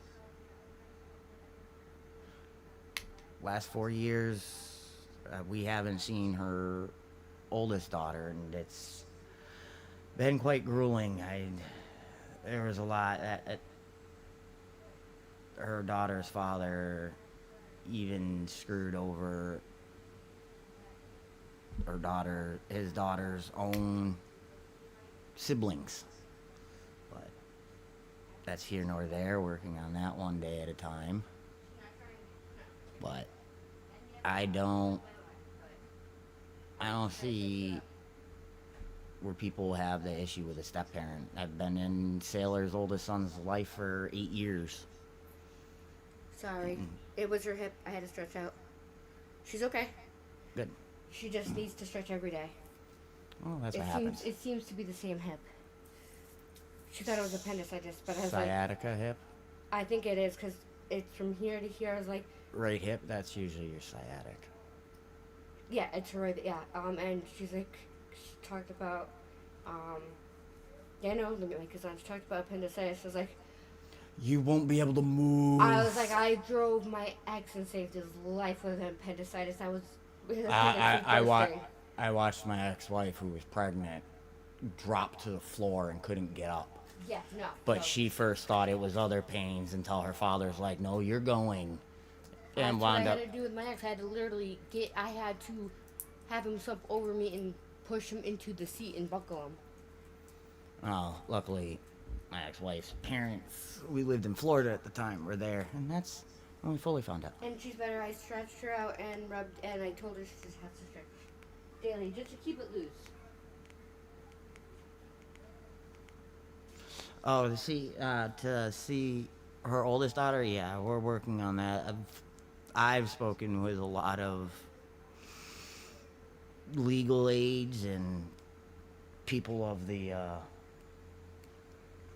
courts about a lot of things he's done to try to nail back at him, because when Sailor and I went through what we went through, I was still seeing her daughter, because I had communications with her daughter's father and his girlfriend, well, prior to everything Sailor and I went through, but I kept in contact, and then shortly after a few months, and then all of a sudden, like, everything started going downhill, and I started putting things together, and it was just like, yep, you want to play the games.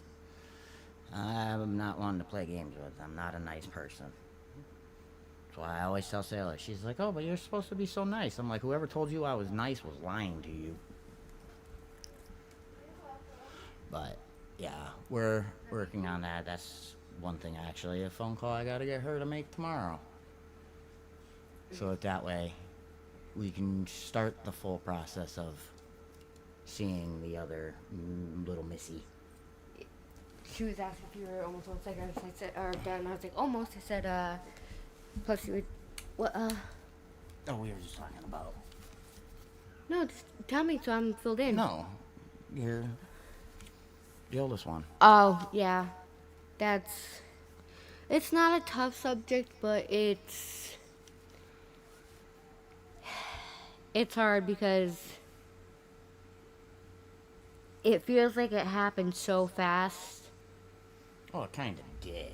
Like, but it was just like a whirlwind of a swoop, and all of a sudden she was brainwashed saying that I said things that she came to me for 5 years on a constant basis saying that it's what her father was saying, calling her like fat and stuff. So there's not a single person in this household, nor even in my family, that ever called that. Not even my ex-wife.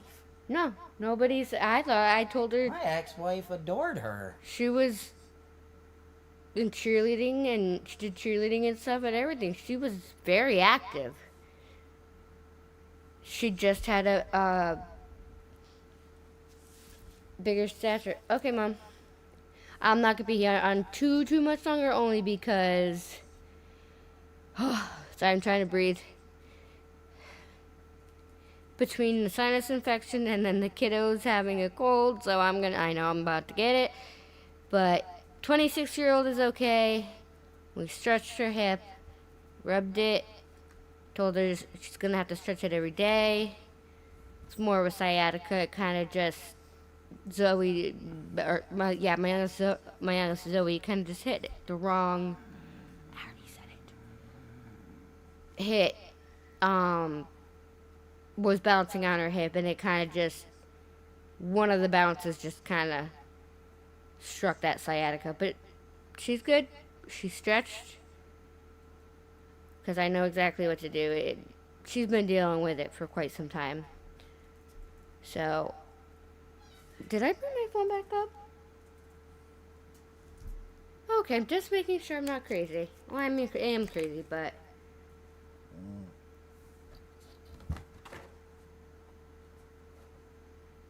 Okay. We'll listen to a little bit of more truth. Yeah, she's had it for quite a while. She knows I have never called her fat. She just has a nickname Squishy because I'm Dory. That's how it came about. But in order to kind of alleviate some of the issues with her hips, I've been trying to get her into a walking routine or something, even going up and down the stairs a little bit, just to lose, not like she needs to lose weight, but to lose a little bit, to lift off the stress and any weight that's really causing that sciatica for her. She really doesn't have to lose much at all. It has to just be enough just to lift it off a little bit. And I think that'll help her even more. But when it does happen, I know exactly what to do. I sit there, I stretch with her leg. Well, the cold weather makes it the worst. Yeah, it makes it because worse. She can't go out for the walks. During the summer, she'd take Princess out for walks all the time. Yeah, and she used to do it all the time with but Munchkin. we did the stretches. I did, up and down, back and forth, and rotated, and then I rubbed where it goes from the back of her hip to like the side, and then I re-stretched it, and the second time I stretched it was much better. She didn't scrunch her face up as much as in pain, so I have had to do quite a few times, but we'll get there. I had sciatica or sciatic nerve every pregnancy I have ever had. Princess was the worst. Oh God, yeah, she was. She was. But the stretching and a little bit of like the massaging and like kind of stretching the muscles out seemed to help. And I just told her she's gonna have to do that daily, especially during the cold weather, and not to just completely fully rest it out, because it'll just get relocked back up, and we don't want that. I don't want her in pain. So I had to go take care of my non-bio 26-year-old. So she is okay. Mom duties always come first. This is all I did to jump back and forth. Yeah, no. Okay, so let's get back. Mom said, did I miss much with? No, because I was talking before I went down. When you started playing it, they were discussing like the blockade of who was the bigger blockade for Sebastian going into like a residential facility for kids with ASD. Like we have a few of them here in CT. So we were talking about that, and then like everything with how like Seth has said things and how it comes off with him versus how it comes off with Katie and Chris, and discussing my theories again. My opinion theories. Yes, because the reason why literally Fenrir knows about this whole entire case is because I said that. Just because of you. It's because of me. I have been, I've been listening to it since the beginning, and he's always had to hear me talk about it. Except for one thing is I never. Okay, Mom. Never agreed with you when you were on Seth's side when you were with T-Rev. Yeah. I never agreed because the way Seth came off always had a weird vibe to me. You never, and he that's when my opinion. You did, but you were still newer to it, to me actually being really into the thing, because that was one of the first, I found T-Rev during Cavalcante. Yeah, I remember that. That was you remember all over all my freaking feeds. Yeah. I mean, I couldn't get away from it. And I was right. I said he never left because he had no family or anywhere to go. He was still somewhere around there, and I called it. But then that came up, and then that's when I really started talking. I would just literally talk about it to Fenrir, even if he wasn't, fully listening. But he was listening, even if he was gaming, he was still listening.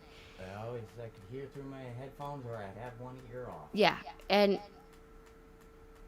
he, after a while, it's when he really started kind of getting into it, and he started, asking me questions, and, whatever I knew, I told him.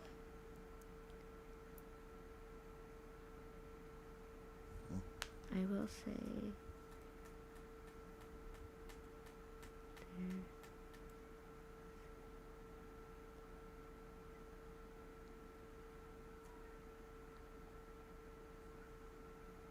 Yeah.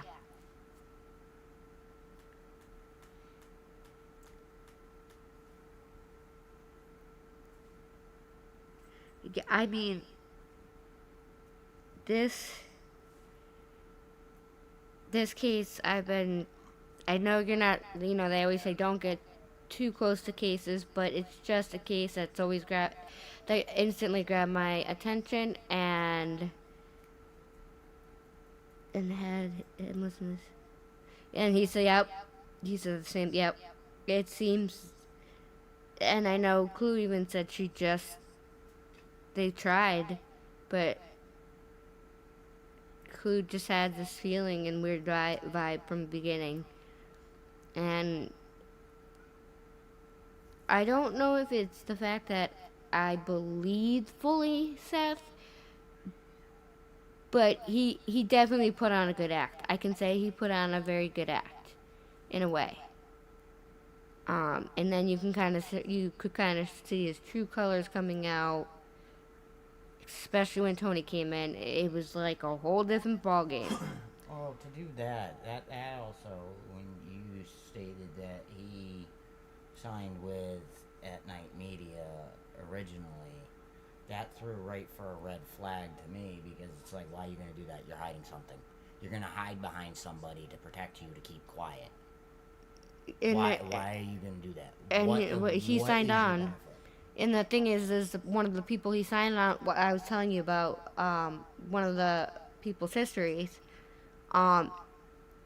he can't leave the state of Pennsylvania, so how is he going to help find a missing child? That never made sense to me. They're crooks. They're not even a big thing. No, they are. They say that they have a office in the World Trade Center, the new one, the thing that they rebuilt.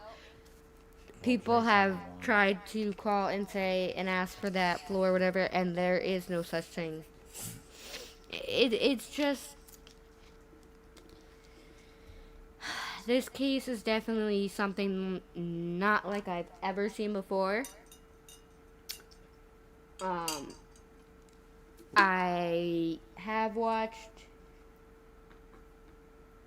and I'm not gonna lie, it was through Bullhorn Betty, because I didn't know much about Bullhorn Betty. I had just entered literally into some true crime, and she popped up, and I just listened to the basics about Leilani Simon.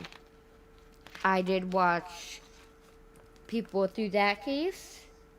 I watched I watched stuff about the Gabby Petito case, and then the Kylie Rodney case was the first one that I really had I could form my own opinions. And yes, I know Ryan Upchurch was in on it. Do I like Upchurch? Yes, I love his music. Do I always agree with everything he says and how he is? No, I mean, but Ryan Upchurch is just Ryan Upchurch. It is what it is, and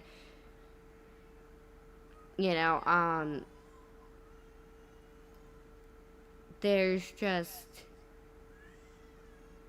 so I got into that case, not just because of him, but it was a lot of people.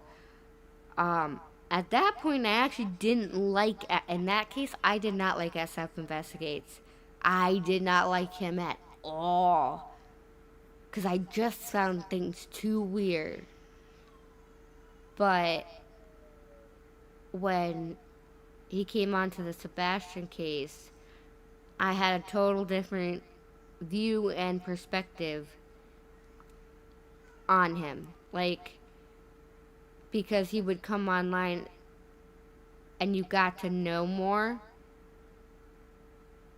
and you got to see him, he showed things that he was doing with his drone and there, I was wrong about him. I was a newbie. That's all I can say. I was a newbie. And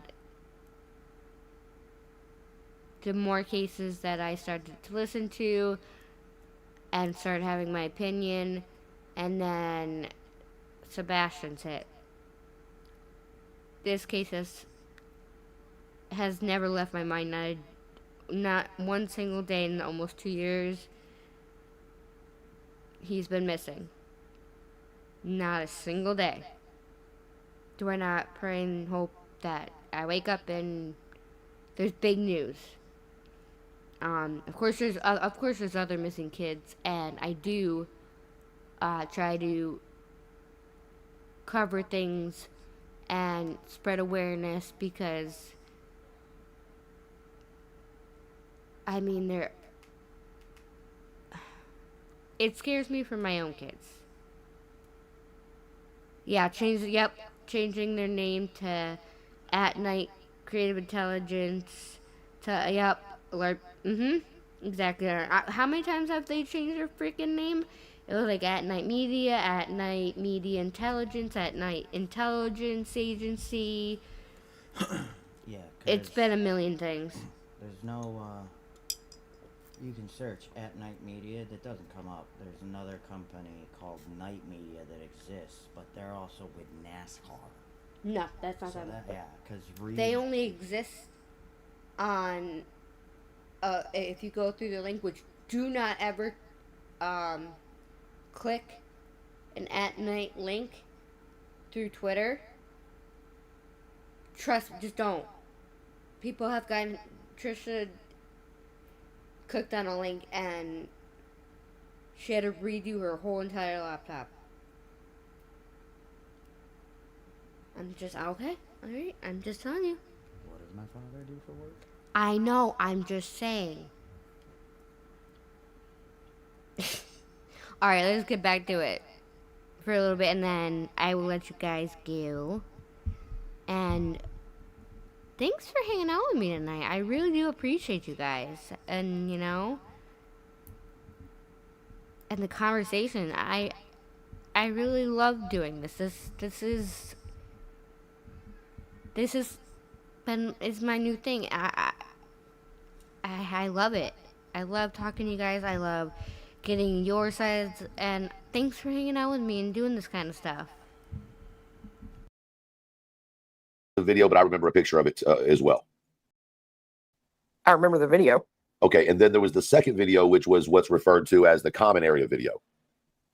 Except it's not, but yeah. You get what I'm saying? That's the second video that we know of.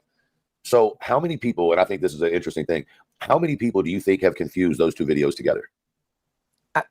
I only remember seeing one video, so I don't. Does anybody else remember what I'm talking about? Maybe it wasn't a video. It was it was like a pig, when they originally said it was a trash truck up on the other road. Does anybody remember that? Yeah, but it's all the same video. And you know what's crazy? Is people like Modford are out here like, oh, look, there's somebody in behind the houses. Seth himself on an 11-hour live with Terry Lynn said those cameras don't even face the back of the house. And they didn't. The guy was watching his driveway, not the common area. Darling says, have you ever heard of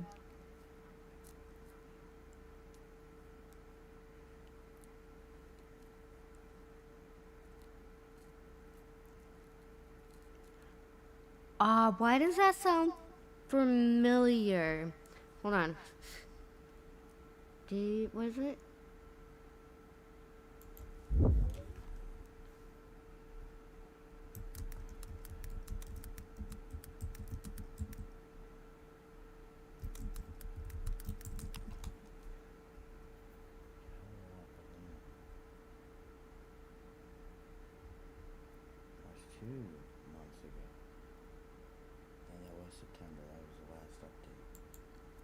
Let's see. He's 24. Okay, he's an American geologist who was last seen leaving a job site in Arizona near Sun Valley Parkway, June 23rd, 2021, around 9:45 a.m. in his desert.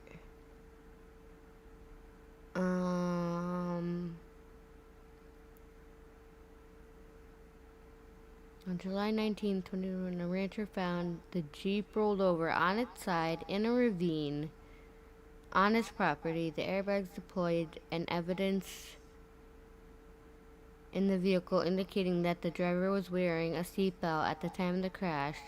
Several personal items of Robinson's were found in the vehicle, such as his cell phone, keys, and clothes. It was found, tested, later indicated that it was not him. The statement, agency searched 70 square miles after discovery of the Jeep. They hired Jeff, I'm assuming a PI, yeah, PI. McGrath suggested that the accident had been staged. He stated that after the airbags deployed, the ignition was turned over 46 more times, and there was additional 11 miles on the car that registered after the car crashed. Well, that's interesting. McGrath also noted there was red paint on Robinson's Jeep that had been transferred from another vehicle, which suggests a collision prior. The rancher who found Robinson's car has been in the area. Had been in the area on July 17, 2021. He has searched for his cattle, but he asserted that Robinson's car was not in the ravine until he returned on July 19th. Thus, Robinson's family doesn't believe Daniel's car was in the ravine for 30 days since the time of his disappearance. After his disappearance, someone went into Daniel Robinson's apartment, ransacked his closet, and accessed his laptop. Ooh, that's an okay, this sounds interesting. I hate that. Stop. I know, I can't help it. Yeah, you can. Robinson's family convinced how would you say that? That's Tempe. Thank you. Police department to do forensic work on all of Daniel's electronics, including his personal computer, gaming system. The results of the forensic work indicated that someone had been looking at Daniel's search history and just quote-unquote fooling around on his computer. That's interesting. Investigators on October 2021 announced that Robinson had been texting a woman he met while delivering for Instacart. Interesting. And reportedly was invited inside to exchange numbers with her. Later text message showed that he visited her home several times unannounced. That's actually weird. And the woman indicated that she was extremely uncomfortable with his actions. Police initially interviewed friends, family, and co-workers about Robinson being over the situation, but all told investigators that he was not. On November 9th, 2021, it was announced that second set of people remains had been discovered while searching for Robinson and had been sent out for DNA testing to preliminary investigation based on anthropological. I can't say crap. I am terrible with reading. Indications of a race, and the amount of time has led officials to believe neither sets are his. Okay. He still has not been found. It's a mystery. That's an interesting case. Oh, that's where I saw it. Social media has also compared, yep. It mirrors. See, missing white woman syndrome. What the hell is white? I don't want to know. Neither do I. Not right now. I'm not gonna try to brain that. something up. Okay. Let me look on YouTube.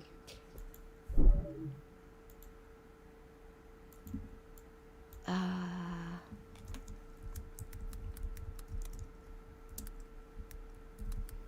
his son, who's older, has been missing for going on 5 years.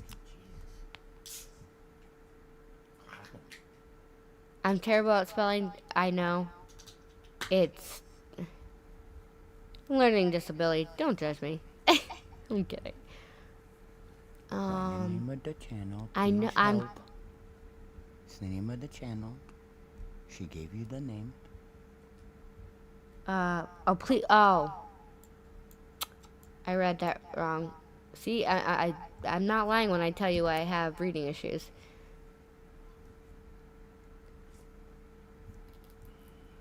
Hold on. Computer wants to be a little slow.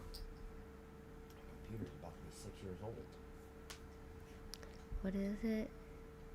Please help find Daniel Robinson.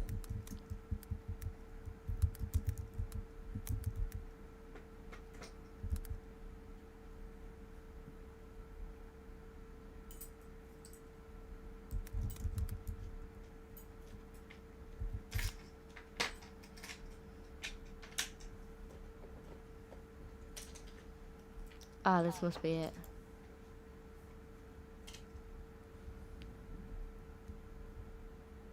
Yeah, it says it right there. Okay, I'm actually gonna subscribe. Holy crap, he's got a lot of subscribers. No, that's good. As a missing parent, yeah. No, that's good. That means he probably has a lot of people helping him. When was the last? I'm gonna look. 2 months ago. Oh, he streamed 4 days ago. Oh, he streamed 4 days ago. Alright, let me see. Cause now you got, see, darling. You're killing me with the ADHD. But I have to, I'm very intrigued.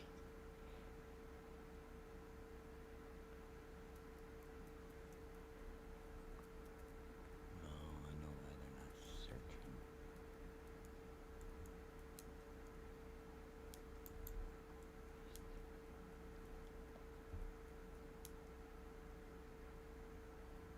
Okay, let's just check this out real quick. Hold on. That's part 2. That's part 2. You need recap Oh. part 1.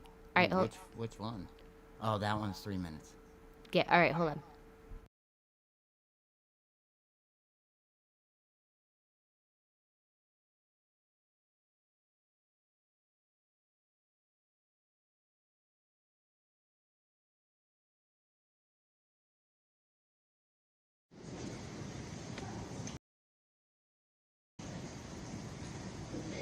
My name is Daniel Robinson. I attend Flora, and I'm planning to major in geology at College of Charleston. Good job.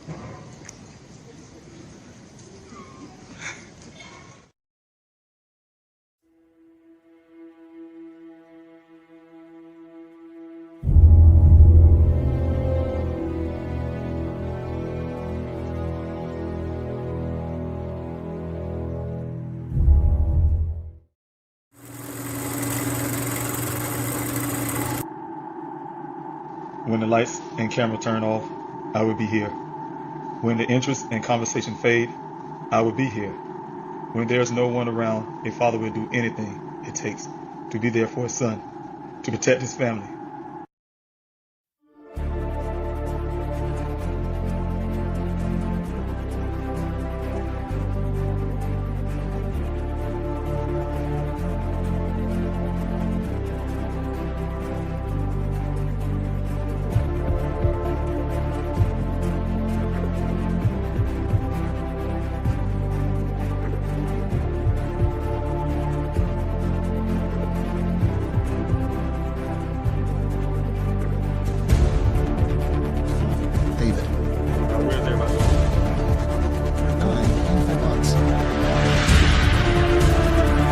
Without these special people behind me, I wouldn't have a search.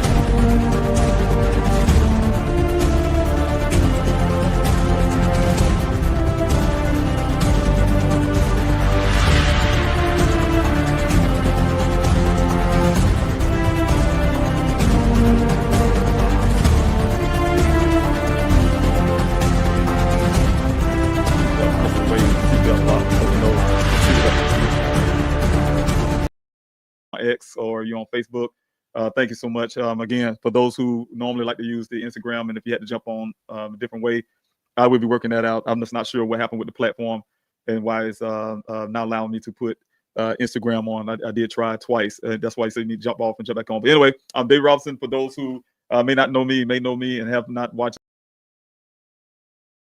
any of my lives in the past, I have stopped lives for a while. It's been something I've been doing every morning, every evening, almost daily. I had a daily live going on at one point talking about my son's case, especially when he first went missing. You can see the vehicle behind me when he first went missing, and also when that vehicle showed up, that has heightened the attention needed to try to help find my son. Since then, of course, with all the work that I have been doing, trying to search for my son, all the work on the outside of the desert, inside of the desert, working with other organizations, news media, to you name it. I end up running for office, and then from that point, everyone know that when you're running for office, it's very demanding. And again, that's the reason why I pulled me away from this. But for those who, like I said, don't know Daniel's case, that's the reason why I'm coming back now to try to every Friday start working on for awareness about my son's case again, make sure it stays in the from being a cold case situation, because it's not a cold case by any stretch. We'll talk about that at the end, because we do have a lot of things that law enforcement can and should be working on to get the new leads in Daniel's case and to keep his case from going to cold case status. Because it's not a cold case status if you haven't exhausted all of the leads that's in Daniel's case, and there's plenty of leads that can be found available. It's just that trying to get law enforcement to act upon those leads. And so that's where I'm at right now. Still working on that. I talked to you guys last week about the transaction I had with law enforcement with Buckeye Police Department, who gave me some promises, for that custody exchange. I gave over the vehicle, the clothing, the airbags, everything found at the scene. And to date, the only thing they did was spray some chemical on the clothing. I think he said to look for blood, and that was it. And that's not what we agreed on. We agreed on full workup on forensics, things that weren't done at the scene, at this crime scene that you see right here behind me. The clothing on the ground 3 feet away from the vehicle line on the side, the red transfer paint on the vehicle, the 11 additional miles, the 46 initial cycles. Somebody cranking up the vehicle 46 times after the first initial crash. It's been driven 11 additional miles after the crash, those type things. And if it's lying on the side, it's impossible to be driving anywhere 11 additional miles. Plus, it would not be able to be cranked up 46 times, or even be attempted to crank up 46 times when lying on the side. No human can do that. So I'm going to be pointing out some things tonight. And like I said, just kind of brushing over my son's case for those who haven't known anything about Daniel's case. And then also going to those who do know about Daniel's case, some things that you probably haven't heard before, some things you have heard before. So you hear some redundant stuff. But what I'm going to say is the perspective that I have as a father, as a person who had to do my own investigation, even had to hire an private investigation so he can do an investigation. So it's two different investigations.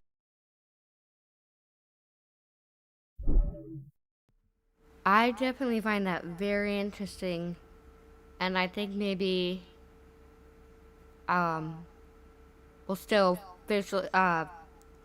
watch a bit of truth, but I definitely want to watch some videos because I'm subscribed, so I'll probably do that tonight while I'm just relaxing, because that's an interesting Mom, are you still in here? Mommy, Mom.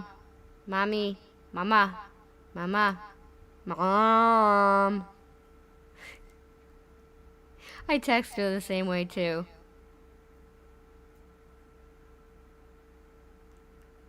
Well, darling, I think we can bring, even though it's, it doesn't matter that it's been a couple years, if I can bring some awareness, or even if a couple people, some people see it, get interested in it again, to help the father out, see what, because it's definitely an interesting case. Yeah, it is, because the search resumed again in April of this year when Joseph Petito, Gabby's father, went to help. I'm not surprised, yeah, because he feels really bad, and he doesn't like that David Robinson it's been nearly 4 years and hasn't gotten any answers, where Joseph got answers within weeks. Yeah, no, actually, Gabby Petito's father has, He's helped a lot. He's done a lot of good things. He brought more volunteers too.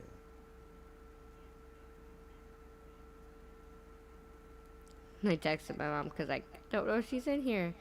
Ugh, because I have a question about a case that only she can tell me yay or nay to in the foreseeable future.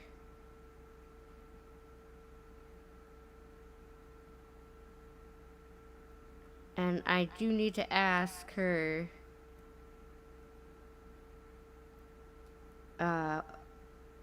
which town police department would be a place where I could request any record. So I can't talk about the case, but all I can say is until I get the go ahead from my mom, I think it's been in the paper. I don't know, but it's actually a case close to home, at least especially for my mom, that I have always wanted to talk about until she given me a call one of the nights I was live, and I have been just waiting to be able to have the okay to talk about the case, maybe get some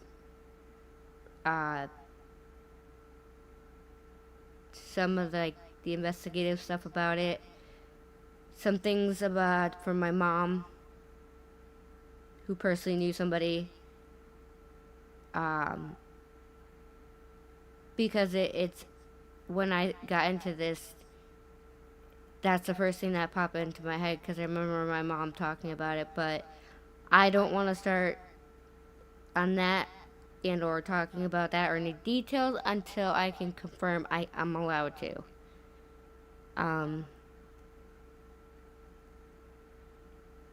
It's actually it really is it's a sad one, I can say. But when I say it's close to home, you don't have to be blood to be family kind of thing. It's close to home. So I will have to wait for my mom to let me know when I can. And when I can, I do plan to set aside a good amount of time after I have a lot of information to talk about it, because it's definitely a case of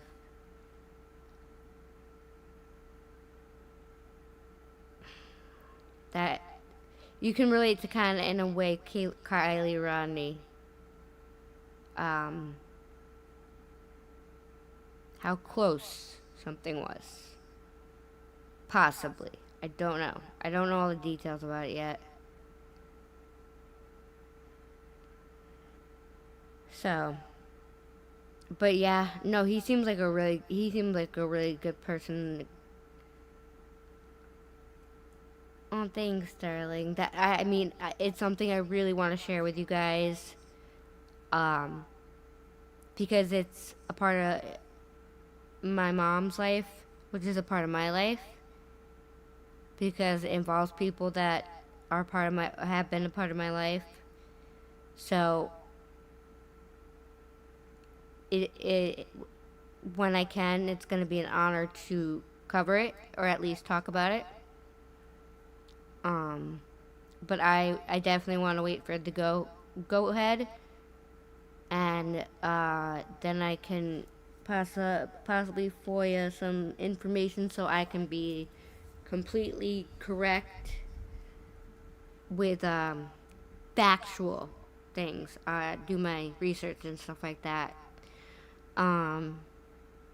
Just documents, not like, what people do when they want to dox people out, but just the details.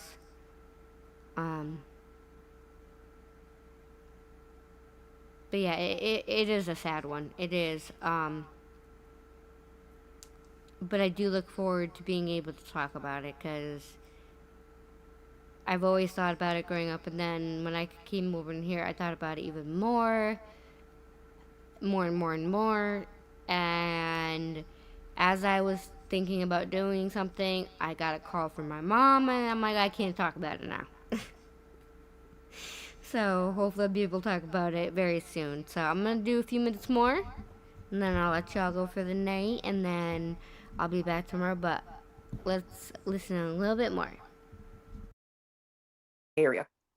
Right. Seth said it himself, bro. Right. But my point is, it was a video turned into a still picture.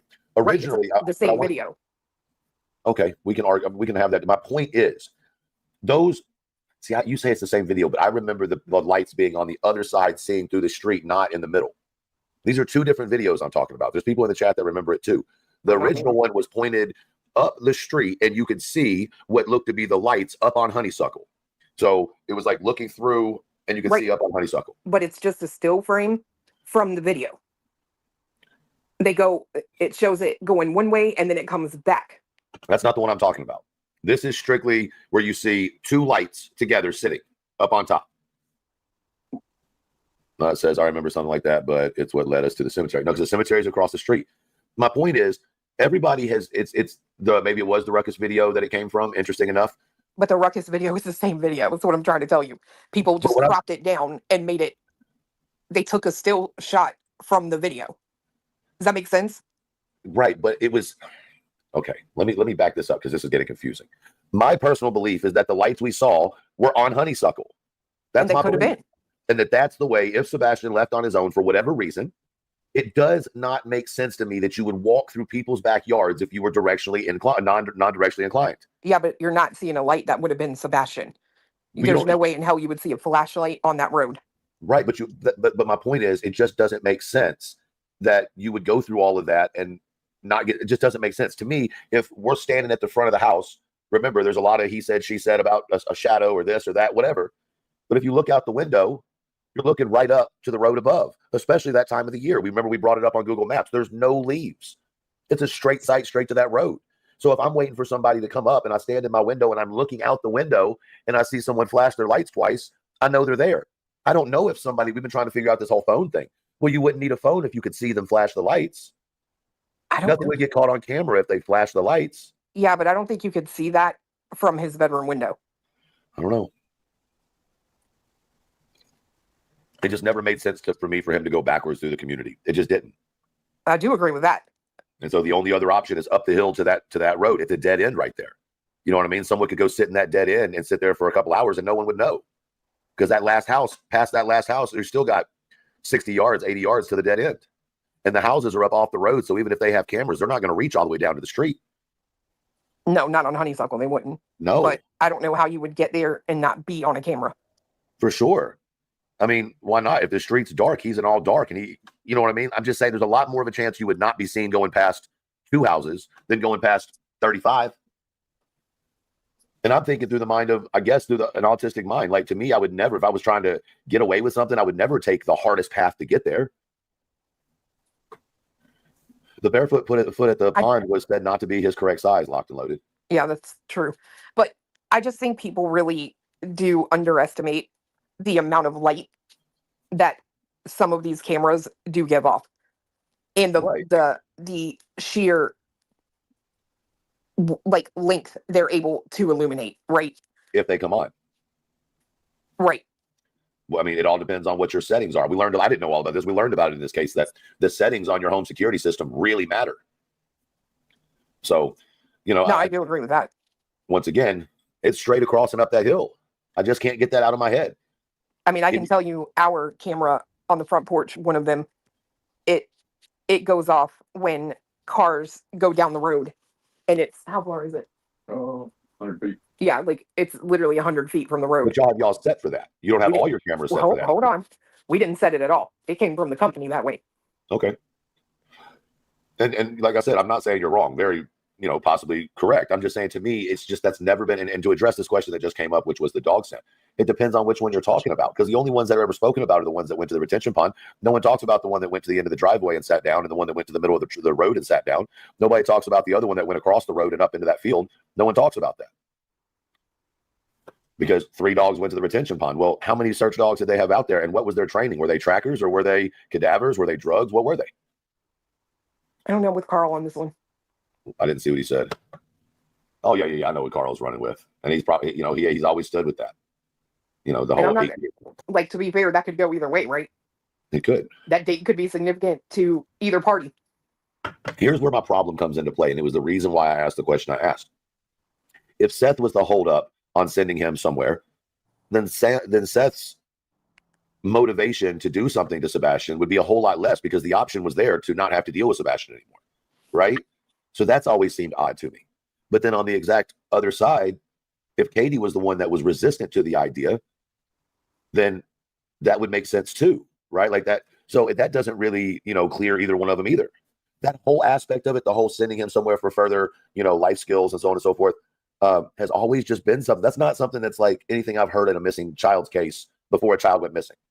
You know what I mean? Like, it's not a normal conversation. I understand it is a necessary conversation sometimes, especially when you've exhausted, all of your ability to work on things. There's a time that you may need a program like that, like they were looking for. But that's the part with Seth that's never made sense to me, right? Why would you even entertain these schools if it goes for Katie too? If you wanted him to live with you? Because when we met Seth, he said Sebastian and I were getting what we wanted since the divorce, them living together, right? Yeah. And it's like, if that's the case, then why would you ever even entertain the thought of a school, right? Well, yeah, yes. This is really where I was going. I'm glad that Nana's not drunk said it, because it was where I was pushing. So why was Seth so confident and pushed so adamantly that it was a trash truck? Because I think that's probably what they told him. Or hypothetically, that's an out. That's an out. Law enforcement gave you an out. Yeah, law enforcement said it was a trash truck. Absolutely was. Not accusing. I'm just simply saying that is a very convenient grab onto and run with.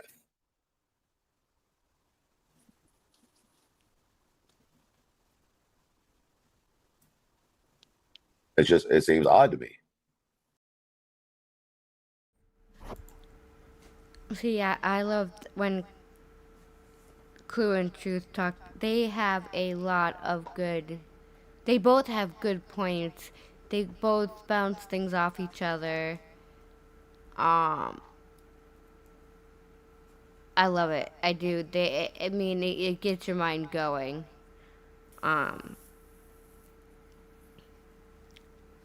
But I definitely will have a look into that, darling. I'll definitely watch those recap lives, and maybe go further back into some of the other videos he's done.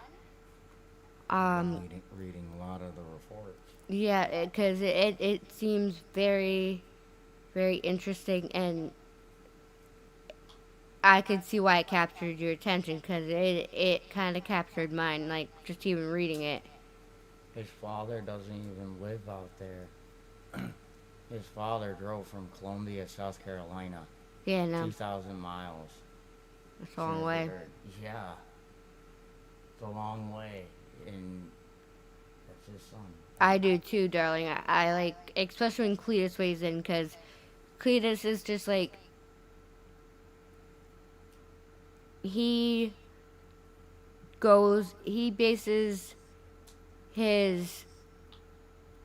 what he says off of everything he's heard and seen. Like, he doesn't just take one thing.